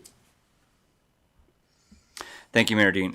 It certainly sounds like there's some complexities to looking forward to whatever we do with the acreage properties. I'm going to ask a hypothetical question. Years ago, the lakefront communities zoned as R1L had to purchase extra land along the lakeshore from, I think, the WID. I don't even remember who they bought it from. Mm-hmm. So what municipal event had to occur to ensure that all those residents paid for that property? And the reason why I asked this hypothetical is some of those residents probably said, I don't want to buy this, but they end up having to do it anyway. So the related question would be to that effect is, if we have the acreages and we have one resident who says, I don't want to do this, forget about it, but the majority do, how do we move forward to progress to the betterment of the majority of that community? I'm sitting on the edge of my seat for this one. Mrs. Armitage has an answer to it, but I'd like to provide a point here. Are you specifically referring to sale or purchase of property, or are you referring to setting a policy direction? I think, if I may, I think it's both. Sorry, I don't want to speak for you. No, the finances have... There's always going to be a financial impact, which most residents will understand, certainly. My question wasn't... the example was a financial example, but it didn't have to be. Okay. I want to build on that too, just as part of the answer, because what I'm hearing in that too is the shadow plan, right? Because my property might sit within the shadow plan, and what if I'm the one saying no on that? Well, that's right. Is that right? Fair? Sure. Okay. Through the chair, the answer to that question is straightforward and simple. You prepare the policy direction for that area, you debate about it in council chambers, you take input from public, and then you take a decision on that policy direction. That is done through the process of an area structure plan, which is a legal binding statutory document that this council has the authority to approve or render a decision on. That's the way. Once the policy plan is approved, then everybody, all the residents, are bound by it. You accept the policy direction in the larger context of this is how we want to see this area developed, and then every resident will have to follow the area structure plan because they're bound by rules, and regulations that this council sets. I'm going to provide an opportunity to Ms. Armitage as well to provide some clarification on that point. So you just described the easy part of this job. Let's see what Ms. Armitage. I'm actually excited for this question because I was here when that happened with the lakefront area. I did not lead that project, but everybody knew about it. We did not force people to purchase that land. We do not have that ability as a municipality to say, thou shalt pay us money and buy this from us. What happened was the WID, I don't know why, was disposing of that land. We could have kept it as a municipality and made taken away lakefront access for everybody, and made it public. We had opportunities and choices to make. I was not part of the council meetings. I don't know how the decisions were made. Ultimately, the portion of land in front of every property was offered for sale to the landowners. Not everyone purchased. A couple years ago is the last I heard on this one. There was still a couple people who had not purchased it. And so that was a private transaction, essentially. And we were the conveyors of it between the WID and the landowners. Now, we are going off my memory, which is a little foggy when we think about how many years ago that was, because I'm aging. But so it was not forced. So one of the challenges when we bring it back to the acreages, when we look at this area structure plan, there's a school site in here. There's wetlands in here. Those people were told, you won't be able to develop, you have to give your land for a school. Well, there's no motivation to do that because nobody was paying them or doing anything. So that's part of why this fell apart. And the city's stance back in the day was, we're doing what the annexation agreement said, which was prepare an ASP. We don't have to solve how you guys are going to implement it. You guys go figure that out. 60 some landowners, that's a huge undertaking. And if I may be so bold, pretty unfair of the city to have said. But that was the direction that it was if you guys, we've done our part, we've prepared the ASP. Council obviously said, no, this doesn't work for a variety of reasons, but that was one of the challenges, is you can't force a neighbor to buy someone else's land to enable them to get their development because this plan says the school has to be there. So now you get nothing, right? So it was the bringing everyone together and the financial implications, just like that lakefront lot example, we couldn't force people to purchase. We can't force that to happen. And in all of the research I did when I was brought back in 2018, 2019, 2020, 21, this is unique where there's this many landowners with different interests and an ASP that essentially treated it as greenfield when it wasn't greenfield because there's so many owners. So you're kind of, we can't force people to do those things. And that collaborative nature and how you come together, also keep in mind there's homes there. So it's not like you're going to bulldoze all these homes either, where some of them are brand new. So does that kind of explain a bit of the history on that one and how it's a little bit different, but also how the city didn't force people to do anything? People didn't have to buy their lakefront lot area. Councilor Wozniacki. To some extent, yes. You know, we also live in, when I was born, there was, 4 billion people, and now there's closing in on 9 or something like that. I mean, I can't even keep up, obviously. I grew up in southern Edmonton, and behind our homes, there was nothing. And now it's probably 30 kilometers south of that. So there's lots of growing examples of communities that had acreages all over the world, right in our backyard. And so what you're suggesting is, do people just give in eventually? And then there is that maybe odd owner that says, no, forget it. I want to keep my acreage right in the middle of the city, which is in a lot of communities, they are in the middle of the city. And you see these memes posted all the time. You got to even wonder if they exist, but maybe they do. So I think you bring up another point that I actually wanted to mention, to actually something Mr. Edney said earlier about why the TRR was even created. There's a major element that has changed between when TRR was created and today, and that is the CMRB. Mm-hmm. So the CMRB mandated that we reach 8 UPA. We, as Chestermere, were in a particular place type that had to reach that. We could not. We did an evaluation of it. It was determined that we would not be able to create a country residential district because we were not allowed to do that. We had to densify to 8 UPA. So that's one of the guiding reasons the TRR, I believe, was we were directed to do it. That doesn't exist anymore, which gives us the ability to go and do the CR. But those are the types of regulations that didn't exist when you and I were kids. And now we have all these extra layers of legislation that, frankly, make the development process a lot more complicated. And that's why, as I've said before, you hire a planner to do these things, just like I wouldn't go to somebody who didn't have their dentistry schooling to do my dental work. I wouldn't do planning work without hiring a planner. Yeah, that's kind of what I was getting at. That's a much, yeah. Okay, I want to see if I can get us unstuck here at the moment. Okay, so I'm going to make a couple of different proposals. Number one, it sounds like this new that this new presentation is coming to council next week. Is that correct? This CR district is coming to council next week, so we'll have a chance then. Okay, so the one thing that I would appreciate, and council, I would just like to make this as a motion and then read at your leisure or not, is that I would like to have a motion that administration provide the committee with documents referenced by Mr. Chadiok during his presentation, including the ASP, like, if you can help me when I build this list, the documents that you outlined where you said, if you'd like a copy of this, here it is. If you'd like a copy of this, here it is. If you'd like a copy of that, here it is.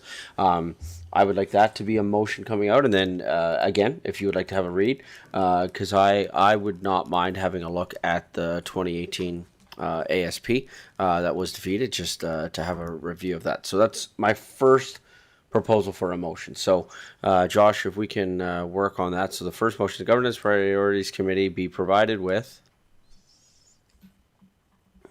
thank you. No, to provide them direct administration to provide the committee with the following documents. And Mr. Chadiok, I need your help here. So 2018... 2015. Why do I keep saying 18? 2015... East Acreages Area Structure Plan. Thank you. You had referenced another one as well. Municipal Government Board Order, number MGB 018/09. Thank you. And were those the only two you had referenced that we don't already have copies of? That's correct, yes. Okay. You have a copy of the annexation agreement already in the here. agenda. That's correct. Okay. Great, thank you. So can I have a councillor make the following motion, please?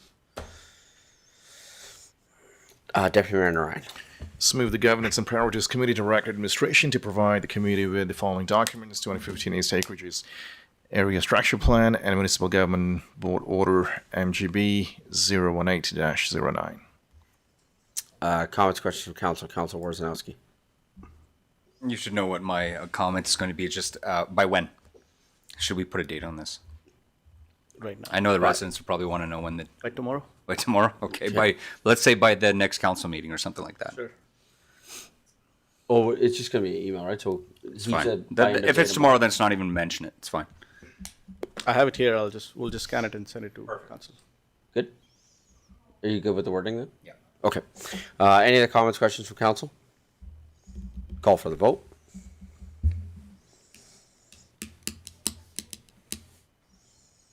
Okay, that's carried unanimously.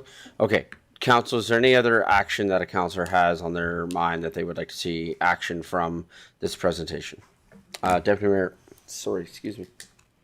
Deputy Mayor Narayan. So thank you, Your Worship. Kind of going back to something that I had brought up early on with respect to application fees. If there's a way for administration to go and look into what can be done, if committee chooses, with respect to those applications that have already been submitted, and if those individuals would like to maybe consider a different application. Could that be part of the presentation next week as part of first reading? Through the chair, we were only focusing on bringing forward the land use amendment for country residential. If you want a proposal for specific applications, that's a different subject than changing the land use bylaw. Okay. And through the bylaws, we can change the land use bylaw. I mean, if you want, we can bring forward something that talks about, taking lesser fees or waiving fees for proposals that have already been submitted. One thing that I do like to mention here is that the proposal, like if the proposal is for a different zoning, would council still want to waive or reconsider the fees? Because a TRR application could be very different than a CR application than a high density application. They're different types of development. So I think this is specific to me, Deputy Mayor, this is specific to TRR and CR, correct? Correct. Okay. So then, Josh, we're going to take a swing at this. Governance Priorities Committee direct administration to bring back recommendations to council on a alternative fee structure for TRR. We haven't approved CR though, so I can't tell you to do that yet. To new zoning, to another land use amendment, I guess. Sorry, say that again? Well, yeah, you could. Because we haven't done it yet. Yes. Okay. I think we have to wait and see what happens next week. We can always wait. So I think we have to hit the pause. We have to wait and see what happens next week because we can't presuppose anything. Yeah, let's do that. Fair? Yeah. Okay, sorry. So, Josh, none. Thank you. Councillor Warzanowski? Yeah, I had similar thoughts to you, Mayor Dean, in that TRR, CR, ASPs, I mean, all these things have to be evaluated. We have a lot of residents that kind of want to nip this in the bud. So getting that information, I think, tomorrow on what was proposed previously, I don't know if we need to put a motion forward on when we want to review this. We may be ahead of ourselves with the CR, but I think it's already too late to change the agenda. But sometime in the future, we should actually set a date on when we want to review this. So I don't know if we want to do that today or just wait for the presentation next week. What do you? I think because CR is coming Tuesday. Yeah. Right. So I guess what I would outline to summarize is here is where we are at. Public input session this morning. We had some concerns that were raised by a resident. Those concerns have been spoken to from administration. Whether or not residents agree, that I'm not even going down that path. Right. Concerns were expressed. Those concerns have been spoken to from administration, right? There can now then be a subsequent follow-up from residents with regards to the speaking to those concerns, right? There was a motion made previously to bring back information with regards to the acreages. That has now happened. The go forward is during that time from when the original motion was made a number of months ago to today, administration's bringing forward a proposal next week for the CR lands. Not able to presuppose a vote, but the process for that will be, there will be a first reading for that will happen next week, and then the scheduling of a public hearing. Does that one need a public hearing? That would be correct. Thank you. Then there'll be the scheduling of a public hearing that would essentially happen minimum 2 weeks later, advertising bylaw and all that kind of stuff. Because of the complexity of the zoning, we're recommending 4 weeks. So skip a meeting, and then it'll just allow residents to sort of go through it and then perhaps provide better commentary on the zoning. Yeah, so CR first reading Tuesday. Second, third reading. A month later will be a public hearing, possible second and third reading because we don't have to. Possible second and third reading. And so then we are at the beginning of March. End of February. End of February, beginning of March. Sure, yeah. Yeah. Okay. I don't know what other action can be taken right now. Is there another action? Am I missing something? Mr. Edney? Sorry. No, I think, sorry, thank you, Mayor Dean. Yeah, you've captured it. I mean, these fees are enshrined in a bylaw, so it's not something I can just waive or look at. You'll have to go through that whole fee schedule, as Mr. Chaniak pointed out, and do that. And I think it's better to do it after you've created the new district if you so choose to do. If you don't, then it's kind of a moot point. Yeah. Then it becomes more a question of some clarity around second applications and whether they're the same or different or not. But yeah, there's no faster way to do that if that's kind of the question. Okay. Council, anything else? Mr. Edney? Oh, yeah, there we go. Mr. Edney? I just have, thank you, Mayor Dean. I just have one question, I guess, and I think this is probably only council I can ask this question to, but are we clear of how TRR works right now? It's intended to go from your big lot to full urban residential. There's no in between. Therefore, offsite levies apply, And that's how that is. And if council doesn't approve the country residential, it will still be that way. Okay. Is everybody clear? Like, I just want to make sure everybody's clear on that. Does anybody have residents or Sorry. council? Thank you. Councillor Grant. Thank you, Mayor Dean. I just wanted to ask his question to say Mr. Edney about what he just said there. So is it the be all end all, or can another council come in and add a land use and change that in the future and they can develop further? Mr. Redney? Yeah, in the future council, you can never fetter a future council, and a new council can ultimately do anything. I think to Mr. Chandiok's point, even though the intent of country residential will be no further subdivision, there's always a mechanism, as was talked about earlier. Somebody could come in and say, hey, I've got the economics to bring water and sewer out to my 1 acre parcel, and I want to subdivide it into 8 parcels, and I'm willing to pay for that. Will you rezone this now to R1? But I think, I'm not a land developer, but I think it's going to be really hard in the future for any individual, because part of what happens in this process is if I own 20 acres and I subdivide 20 acre lots, one day I'm going to have sold those and you'll probably have 20 different owners. And now you have an even bigger problem than exists out there right now. And that's why there needs to be this in between to say, okay, go ahead. If council's okay with it, go ahead and do that. But practically, because that's been one of the questions has been, why should I pay offsite levies if I'm never going to get water and sewer out here? But it presupposes you will as soon as you take that first step. And I think that's what we're trying to find, another path that doesn't put in this particular situation again. Councillor Grant? Thank you, Mr. Edney. I think what I heard you say is that once we go down this road, it'll become potentially logistically and financially unfeasible to develop to any further density within that area. Thank you. Okay. Anybody else have a comment or question with regards to Mr. Edney's question?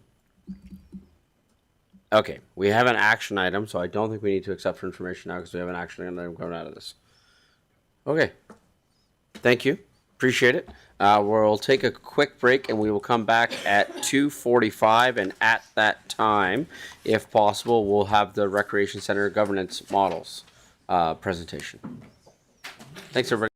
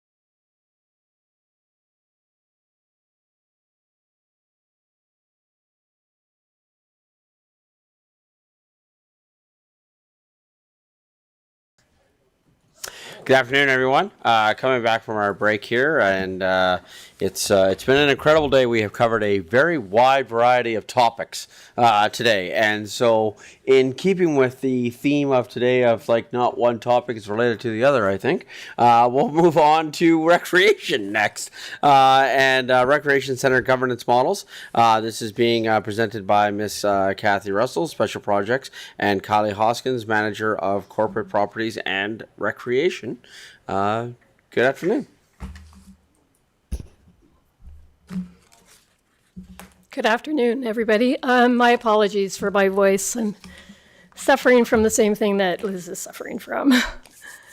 Anyway, the purpose of the presentation today is to solicit feedback from Council on the preferred process and scope of work to evaluate future governance options for a new recreation centre. I have about 6 minutes, and then I'd like to open it up for discussion. So if that's okay, I'll proceed. Yeah, please. So with respect to governance, briefly, in the case of recreation, governance is the manner in which the city directs and controls its recreation assets.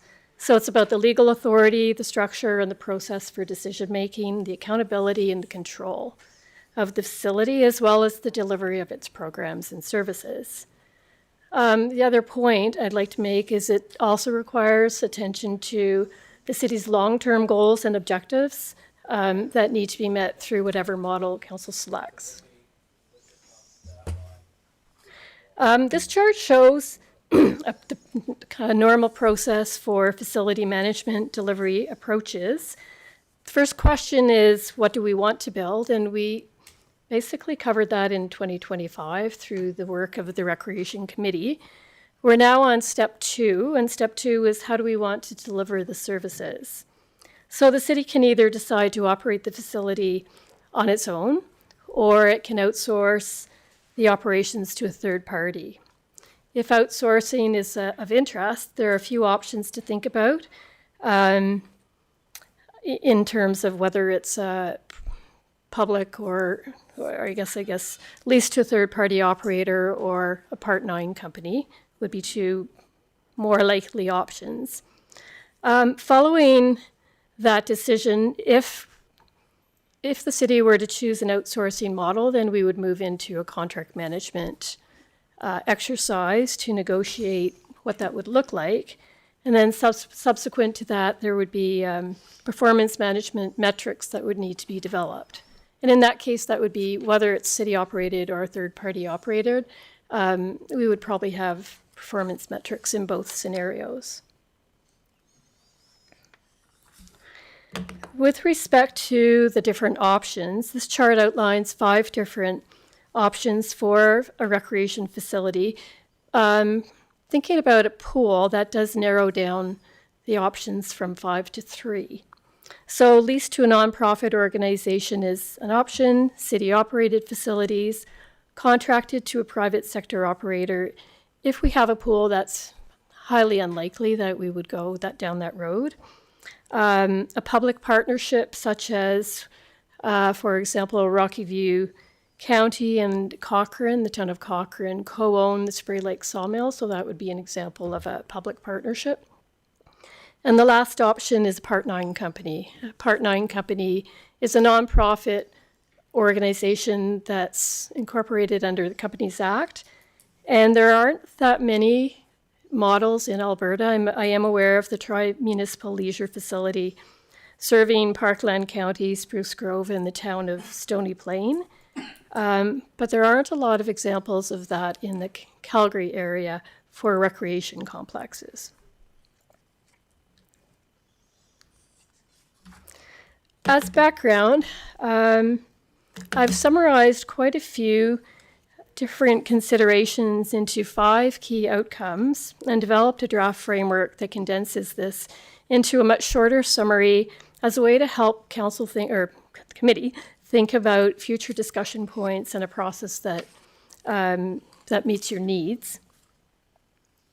So the first one is really about the city's role in the delivery of recreation services. The governance model selected will be a long-term decision, likely at least 25 years. And in an outsourcing situation, the city would be developing strong contract management skills and oversight experience. In the case of third-party operated scenario, then that would be kind of taking the city down a particular path that would not be city operated, which is really about obviously managing the facility and delivering the programs directly. Number two, the second outcome is the degree to which the city can determine, control, and monitor its desired recreation and social outcomes, including the provision of easy and affordable access to all residents living in our community. Financial outcomes for an aquatic facility are particularly important, given the annual losses that are normally incurred with a pool. However, there are other questions like, to what degree can the operator generate unearned income? How well is the asset maintained and renewed over time? Who will carry the future debt when the asset needs to be updated? The fourth factor outcome relates to control, oversight, and management. So questions like, to what degree does the city want to maintain control over the asset? Is it important to consider all of the city's recreation assets in a coordinated manner? And how can we reduce our operational risks or transfer those risks?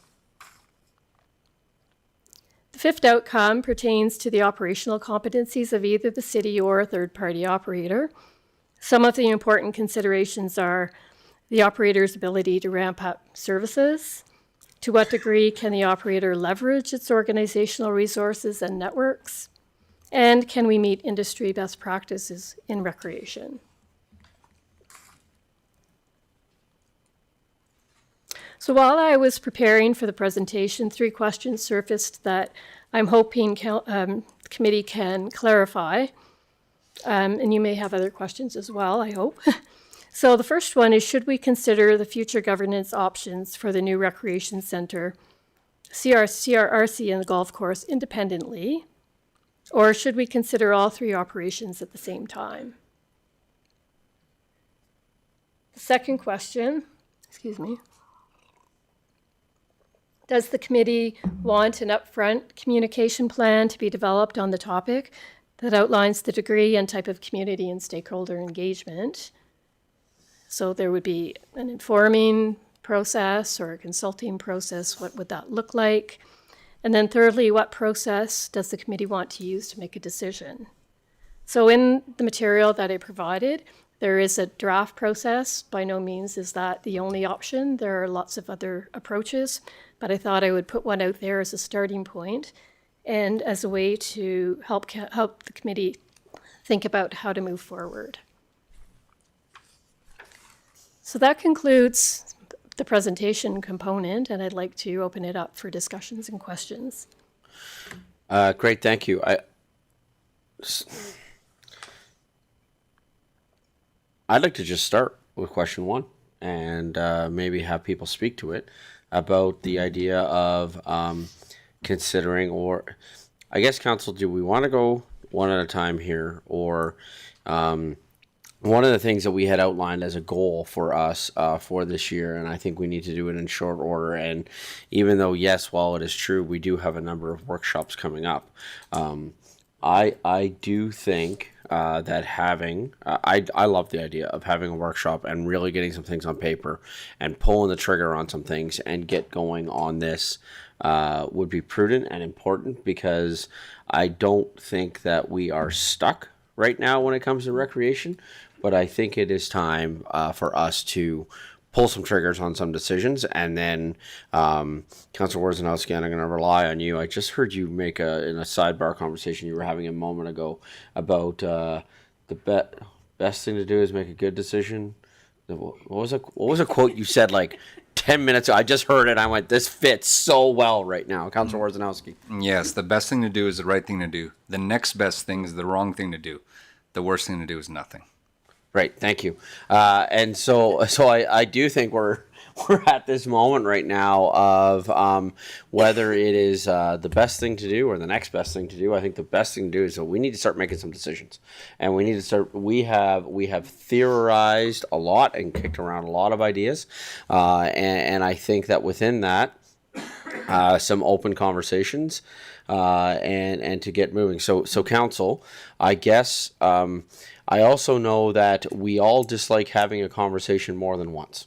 And so my question to council would be, do we want to take kind of an initial swing at the first two questions, or should we book to topic 3, get this workshop booked as soon as possible, make some real, have some real good conversations about recreation and have this on the agenda? And I would suggest that this happen before the March GAT meeting. Yes. So council, which way would you like to proceed? Or do you have another idea? Each question at a time, or book the workshop. Councilor Woznowski. Thank you, Mayor Dean. I appreciate your enthusiasm in getting this done. So my question to Mr. Edney through the chair is, are we in a rush? I mean, don't we already have a framework on how things are going to be status quo at the golf course? And then we also haven't built our next rec center. That's 3 years away, I think, as an early stage. While I think it's important to talk about this, and as enthusiastic as this council is, the reason why I bring it up is, let's think about making the right thing and take our time to make sure we do. So do we need to rush, Mr. Edney? Do you think? Or are we in a good spot right now when it comes to our recreation? How we operate our recreation?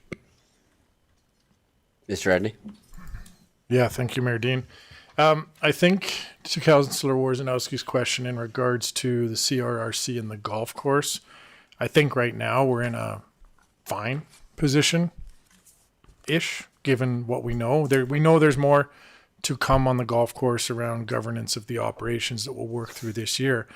I really think the big intent of this from the rec department is moving forward the new recreation center.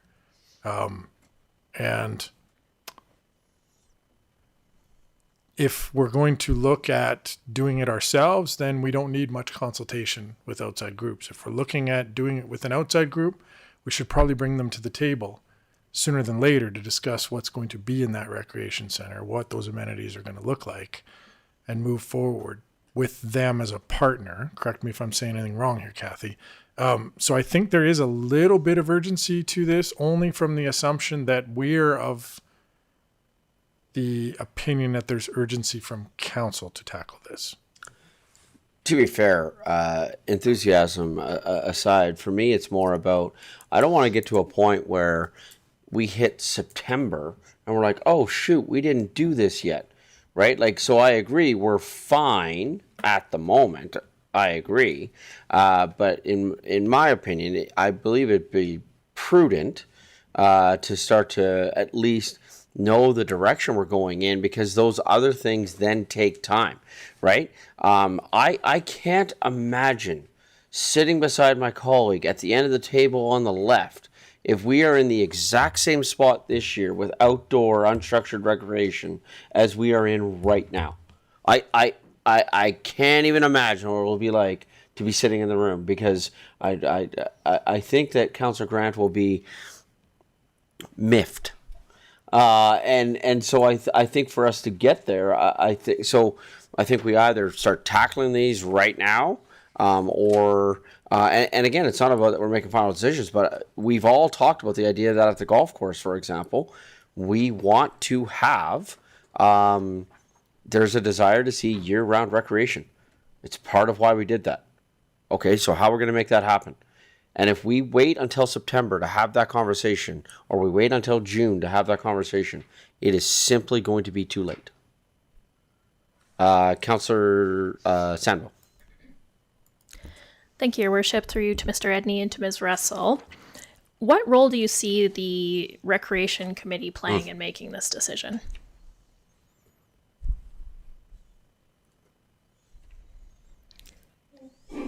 Given the representation on the committee, I think they can provide some good suggestions on the governance options. They have experience, direct experience through their professions. Some of them do. So I think there would be some insights that we would get from the committee. I don't think it would take very long to go through that discussion. To do the discussion with the committee and maybe prepare a recommendation for council? Correct. Yeah. In that case, then, Your Worship, I wonder whether a workshop is the best way to approach this, or rather to get really clear with empowering the committee to do this work, act as a bit of a working group, and come back promptly with a recommendation. Yeah, I could get behind. Yes, Councillor Schindler. Yeah, thank you. And through the chair to administration, so looking through this report, I'm not getting enough information to be able to make any of these decisions. I think we should have a merits report, like what is the interested parties going to offer us? How is that different than if we run it ourselves? What is the cost implications to not round numbers, but actual numbers? So that we can go, yes, let's go for this model, and then let's start designing it. Unfortunately, I feel like we're moving backwards or slower than we should. I expected this information to come by now or have those conversations. So a workshop would be nice so that we can get our priorities straight about the other options or the other rec opportunities. And if we're going to create a municipal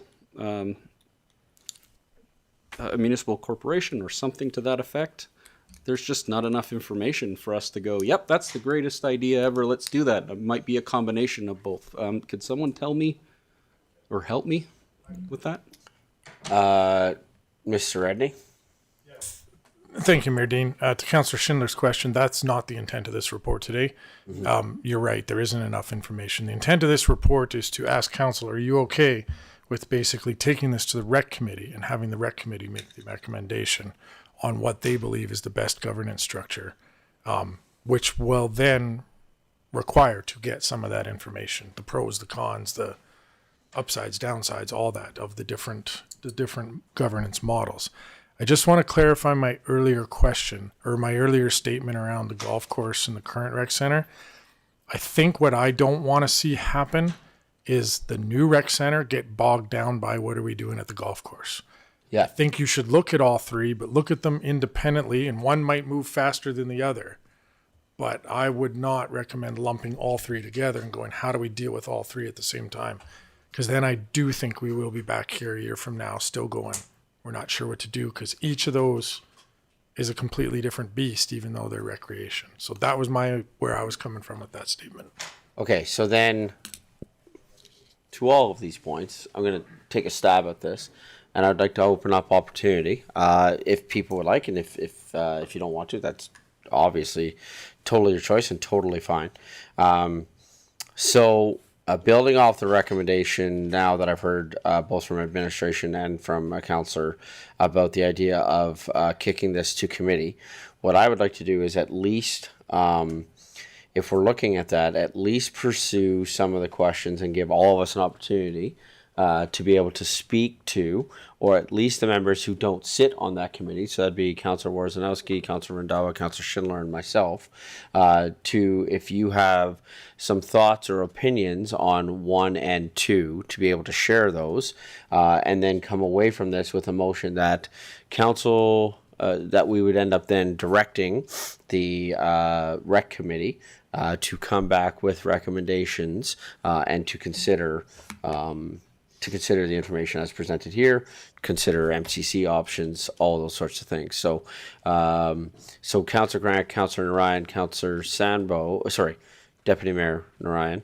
and Councillor Sambo, I'm not trying to cut you out of the process today. Obviously, if you want to share thoughts today, obviously be welcome to. I'm just wondering about the idea of the four of us who are not on that committee. If we wanted to start there, just a response to questions 1 or 2, and these would just be kind of some general pieces. And if you're feeling like, no, I don't really have enough information to contribute right now, totally respect that, and that's totally fine.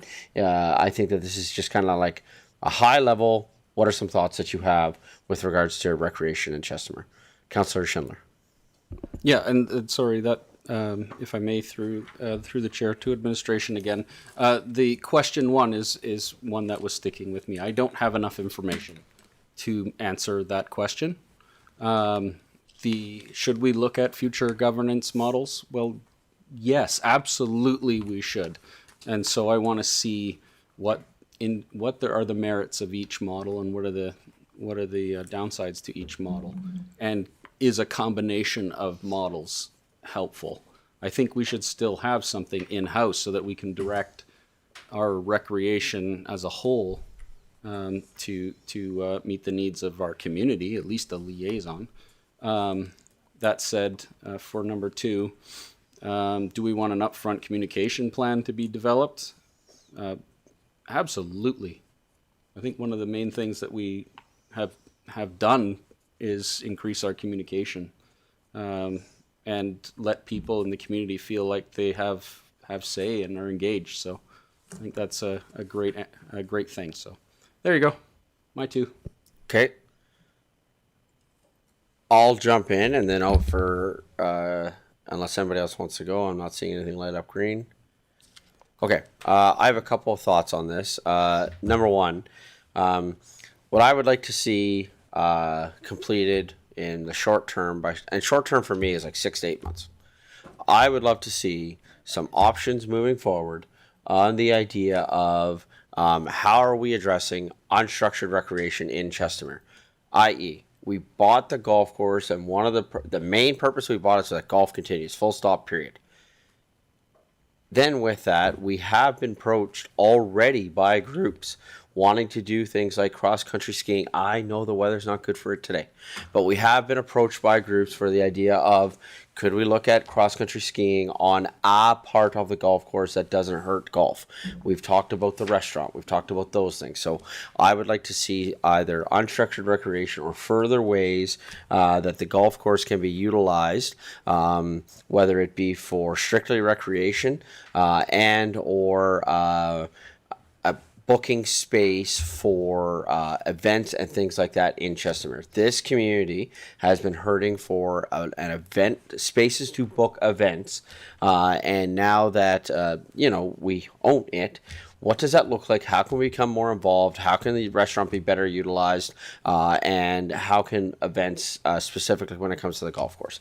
When it comes to recreation and third-party ownership of recreation, I think one of the things that I'm aware of is that I very much appreciate the work that has been done by the CRCA for an extended amount of time. I also think that there have been some challenges with the current third-party model that we have, right? I would love to explore a third-party model that is from a third party that offers recreation.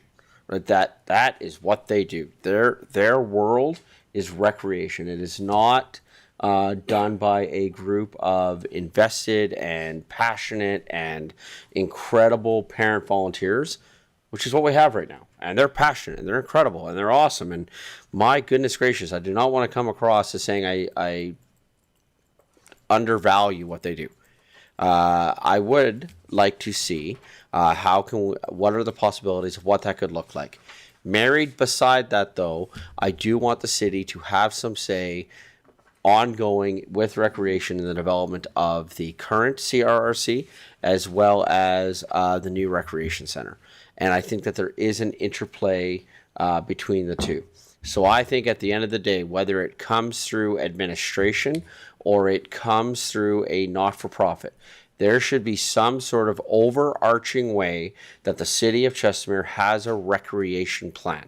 So whether we have a recreation department that is administered through administration that reports to council and does those sorts of things, or it is through the creation of this MCC, and that's how it exists. what I would love to see is both those options presented to council, why each one has merit, and then we vote and democracy wins. Right? What I ultimately want to start to see is I want to see the rec committee come with more than one recommendation. We vote, democracy wins. On the second point, does council want an upfront communication plan? Yes. What I would love to see when it comes to communication plans is, I think where we have seen the city of Chestermere fail in the past when it comes to recreation is when we tell the community that we're do something to them. I would like to see communication happen of we're doing this with you and this is why it's important.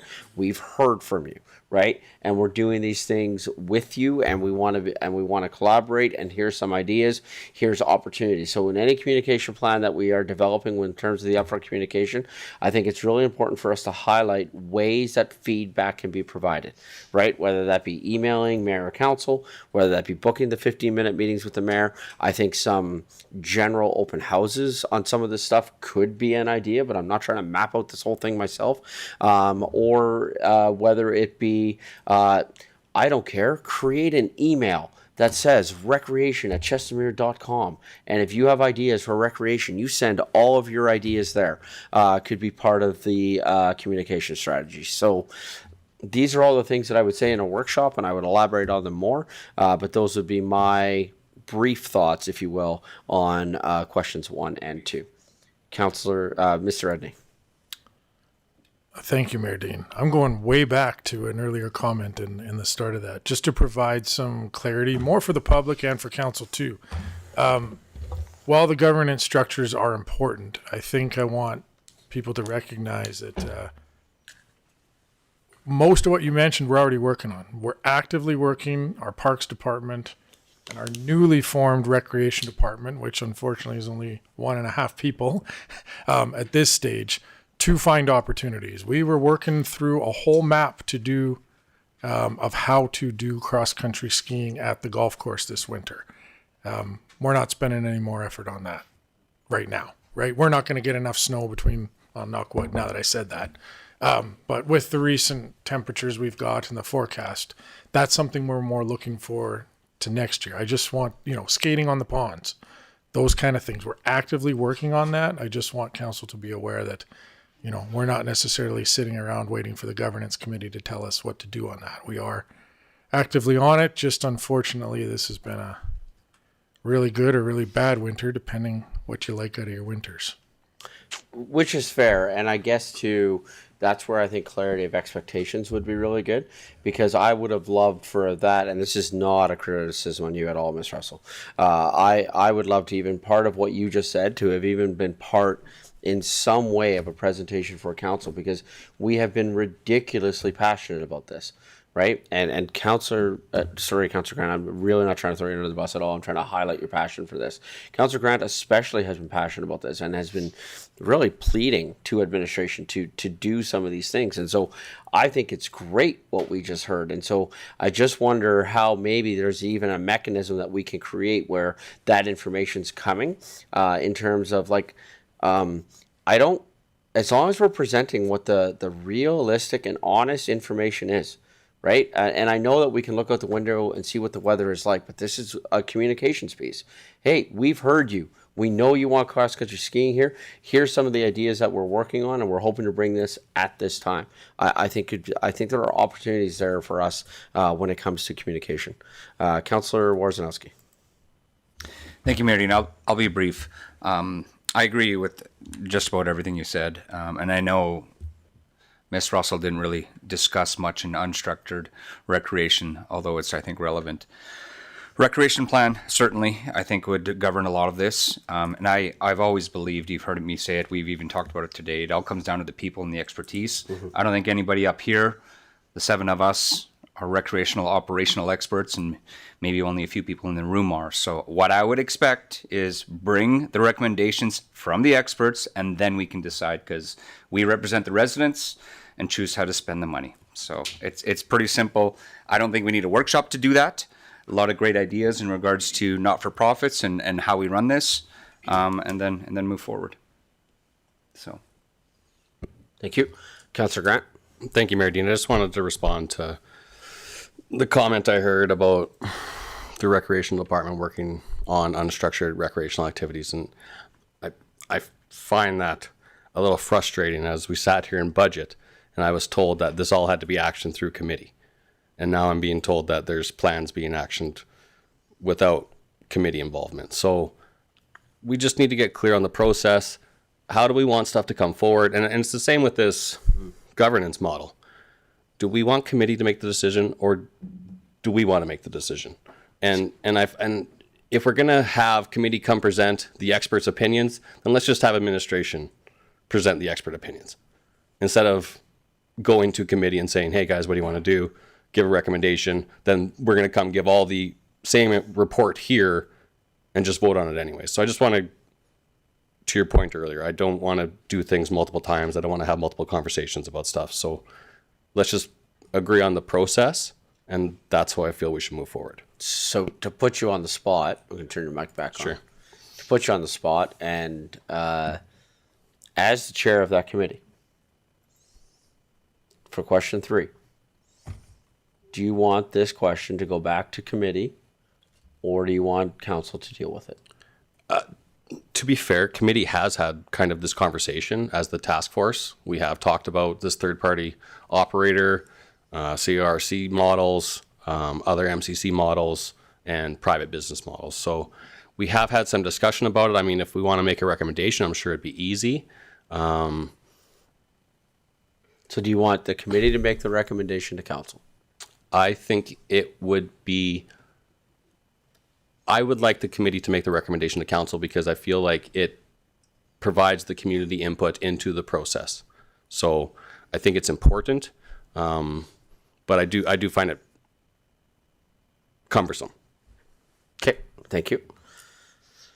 Mr. Edney. Thank you, Mayor Dean. I think this was going to be part of my recreation update later in the standing items, but I just wanted to mention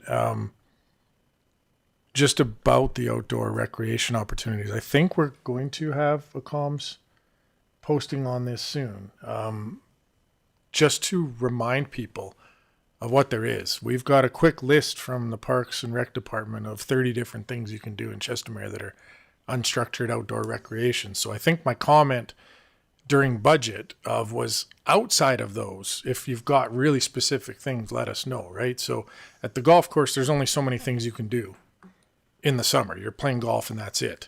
And I don't think anybody will debate that. In the winter, it's cross-country skiing or perhaps skating on those ponds. There's not much else you can do when you take into account just the layout of the golf course, broken up by all the houses and all the streets, and then the integrity of the golf course, making sure you're not damaging greens and things like that, not getting out on storm ponds that could be in the way. So I just wanted to highlight that it's something that we're actively working on. Would have been nice to see some of this come to fruition, but Mother Nature didn't cooperate on that front with us right now. So it is something we're actively looking at and looking at how can we improve, and more importantly, just make sure communication's out to people of the different things that they can do in the community. I didn't speak out of turn on the communication, did I? Councillor Schindler. Okay, I sorry, through the chair to admit, or through the chair to rest the council and I guess administration as well. I want to bring this back to what we've been talking about, which is the governance model for the new recreation center. That was the motion recommended to council on this, is to have that decision. I would like to see a pathway to breaking ground on the new recreation center come from the committee as soon as possible. Okay. I think that right now we don't have a pathway. I don't see a direction. I don't even see us breaking ground in our term. I want to see us break ground in 2027, if I can put an aggressive date on it, because our community wants this. So can we move away from talking about golf and unstructured rec and all that and get back to this governance model and get back to making sure that we can talk or get this this pathway set forward so that we know we know where we're going, and so we can communicate that to our community. I think that's what we're here for on this presentation. Thanks. Councillor Grant. Thank you, Mayor Dean. A lot of this is kind of set forward within our first rec committee meeting. We have talked about creating a pathway to doing this methodically, making sure that we're taking into considerations all the steps that need to go first. And unfortunately, this is one of the steps that needed to go first. To go further down the road, we need to go back to the budget. What is there in the budget for 2026 for this project? Mr. Eddy, do you have a number? I may be speaking out of turn, but I think it was about $550,000 in last year's budget that would carry over. So is that for the rec project center, or is that for the other unstructured rec activities that we talked about? That's for the new rec center, that's carrying over, so that can be in the consultation, the design work. There's $100,000 in the budget for unstructured recreation. I'm not sure, we didn't have a good handle on exactly what that was. There's also money for a recreation master plan. I forget the exact number, but it's in the budget. There's also money to facilitate a workshop with council. What's the other thing, Kylie? And there's also money for the campaign funding feasibility study. Perfect. There's lots of money in there. To Councillor Schindler's point, we gotta find a way forward to using that, I guess. That's right. So there is a path here, and we are on the path. I understand that it's not quick because we're in government and we have to consult and talk to people and make sure that people's opinions are considered in what we're doing. The community's opinions are considered in what we're doing moving forward. So the work plan will help get us on that path you're looking for, Councillor Schindler. And the next one will be to move to that RFP motion, because that has to be the next step as well. We need to figure out what is the capacity for us to fund this before we can put a shovel in the ground. So these are all things that have to happen before we can start digging. Councillor Wojciechowski. Thank you, Mayor Dean. Again, I'll be short, and listening to my peers, Councillor Schindler and Councillor Grant. I'm sitting here and I'm not clear on what the priorities are, even though we do have money and we have 1.5 people, I hear, in our rec department. So based on those resources, it should be very easy for us to prioritize what needs to actually go first, whether it's a recreational master plan, whether it's focusing on unstructured rec. While I do appreciate, I live a life of concurrency in trying to plan things as we move forward, but you still have to prioritize based on the resources we have. And I'm listening to everybody, and I'm unclear on what that is. We're talking about how we're going to govern our future recreational properties. And to Councillor Schindler's point, maybe we should be putting more effort into the new recreational facility. Or to Councillor Grant's point, maybe we should be focusing on unstructured recreation. But we can't do it all. So we need to decide what needs to actually go first. Because me, not on any of these committees, I can't say that I'm clear on what that is. Councillor Sambo. Thank you, Your Worship. Comment on this. The committee that we have on the Recreation Committee is a very strong committee, and they are subject matter experts, and they have a lot of really strong perspectives to offer. And to what Councillor Grant had said, there's been discussion around these things. There's been perspectives and opinions. There's even been the start of recommendations formed through these conversations. The gap that has happened is that the committee is waiting for direction from council. Council has an expectation for the committee to provide a recommendation. So I would like to see us put a motion forward referring in no uncertain terms what we expect from committee, because I think there's just a communication gap there. I did put a motion into our teams here as a suggestion. Don't want to strong arm that, Your Worship, but whenever you think it's appropriate, I would be happy to bring something like that forward.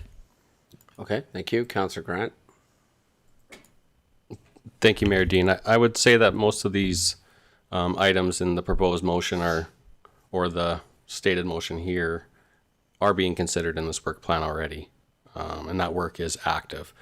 My other comment to Councillor Wojciechowski is that this is what needs to go first, is we need to decide on who are we going to partner? Are we going to partner, and who are we going to partner with?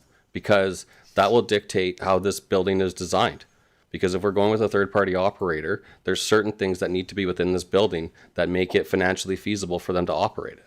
So it is critical that we cross this bridge first. And that's why it's here. So I think we are laying the roadmap to getting a lot of this accomplished quickly and efficiently. And I think we're going to have a lot of updates from the rec committee in this first part of the year. So I look forward to that. Councillor Schindler. So with respect to previous conversations, we've talked about a bunch of stuff needing the recreation master plan before we can decide what to do going forward.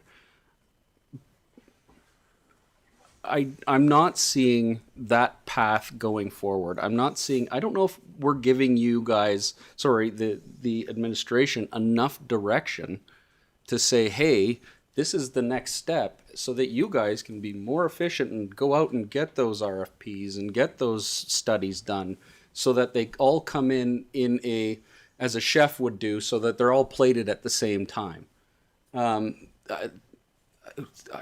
need us to really get that scope nailed down and that plan, so that we can make those decisions and give you guys proper direction. I'm not seeing that here. I think we're getting bogged. Sorry, I'm gonna quit now. I could just interject. We can easily give you a work plan and a schedule for developing a new recreation center. It's not rocket science. Well, and so many months for this and that. The one thing that we need to be mindful of is, because we don't have a recreation department, it would take much longer for the city to ramp up delivering services like that as compared to a third party. Correct. So in either scenario, we would probably need 1.5 to 2 years to do the business planning and to get all of the policies and all of the work in place. At the same time, we would be embarking on the concept and schematic design and the detailed design for the facility. But at the front end, as Councillor Grant mentioned, we need to understand what pathway council wants to take on the operating side. And that's really what we need right now. So we can decide, are we going down the path of a third-party operator, or are we going down the path of running it ourselves? Sorry, but to Councillor Schindler's earlier point, maybe I'm missing it here in the presentation.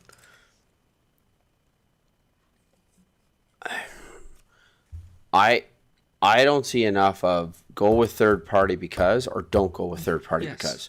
I don't see, we've talked a lot about this as a Mr. Eddy and I have spoken about this numerous times over the last couple of weeks. What's the rationale for the decision? And so I'm going to take a bit of a stab at this. I think what we're looking for is, Councillor Schindler, you use the information, you use the word information. Mm-hmm. I'm using the word rationale interchangeably. Right. Right? And so what I'm saying is, to your word of information, what I'm not seeing necessarily is, and here's what I would love to see, right? Yeah. I would love to see the rationale of what we should go with this third party because it should be city run because we vote and democracy wins. And that's what I don't see right now. If I may, I think that comes from a recreation master plan. The other thing that I am concerned about right now is that what I see is I see a lot of really good work happening. And so I just made some really quick notes here. And the quick notes that I made is that we learned that Parks is working on some really good stuff. That's fantastic. We heard that the committee is working on some really good items. We've heard that Miss Russell and her 1.5 department is working on some really good stuff. But what I'm wondering is who owns it? Where's this? Right? Who gathers all that information and then puts it back out? And so then because in other areas of our city, it's very clear who owns that, right? Parks goes and does a lot of parks things, right? That's a terrible way to describe it. But Parks goes and does a lot of parks things. Who owns the parks? James Blair. James Blair owns the parks things. Our fire department does lots of fire things. The fire chief owns fire things, right? Like, that's what I'm wondering about this piece, is that and so maybe I'm missing it. But because to me, it is a big picture. And so what I'm looking for is what I would like to see. And so the only recommendation I would make as a change to a motion is I would love to see us make a motion that administration through the committee bring back to council a rationale for going with a third party or not going with a third party, and then we vote. That's it. So I think for the rec center, I think it's that simple. Mr. Eddie. Thank you, Mayor Dean. I think that's what we were asking for today. It's just making sure, do you want it to go through committee and use sort of the process that Ms. Russell outlined? Are you comfortable with that? To bring it to committee, have a workshop if needed to bring that back to council for decision. We've got off on a lot of topics, but that's the crux of what the request was today. I know, but I'm confused by this statement because I see all the topics as related. We're trying to create recreation in our community, because had one not gone, the other, everything is connected, right? And so yes, we're looking at the governance model for this, but we are also needing an overarching governance model for recreation in Chestermere. Yes? So it is all related. Okay. Okay, so let's try and take a stab at some motions here. So move that, sorry, Josh got me. Move that the Governance and Priorities Committee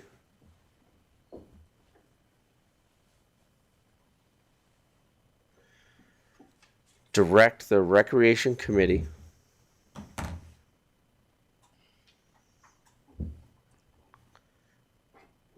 to make a recommendation to council that outlines the rationale for third-party governance of the new aquatic center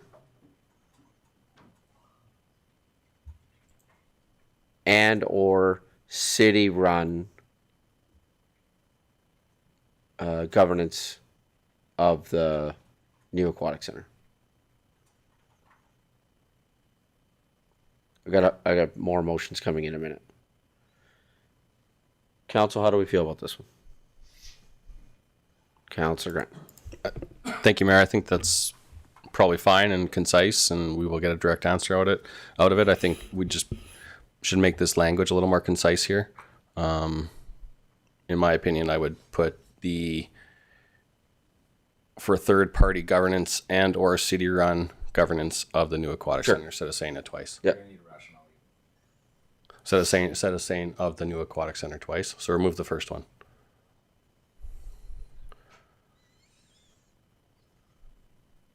Good? Yeah. Thank you. Okay. I see some lights. Councillor Schindler. I'm looking at this going, the scope of this, I feel like this is a massive scope, because giving us the information to provide us with rationale would require a great deal of research into costing and funding models of city-run governance, third-party governance, consultations with various parties. Could this come out of a study? Could this come out of a study? Because I don't think it's going to get solved in committee. Question, and I've talked to a number of municipalities about how did you make the decision about a governance approach, and very rarely is it a kind of a technical process. It hasn't been that in many cases. It's tended to be more political or dependent on the circumstances. So we can bring back information comparing the financial outcomes of the different models or the social outcomes, or which is why I identified those 5 outcomes as being key. Yeah. I mean, there are some differences and there are some similarities. At the end of the day, what I discovered is, when I talked to a lot of people and I researched, there are no reports that I found indicating, this is the research we did on governance to help council make a decision. So we have to invent the wheel.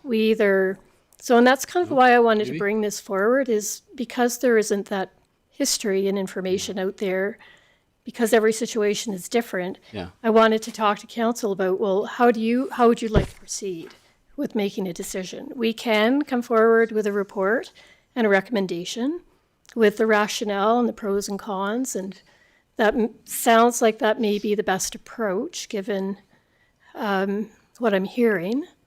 And at least it kind of gets us moving forward, which we don't want to be stuck. I'm also hearing. But ultimately, there are a number of decisions. It's really a question of control versus finances. How much control do you want over the facility, and how much do you want to spend? Like, those are two very critical, almost opposing factors that council would need to grapple with. Right. And that's one example that we would cover in a workshop setting, is to say these are the two ends of the spectrum. They're often opposing each other. And where do you want to be in the spectrum? Councillor Sambo? Thank you, Your Worship. A question through you. What additional work or consultants or anything that might have a dollar attached would be needed to bring this back to council at this stage? So for the first question around whether we're considering the new rec center or all three, if we were wanting to consider all three, I would say we'd need legal counsel, because I don't understand how a Part 9 or an MCC works and what the benefits and what the pros and cons are. There aren't tons of examples. So if we park that and said, no, we're just looking at the new rec center, then I think it's really about a third-party nonprofit operator leased to them for a nominal fee of $1 a year or whatever it is, or we operate it ourselves. Like, to me, those are the two options, and they're not that complicated. And the committee can make that recommendation without any additional consultants, any additional work to be done? Just conversation? I think it depends on how much detail council wants. So, for example, on the financial side, if we know that, it may be helpful to talk to some regional nonprofit operators again. But on the financial side, that's a big factor in terms of whether we run it or a third-party operator runs it. So again, how important is that on the spectrum for this council in terms of the cost, annual operating costs? So if you want detailed research on that, that will take some time for Kylie and I to dig into, probably with some support from a consultant. If you're happy with a range, plus or minus 25%, 30%, we can do it probably. I'm looking at Kylie, but. I don't know if I necessarily have the answer to that particular question, but Your Worship, I would suggest that we add wording in here that says complete the work necessary to make a recommendation. There has been some commentary on the committee about what authority the committee has to work with administration to do things like that. That would just free it up a little bit. As to your question, I suppose that's up for discussion. Yeah, I guess I'm just confused as to how that's different, because the committee can make the recommendation. Like, are you thinking how it actually then ends up back at council? Is that what you're thinking? Yes, thank you, Your Worship. So again, just what I've observed, a lot of the commentary from the committee has been, we don't have an authority to ask for that. We don't have the authority to do that. We don't, in a lot of different ways, there's been those kinds of comments, softer and more firm. What I'm saying is, if we say, do the work, then there's no confusion. The committee can do the work. If there's a budget implication, obviously it needs to come back to council. If there's no budget implication, the work can be done with support of administration under Mr. Edney's guidance, of course. Sure. So I don't have a strong feeling about this one way or the other. So are you just saying recommendation to do the work to make? So after, in the first part of the sentence, Josh, can you help me? And now write do the work to make. Nope. Oh yeah. that what you're thinking? Okay. Councillor Grant. Thank you, Mayor Dean. I just wanted to bring something forward, and since I'm the chair of this committee, I've been kind of dealing with this for quite some time and understanding, like, I'm in the meetings, outside of the meetings. So part of the issue, so really for council, this decision is going to come down to control versus finance. How much control do we want to retain versus how much financial commitment do we want to put into this facility? And that's what it's going to come down to. And the problem with going to committee with that is that committee doesn't really understand the financial ability or capabilities of the city. And we all sit in here through budgets, and we've gone through many meetings about our finances and where they are, and the offsite levy subscription programs and how things are funded. And that's a huge thing that I don't think we can get into with the committee. So it's problematic to ask the committee for a recommendation that is based around our financial capabilities moving forward and our appetite to spend that money. I know I'm throwing more hair in this after we've got some language on the table here for a motion, but that is going to what it's going to come down to. Committee has already mentioned this, that they are concerned about the pool because of the financial implications of it. We went forward with it because we understand that amenity is prioritized within this community so much. But the overarching concern was the finances. But how do you explain to an outside person all of our finances and the intricacies of what it'll take to build, support, and operate this facility in the future? Councillor Woznowski. I had some other comments, but I'll jump in here to what Councillor Grant is suggesting. If it's not going to be committee, then it has to be administration, and then this motion will have to be revised further. I am here listening. I mean, this motion seems a bit complex. Mayor Dean said it many times. A lot of the work's done in the committee. Ms. Russell has also suggested that it's really a decision between, cultural, how much finance versus how much do you want to operate. And if it's going to be committee doing that work, it should be a very simple motion that states Governance and Priorities Committee, Direct Recreational Committee, to make a recommendation that outlines third-party governance and or city-run governance for the new recreational center. Instead of having all the extra words, it's really simple. Bring it to council. We'll decide on the finances. We trust the experts. You said, Councillor Grant suggested that there's SMEs on that board. We have a recreational committee, even though it's only 1.5 people, that's responsible for this. Bring it to council and let's make a decision and move on. Otherwise, we'll never get it done. I'm thinking back to Mayor Dean's enthusiasm in moving forward, so let's do that. Councillor Randall. Thank you, Your Worship. Through you, I agree majority of the comments, Councillor Grant and Councillor Woznowski. Because even though we can go back to the committee and they give us the recommendation, this or that, and we have to look for the financial.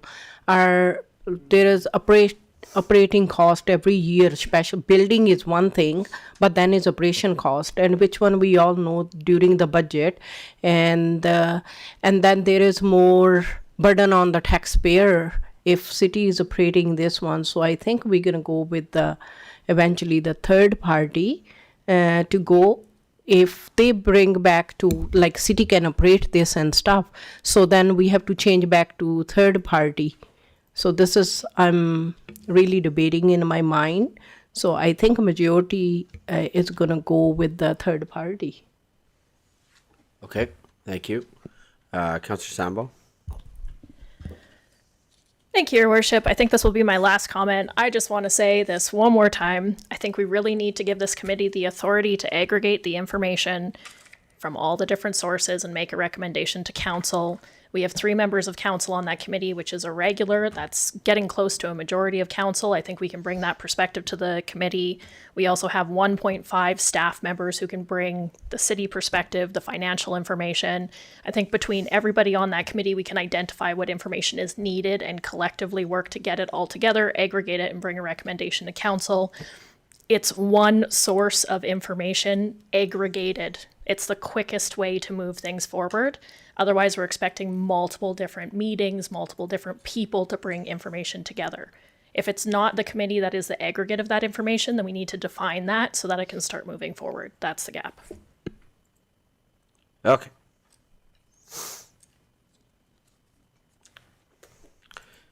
Is someone comfortable making the motion right now?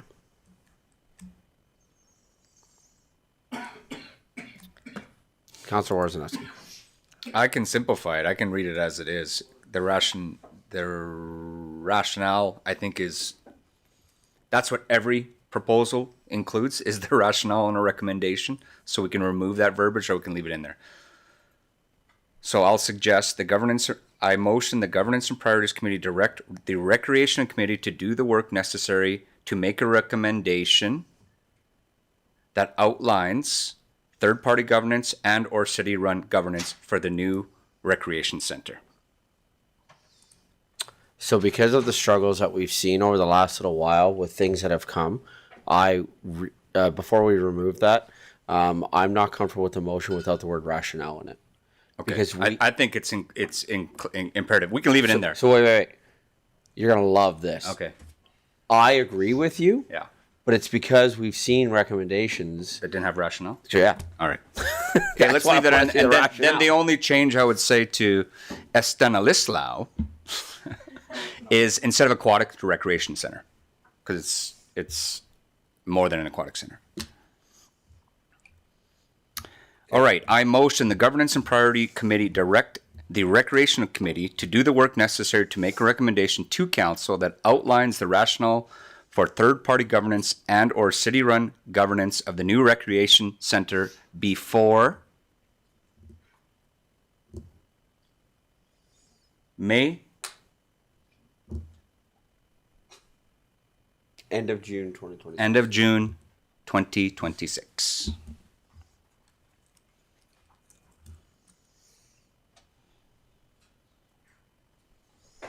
Good. Comments, questions? Councillor Sambo? Thank you, Your Worship.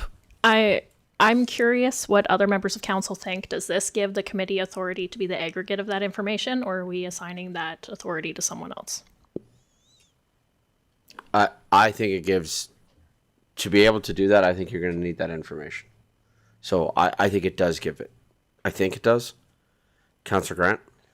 Sorry, is administration aggregating that information into something digestible? I would suggest that that's the proper way. I think it will take quite a long time for the Recreation Committee to do it without administration doing, the heavy lifting. Okay. Thank you. Mr. Edney?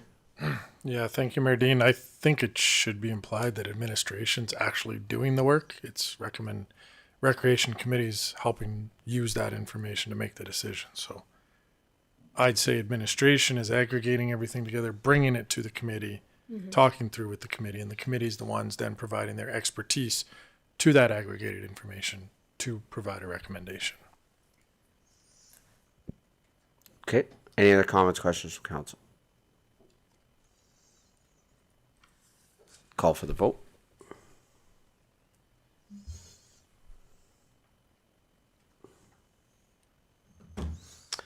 Thank you.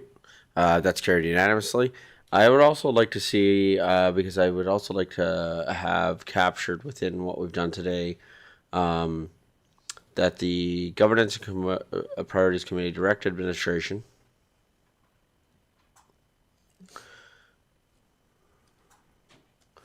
to bring back I'm going to try this and you all can rip it apart. To bring back a holistic report on recreation on on recreation, on the stat of, I'm gonna try this again, on the status of recreation, of recreational opportunities in the city of Chestermere. That's very broad, so I'll walk through it a little bit, and then if I could ask some help. So this goes back to, we're talking about unstructured play, we're talking, right? Like, so I don't know if we direct that to the committee, we just gave them a huge project to do. So I don't want them to then have to choose one or the other, right? And I think that for them to aggregate that information would be a bit of a load. So I would love some help. If it makes sense what I'm going for here, I would love some assistance from council to work this through. Councillor Schindler. Can we change this to direct, I don't know if we can, direct administration to begin the work on a Chestermere Recreation Master Plan? Because that's essentially what you're asking for, is a Chestermere Recreation Master Plan. What are our needs? What do we have? Mr. Reddy? Correct? Yeah, thank you, Mayor Dean. So the master plan's you've already directed us by putting that in the budget. So that's something that is ongoing, is preparing for that RFP to put that out. Okay. If I understand what you're asking for, at the end of the day, Mayor Dean, I think this motion is we just bring you a list. Yes. Here's all the amenities. Here's where they are. Here's what you can do. Here's times they're open or not. It'd be kind of that report. I would love that. Everything we've got right now. Yes. Potentially some things we're looking at and working on. Did I not ask for this during budget?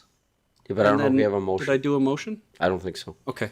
There wasn't a motion to bring it to council. It was just kind of for us to do it, which we're doing. This will formalize, put it on paper. Okay. Do I have a councillor comfortable making this motion? Councillor Schindler. Is this motion clear enough to detail that we want a list of things? Okay.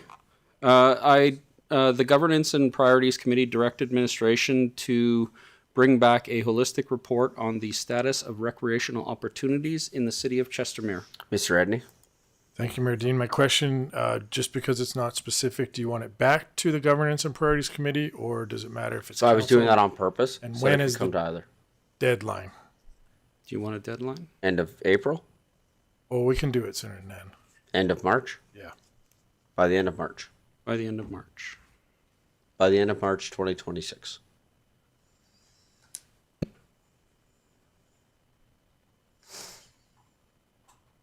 Councillor Schindler, can you restate the motion? I move that the Governance and Priorities Committee direct administration to bring back a holistic report on the status of recreational opportunities in the city of Chestermere by the end of March 2026. Great, thank you. Comments, questions from council? Call for the vote.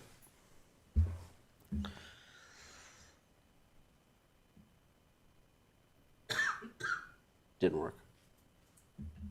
There we go. That's carried unanimously. Thank you. Are there any other action items that we may have missed here? Councillor Sambo. Thank you, Your Worship. I was hoping to also have a motion for the work plan that I know the committee and administration are already working on. Thank you. Can you have at her? I have one in the Teams. Can you state it, please? All right. I move that the Governance and Priorities Committee refer the following item to the Recreation Committee to complete the work necessary to create a work plan that addresses the following. Sorry, there was something else in there, so we'll just do this and then see how it sounds.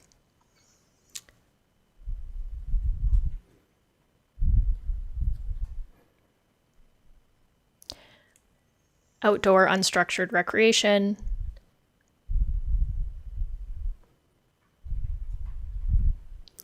creation of a recreation master plan,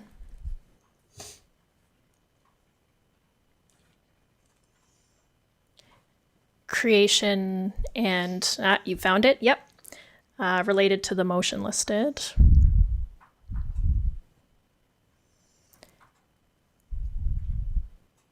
And any other items deemed necessary by the Recreation Committee.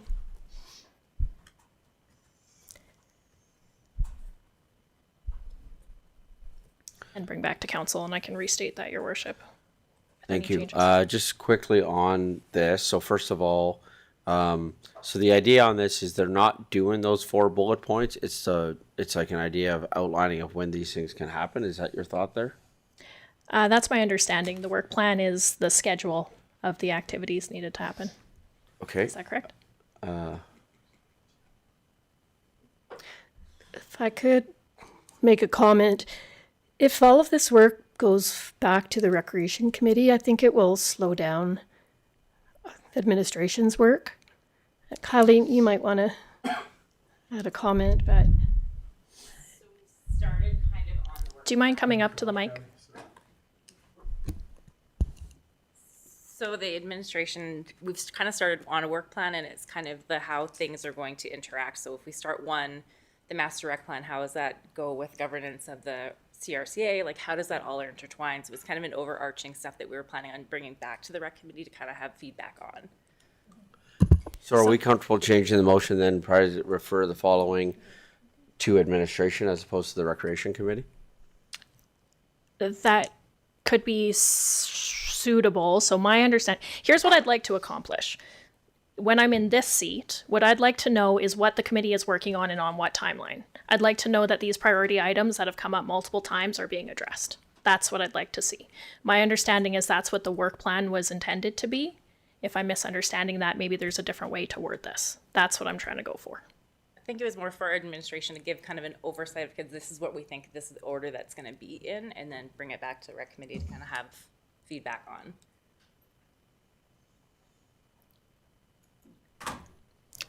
I'm looking for recommendations on how to do what I propose. Yeah, I think that there's a merit in divide and conquer approach between administration and the committee. If everything flows through the committee, we only meet once a month. So it will slow down our efforts. That's just my own personal thought on this. So it also puts a lot on the plate of the rec committee. So I feel like there needs to be more focus for the recreation committee so that they can really, get something done. So yeah, I would say that instead of refer the following, I would say direct. Don't change it yet, because I'm saying it doesn't mean we're doing it. That we direct administration to do exactly what you just said. Mr. Edney? Yeah, thank you, Mayor Dean. Yeah, I agree with that assessment. There's a couple things that caused me a little bit of angst. We ran into this with Lake and Watershed, right? The committee should not be developing and evaluating an RFP. That's not committee work. But understanding when is that going to happen, I think, is the question, right? The other part that scares me about a committee laying out when things shall be done, again, committee doesn't direct staff. Committee doesn't. So there needs to be some flexibility in there. And I think it's best if this is developed by administration, brought to the rec committee for their input. If rec committee has concerns that's taking too long, or is that enough time, you can then reevaluate it and bring it back to council. So I like the base of it, but I like it going to administration, not the committee. Councillor Samuel, does that work?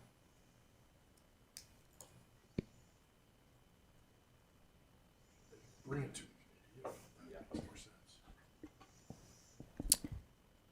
There wouldn't be 2 work plans, though, correct? So there wouldn't be an administrative work plan and a committee work plan. It would just be one? I think so, yeah. Then this satisfies. That's fine. Yeah, well, you guys are on that committee, so don't create a separate work plan. I just want to be really, really clear on whose hands it's going to touch and in what order, because that's what we've been missing. I don't disagree with that assessment. Okay. Okay. Councillor Schindler. I just want to make sure that I want to see milestones and some targets that we can hit, and certainly stuff that we can communicate to the public that, hey, we're working on this. Because I get asked all the time, what's the status on the pool? And I don't have an answer. So I don't know if we can bake into this motion that we have some sort of communication tool to show the public that we're working on this. This is the stage of Rec Center 2.0. This is the stage of golf. This is the stage of all the other things. and that's where that's my frustration there. Not frustration, confusion. Thank you. Yeah, so I guess to be fair though, we have had an update. What's the status of the pool? There was a presentation coming on January the 20th of what was happening. We also know that there's a presentation coming, that there's another future presentation coming. We've made motions today of dates that are happening. So what I think we communicate is the dates that are happening here, and I don't disagree. And I think I would say bring that comment to our comms presentation tomorrow about how we're then communicating some of these bigger picture pieces.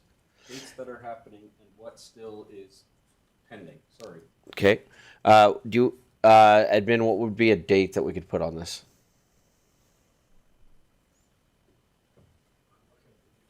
Yeah. There's a whole lot in there that might have different dates. Fair. Yeah.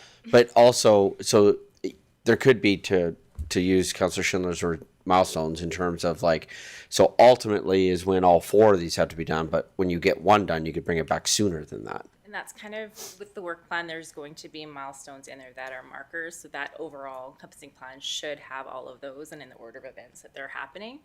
But I'd say maybe May. Okay, by end of May 2026. Okay. Do I have a councillor comfortable to make the following motion? Councillor Sambo.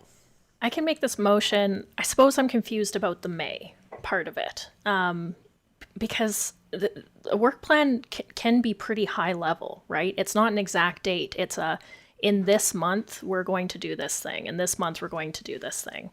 So help me understand a little bit. I think just because we're going to have our plates kind of full coming up with the recreation plan and all of the research that we're going to have to do to bring to the rec committee to come back, because we're going to be doing a bunch of that legwork. But we can bring reports for information sooner. Is that for the recreation master plan? Mr. Edney? Thank you, Mayor Dean. Can I ask a question? Because I think there's some confusion. What's a work plan? Councillor Sambo? I think that's a good question for these folks. My idea of a work plan is the steps that we need to take, outlining our goals, steps we need to take on a rough timeline. That's what it is for me. So what I'm hearing from you, if I may, is you'd like to just know, how are we going to, I'm going to pick the creation of a recreation master plan, because that one is probably easy. By mid-February, we're going to put out the RFP. We're going to have made a decision by April 1st. That consultant's going to work for 6 months. I'm just making stuff up. Don't hold me. That's going to take us into October. October's done. We're going to come to the rec committee in October, present to council in November. That's the work plan you're looking for. Not to actually have that done and bring it. Just laying out a Gantt chart really is what you're asking for. It's a Gantt chart. That is exactly what it is. When is all this going to happen? So without speaking for our 2 speakers at the podium, I do agree that should be a much faster task than end of May to just put a Gantt chart. Because I think what I was hearing from staff is thinking more of when can we actually get all the work done and bring it. This is more just what's our milestones of trying to get all this done. So can we say end of February? Can we do that? Yeah, let's do that. Thank you. I'm hoping that this will allow council to see what the priorities are, what is happening, and to make commentary on that if any member of council doesn't agree. I'm ready to make that motion, Your Worship. So can we change May to February, please? Okay, Councillor Sambo. Thank you. I move that the Governance and Priorities Committee direct administration to create a work plan that addresses the following: outdoor unstructured recreation, creation of a recreation master plan, creation and evaluation of an RFP related to motion 250624-2, fund development, and any other items deemed necessary by the Recreation Committee, and bring back to council by the end of February 2026. Comments, questions from council? Can I Yeah. make a friendly amendment? Of course. There are going to be other items listed in that work plan. So if we could say something to the extent of deemed necessary by administration and the Recreation Committee. Oh, I think we just take out Recreation Committee. That was from the previous one where you were kicking this to. Yeah. I think it's a simple one. Are you good with that? You're good with that. Everybody's good with that. Comments, questions? Thanks for catching that. Call for the vote. And that's carried unanimously. Any other action items from this? Great. Thank you. Thank you very much. Appreciate it. We'll take a short break and we'll come back at 4:20. Thanks, everybody.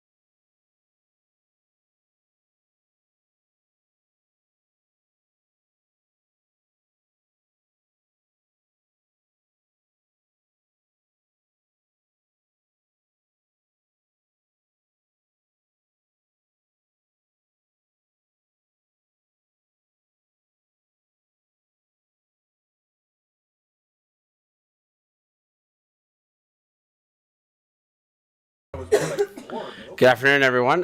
Just coming back now here from our afternoon break. Just a couple more items to cover off. Next one is Proclamation, Civic Recognition, and Community Celebration. And this is being presented by Miss Candace Dennison, Director of Strategic Services. Is this also your first presentation for council? Yes, it is. So you were first today. I think Blake was first today. Wasn't that Blake's first one today? A lot of firsts today. I like it. I like it. And going at the end of the day, when you've got us at our absolute fully engaged time right now. Absolutely. Miss Dennis. Good afternoon, Chair and Committee. Candace Dennison, Director of Strategic Services, and I'll be presenting item 6.3.3, Proclamation, Civic Recognition, and Community Celebration. As Mayor Dean mentioned, this is my first official report to the City of Chestermere, and I am genuinely grateful that this is the conversation that I get to bring forward. At its core, this report is about how we acknowledge people, experiences, and contributions in our community, and how we do that thoughtfully, respectfully, and with good governance in mind. I'll keep this brief and high level, as this report is really intended to open discussion rather than advance a recommendation. As outlined in the report, the city's proclamations and letter of support policy was last reviewed and approved in September 2024. It's a solid policy. It's clear, it's cautious by design, and it's served us well in managing traditional requests like awareness weeks, charitable initiatives, and organizational milestones. What's changed and what's prompted this report is not a single request or issue, but a pattern that we're seeing as Chestermere continues to grow and mature. Administration is receiving a broader range of recognition-related requests. Some fit neatly within the existing proclamation framework, and others don't. That's not because they're inappropriate or ill-intentioned, but because they're asking something slightly different of the city. We're seeing requests that are commemorative rather than promotional, values-based rather than organizational, sometimes personal, sometimes community-driven, and occasionally tied to broader provincial or national conversations rather than local charities or events. The current policy is intentionally tight, which is a strength from a risk and consistently perspective, but that tightness also means that at times we're relying on ad hoc judgment or council discretion to respond to requests. And those are the ones that sit in that bit of a gray area. In parallel, there's also discussions about whether we do enough proactively to celebrate our community, not just through proclamations, but through more intentional recognition of the people, organizations, youth, volunteers, and businesses that contribute to what makes Chestermere distinctive. So this report is really about asking a bigger question. Is our current framework still the right tool for all the recognition expectations we're starting to see? Or is there value at some point in broadening how we think about civic recognition more generally? I also want to be clear about what this report is not doing. It's not proposing policy changes, it's not recommending new programs, and it's not suggesting we open the door to unlimited or unstructured recognition. It is, in fact, the opposite. If council were ever interested in exploring this further, the key themes we would need to anchor on are the ones outlined in the implications section: governance, consistency, precedent, capacity, and sustainability. Other municipalities have expanded beyond traditional proclamations, have done so very deliberately with clear guardrails, defined guardrails, council oversight for higher impact recognition, and an emphasis on being proactive rather than reactive. One example of that, which is noted in the report, is the idea of civic-led awards, recognition programs. And these are quite different from proclamations. They're intentional, time-limited, structured, and they allow a municipality to celebrate community contributions on its own terms rather than responding only to incoming requests. Whether that's something council wants to explore in the future is very much a policy and governance question, not an administrative one. And that's why we're bringing this here for discussion. So the questions we're really hoping to hear from committee today are: does the current policy still feel fit for purpose? Are there clear types of recognition that the city should be more intentional about, or types we should stay clear of? And is this an area council wants to revisit down the road? What principles would matter most in shaping that work? So depending on that feedback, administration can either leave things as they are or come back at a later date with options for consideration. So with that, I'm happy to answer any questions or hear your thoughts. Thank you. Yeah, I'd love the preamble that you opened this with, and that one of the things that I think we've demonstrated is we want to be really good about celebrating things that are happening in our community. Look what happened today, right? We had our Olympians come in and we celebrated them again with the teams, and so I don't know if there is a place within this policy to even highlight that. But I would love for us to see even more of an intentionality around that, like as we can. I don't know if there's even a way on our website for us to like have a. So we have report it, for example, but report it's generally viewed as negative because usually no one jumps on to go to report it and go, great job.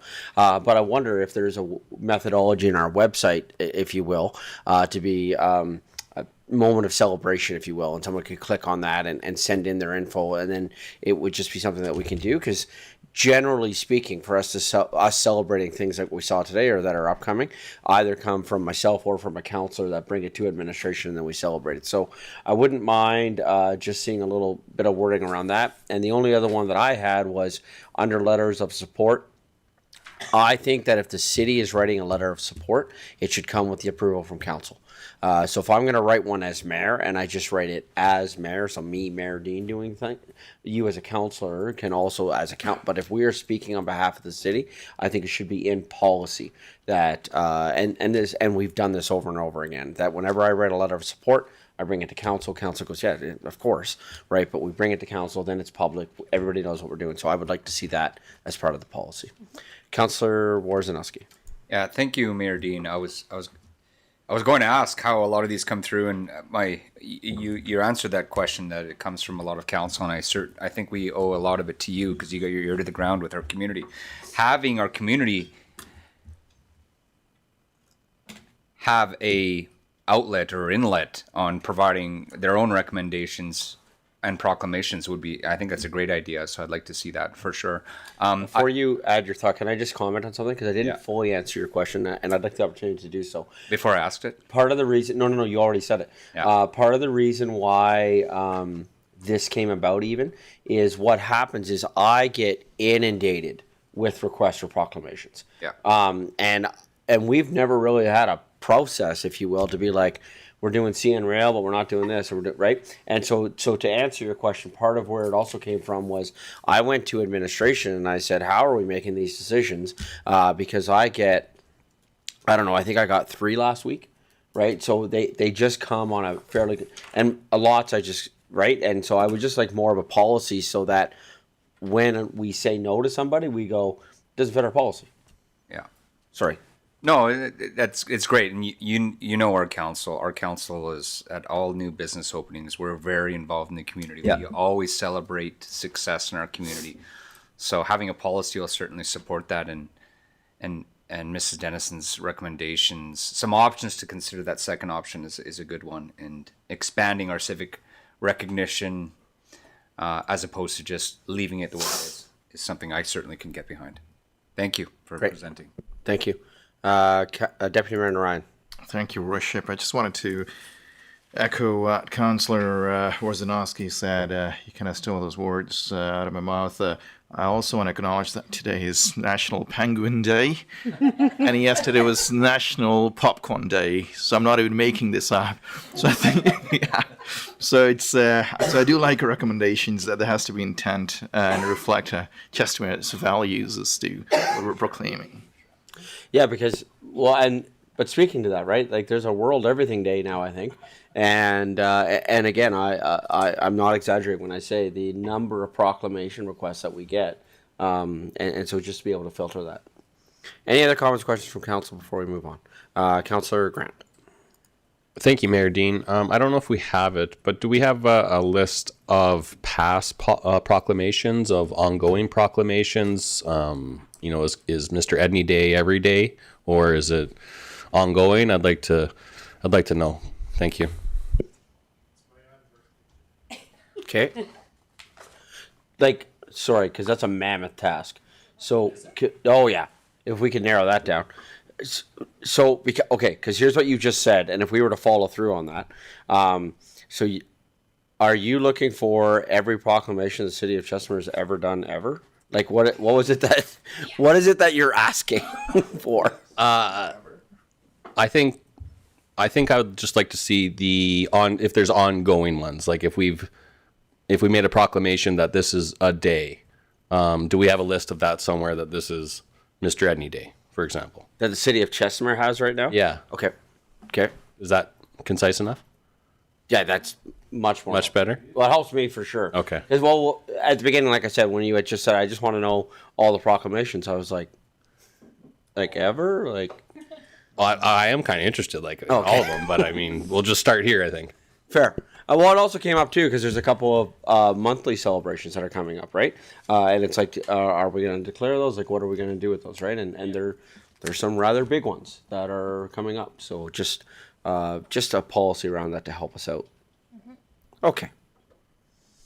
Does that give you enough information back? So then the go forward from today, you would see as.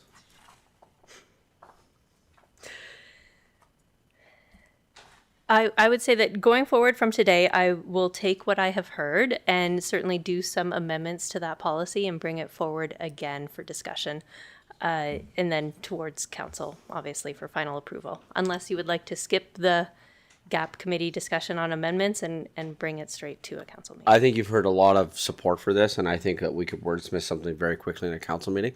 So I don't think that we need to see it come back to a GAP meeting. I'd love to see it come to a council meeting and for us to approve it and then be able to move forward. Especially, we're at the beginning of the year right now. I think now is really a really good time. Like if we can do this as quickly as possible. Not next week because next week's already heavy lifting.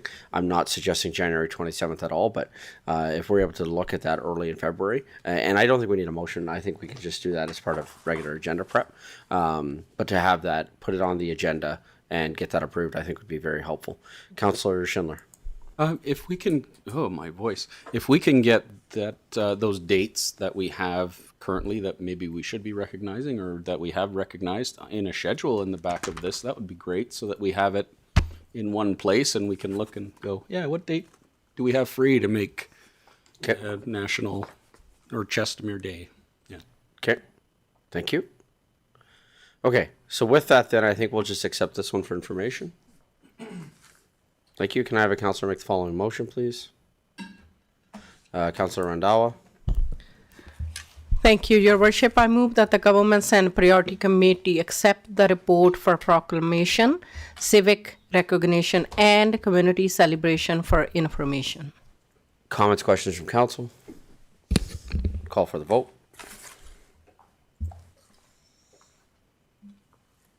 And that's carried unanimously. Thank you. Awesome. Okay, so just some quick stuff here on standing items and committee updates. School sites. Mr. Edney, I'm not sure if you have anything for school sites. I see shaking your head of no. I have 2 school sites updates that I just want to update the public and everybody on. I have been in conversations with Trustee Buzak to do a dinner with us and the school board trustees from Rocky View. So they just want to have opportunity to be able to come and do a presentation and for our council and their council. So our admins and their admins are currently working on finding a date that would work for all of us. And my suggestion is to look at a day when we're already here and maybe just stay in the extended. So maybe do a dinner with them. So do it at the end of a council meeting and then do a dinner with that council is something. And the Calgary Catholic School Board, so Shannon Cook has also reached out to me for that meeting. The Chestermere Lake Middle School's parent council invited me to attend on behalf of the city of Chestermere to give them an update on policing in Chestermere with regards to the community support officer. So I gave them a brief update as to where that was sitting. And the Franco-Sud School is also, we are just coordinating a time right now for me to be able to attend one of their parent council meetings. So lots of interaction and council, of course, I'll keep you updated as to how those are going, but those would be the school site updates. I know they're not sites, but just with relations to schools as they're happening right now. Any comments, questions from council? Awesome. Can I have the motion to accept for information, please? Councillor Sambo. Thank you, Your Worship. I move that the Governance and Priorities Committee accept the updates on school sites for information. Comments, questions from council? Call for the vote.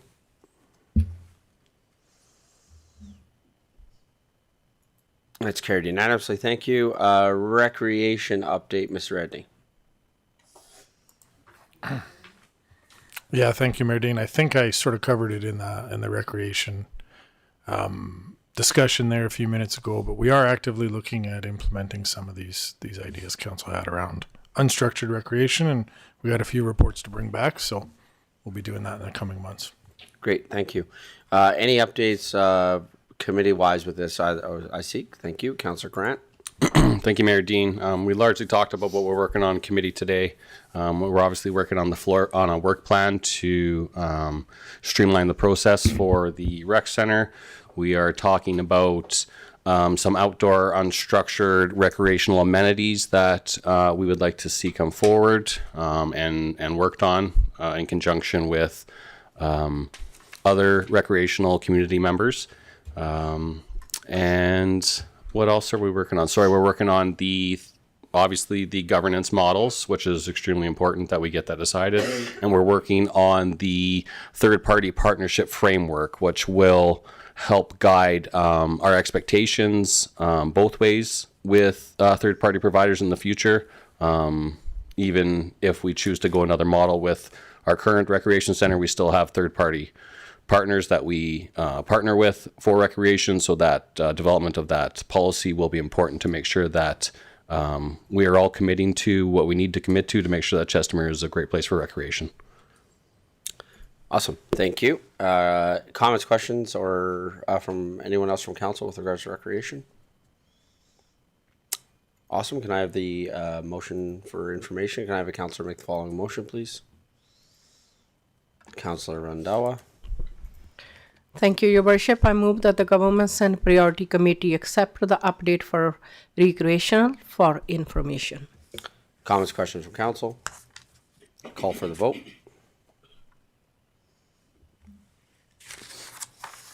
That's carried unanimously. Thank you. And finally, committee updates. So just to public, one of the things that you'll notice on here is that there are already a number of attachments. I want to say thank you to administration, especially to our Ledge Services Department. And I just wanted to say thank you to Mr. Estanislao. And I was doing so well before. And Ms. White for their work that they've done on our committees. And as we can see, we're getting more committee updates that are included in the agenda package. Public, you can expect this now to be a practice that continues to be highlighted and improved. And so, council, you don't necessarily need to speak to the minutes that are already attached because they're already there. And this will happen at every GAP meeting. So at every GAP meeting, there may be a delay. So for example, there was a Seniors Advisory Committee meeting on January the something because I was there.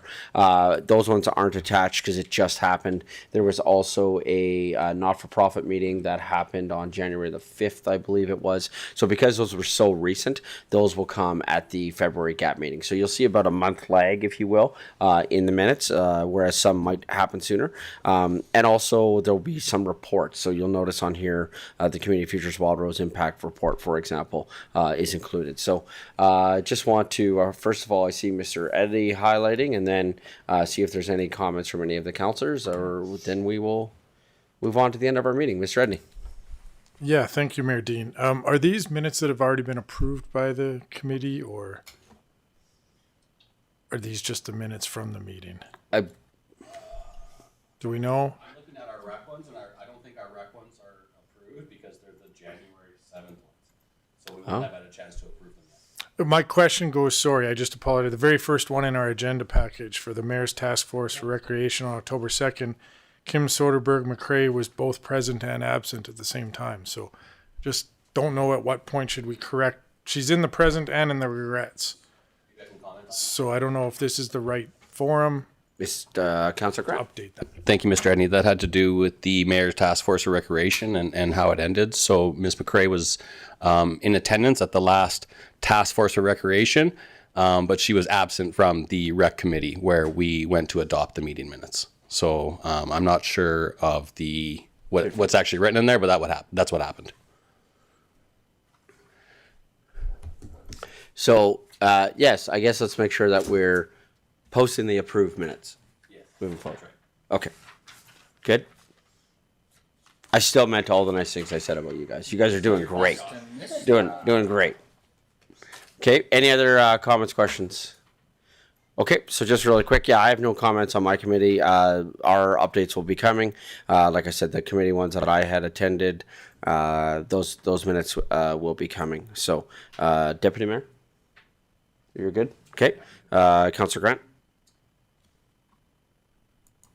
Thank you, Mayor Dean. Maybe I'll give a quick update about the Chester Municipal Heritage Advisory Committee. We are identifying historic sites around the community right now. We're trying to make an all-encompassing list of items that have some sort of significance to our past or present, just to make sure that we are identifying everything we need to identify so that we can be good custodians of that in the future. So that's one of the tasks we are working on. We're just kind of getting our feet with a lot of stuff. Obviously, the Famous Five thing was something that came out of the Municipal Heritage Advisory Committee. So good work happening there. We're just getting our feet underneath us and getting some great work done. And I think that's good. I think maybe I'll leave the ECDEV to other people. Thank you. The Famous Five display will be here in City Hall till February the 13th. So we invite you to come and see it. We had a great celebration pink tea event last Friday. Thank you to Councillor Schindler and Councillor Warzanowski who were able to attend. Thank you to Councillor Randawa, who was not only able to attend but highlighted the fact that she was the first Punjabi woman who has served as Deputy Mayor for the City of Chestermere. And also thank you to Councillor Sambo, who had the opportunity to speak at the event. And we also want to send again a thank you to MLA De Jong, who came and presented, as well as Mayor Thorne. Mayor Thorne just happens to be the president for the local chair for the local famous. Okay, how would I do this? Mayor Thorne is the Councillor Sambo. Chair for the Famous Five Foundation. Oh, I had it right. I should have just Not kept going. local. Oh, okay. It's national. Yes. So thank you to her for coming and presenting at that event. Councillor Randawa, anything? Okay. Councillor Sambo. Thank you, Your Worship. I'll just comment for the Heritage Committee. I'm affectionately calling this SMAC now because it's a fun mix of letters. For Community Futures, there is some information in the document here, but I wanted to highlight that several Chestermere businesses were nominated for the Heart of Community Awards, and a Langdon business won, but I thought it should have been a Chestermere business, so thank you for everyone who made nominations. I'm also going to be in Edmonton next week for Alberta municipalities, and there will be a bunch of meetings and trainings there for my appointment for that. So I'll bring some more information back next time. Yeah, and we're going to be at a future council meeting, whether next week or the week after. We're going to highlight all those businesses. So I had reached out for permission. So I received a list, so we're going to create in a consent agenda. So received permission to share that, but it was way past the deadline for today's meeting. So I did not want to add that. So we're going to be highlighting all those businesses, the nominations, and all the nice things that were said about those businesses. But like I said, the information just came too late to be able to add to today's agenda package, but that will be coming. Okay, Councillor Schindler. I got nothing today, but next GAP meeting, I have a laundry list, so it'll be great. Sounds good. Thank you. And Councillor Warzanowski, anything? No, same thing. None of the committees have met. None of the committees I'm sit on have met, and similarly to Councillor Schindler, by next GAP meeting, I think we'll have more to report. Thank you. Great, thank you. So then, I think we'll accept in the committee's updates for information. Can I have a councillor make the following motion, please? Councillor Schindler. Let's see if I can talk. I move that the Governance and Priorities Committee accept the updates on recreation for information. Comments, questions from council? Call for the vote.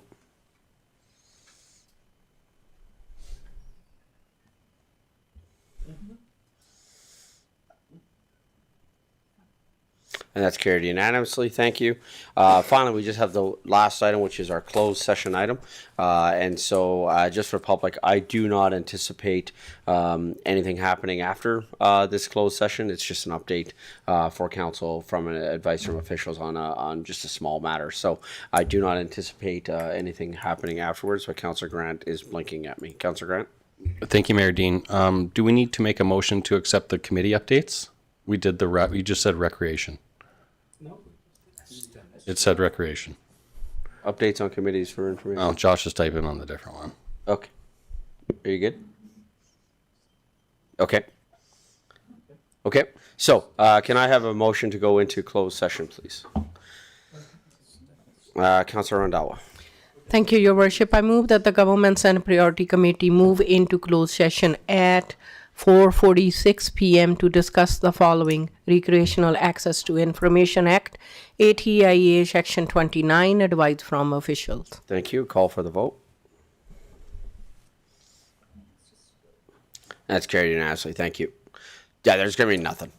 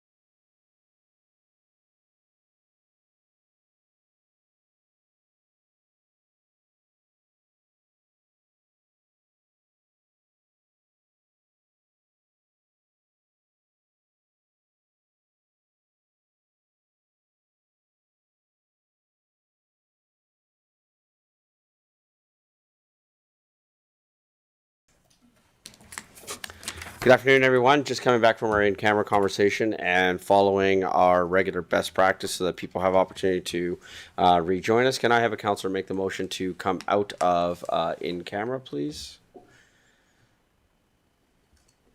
Councillor Schindler. I move that the Governance and Priorities Committee come out of closed session at 5:16 p.m. Thank you. Call for the vote. That's carried unanimously. Thank you. We'll take a quick 5-minute break, come back at 5:20, and we have 3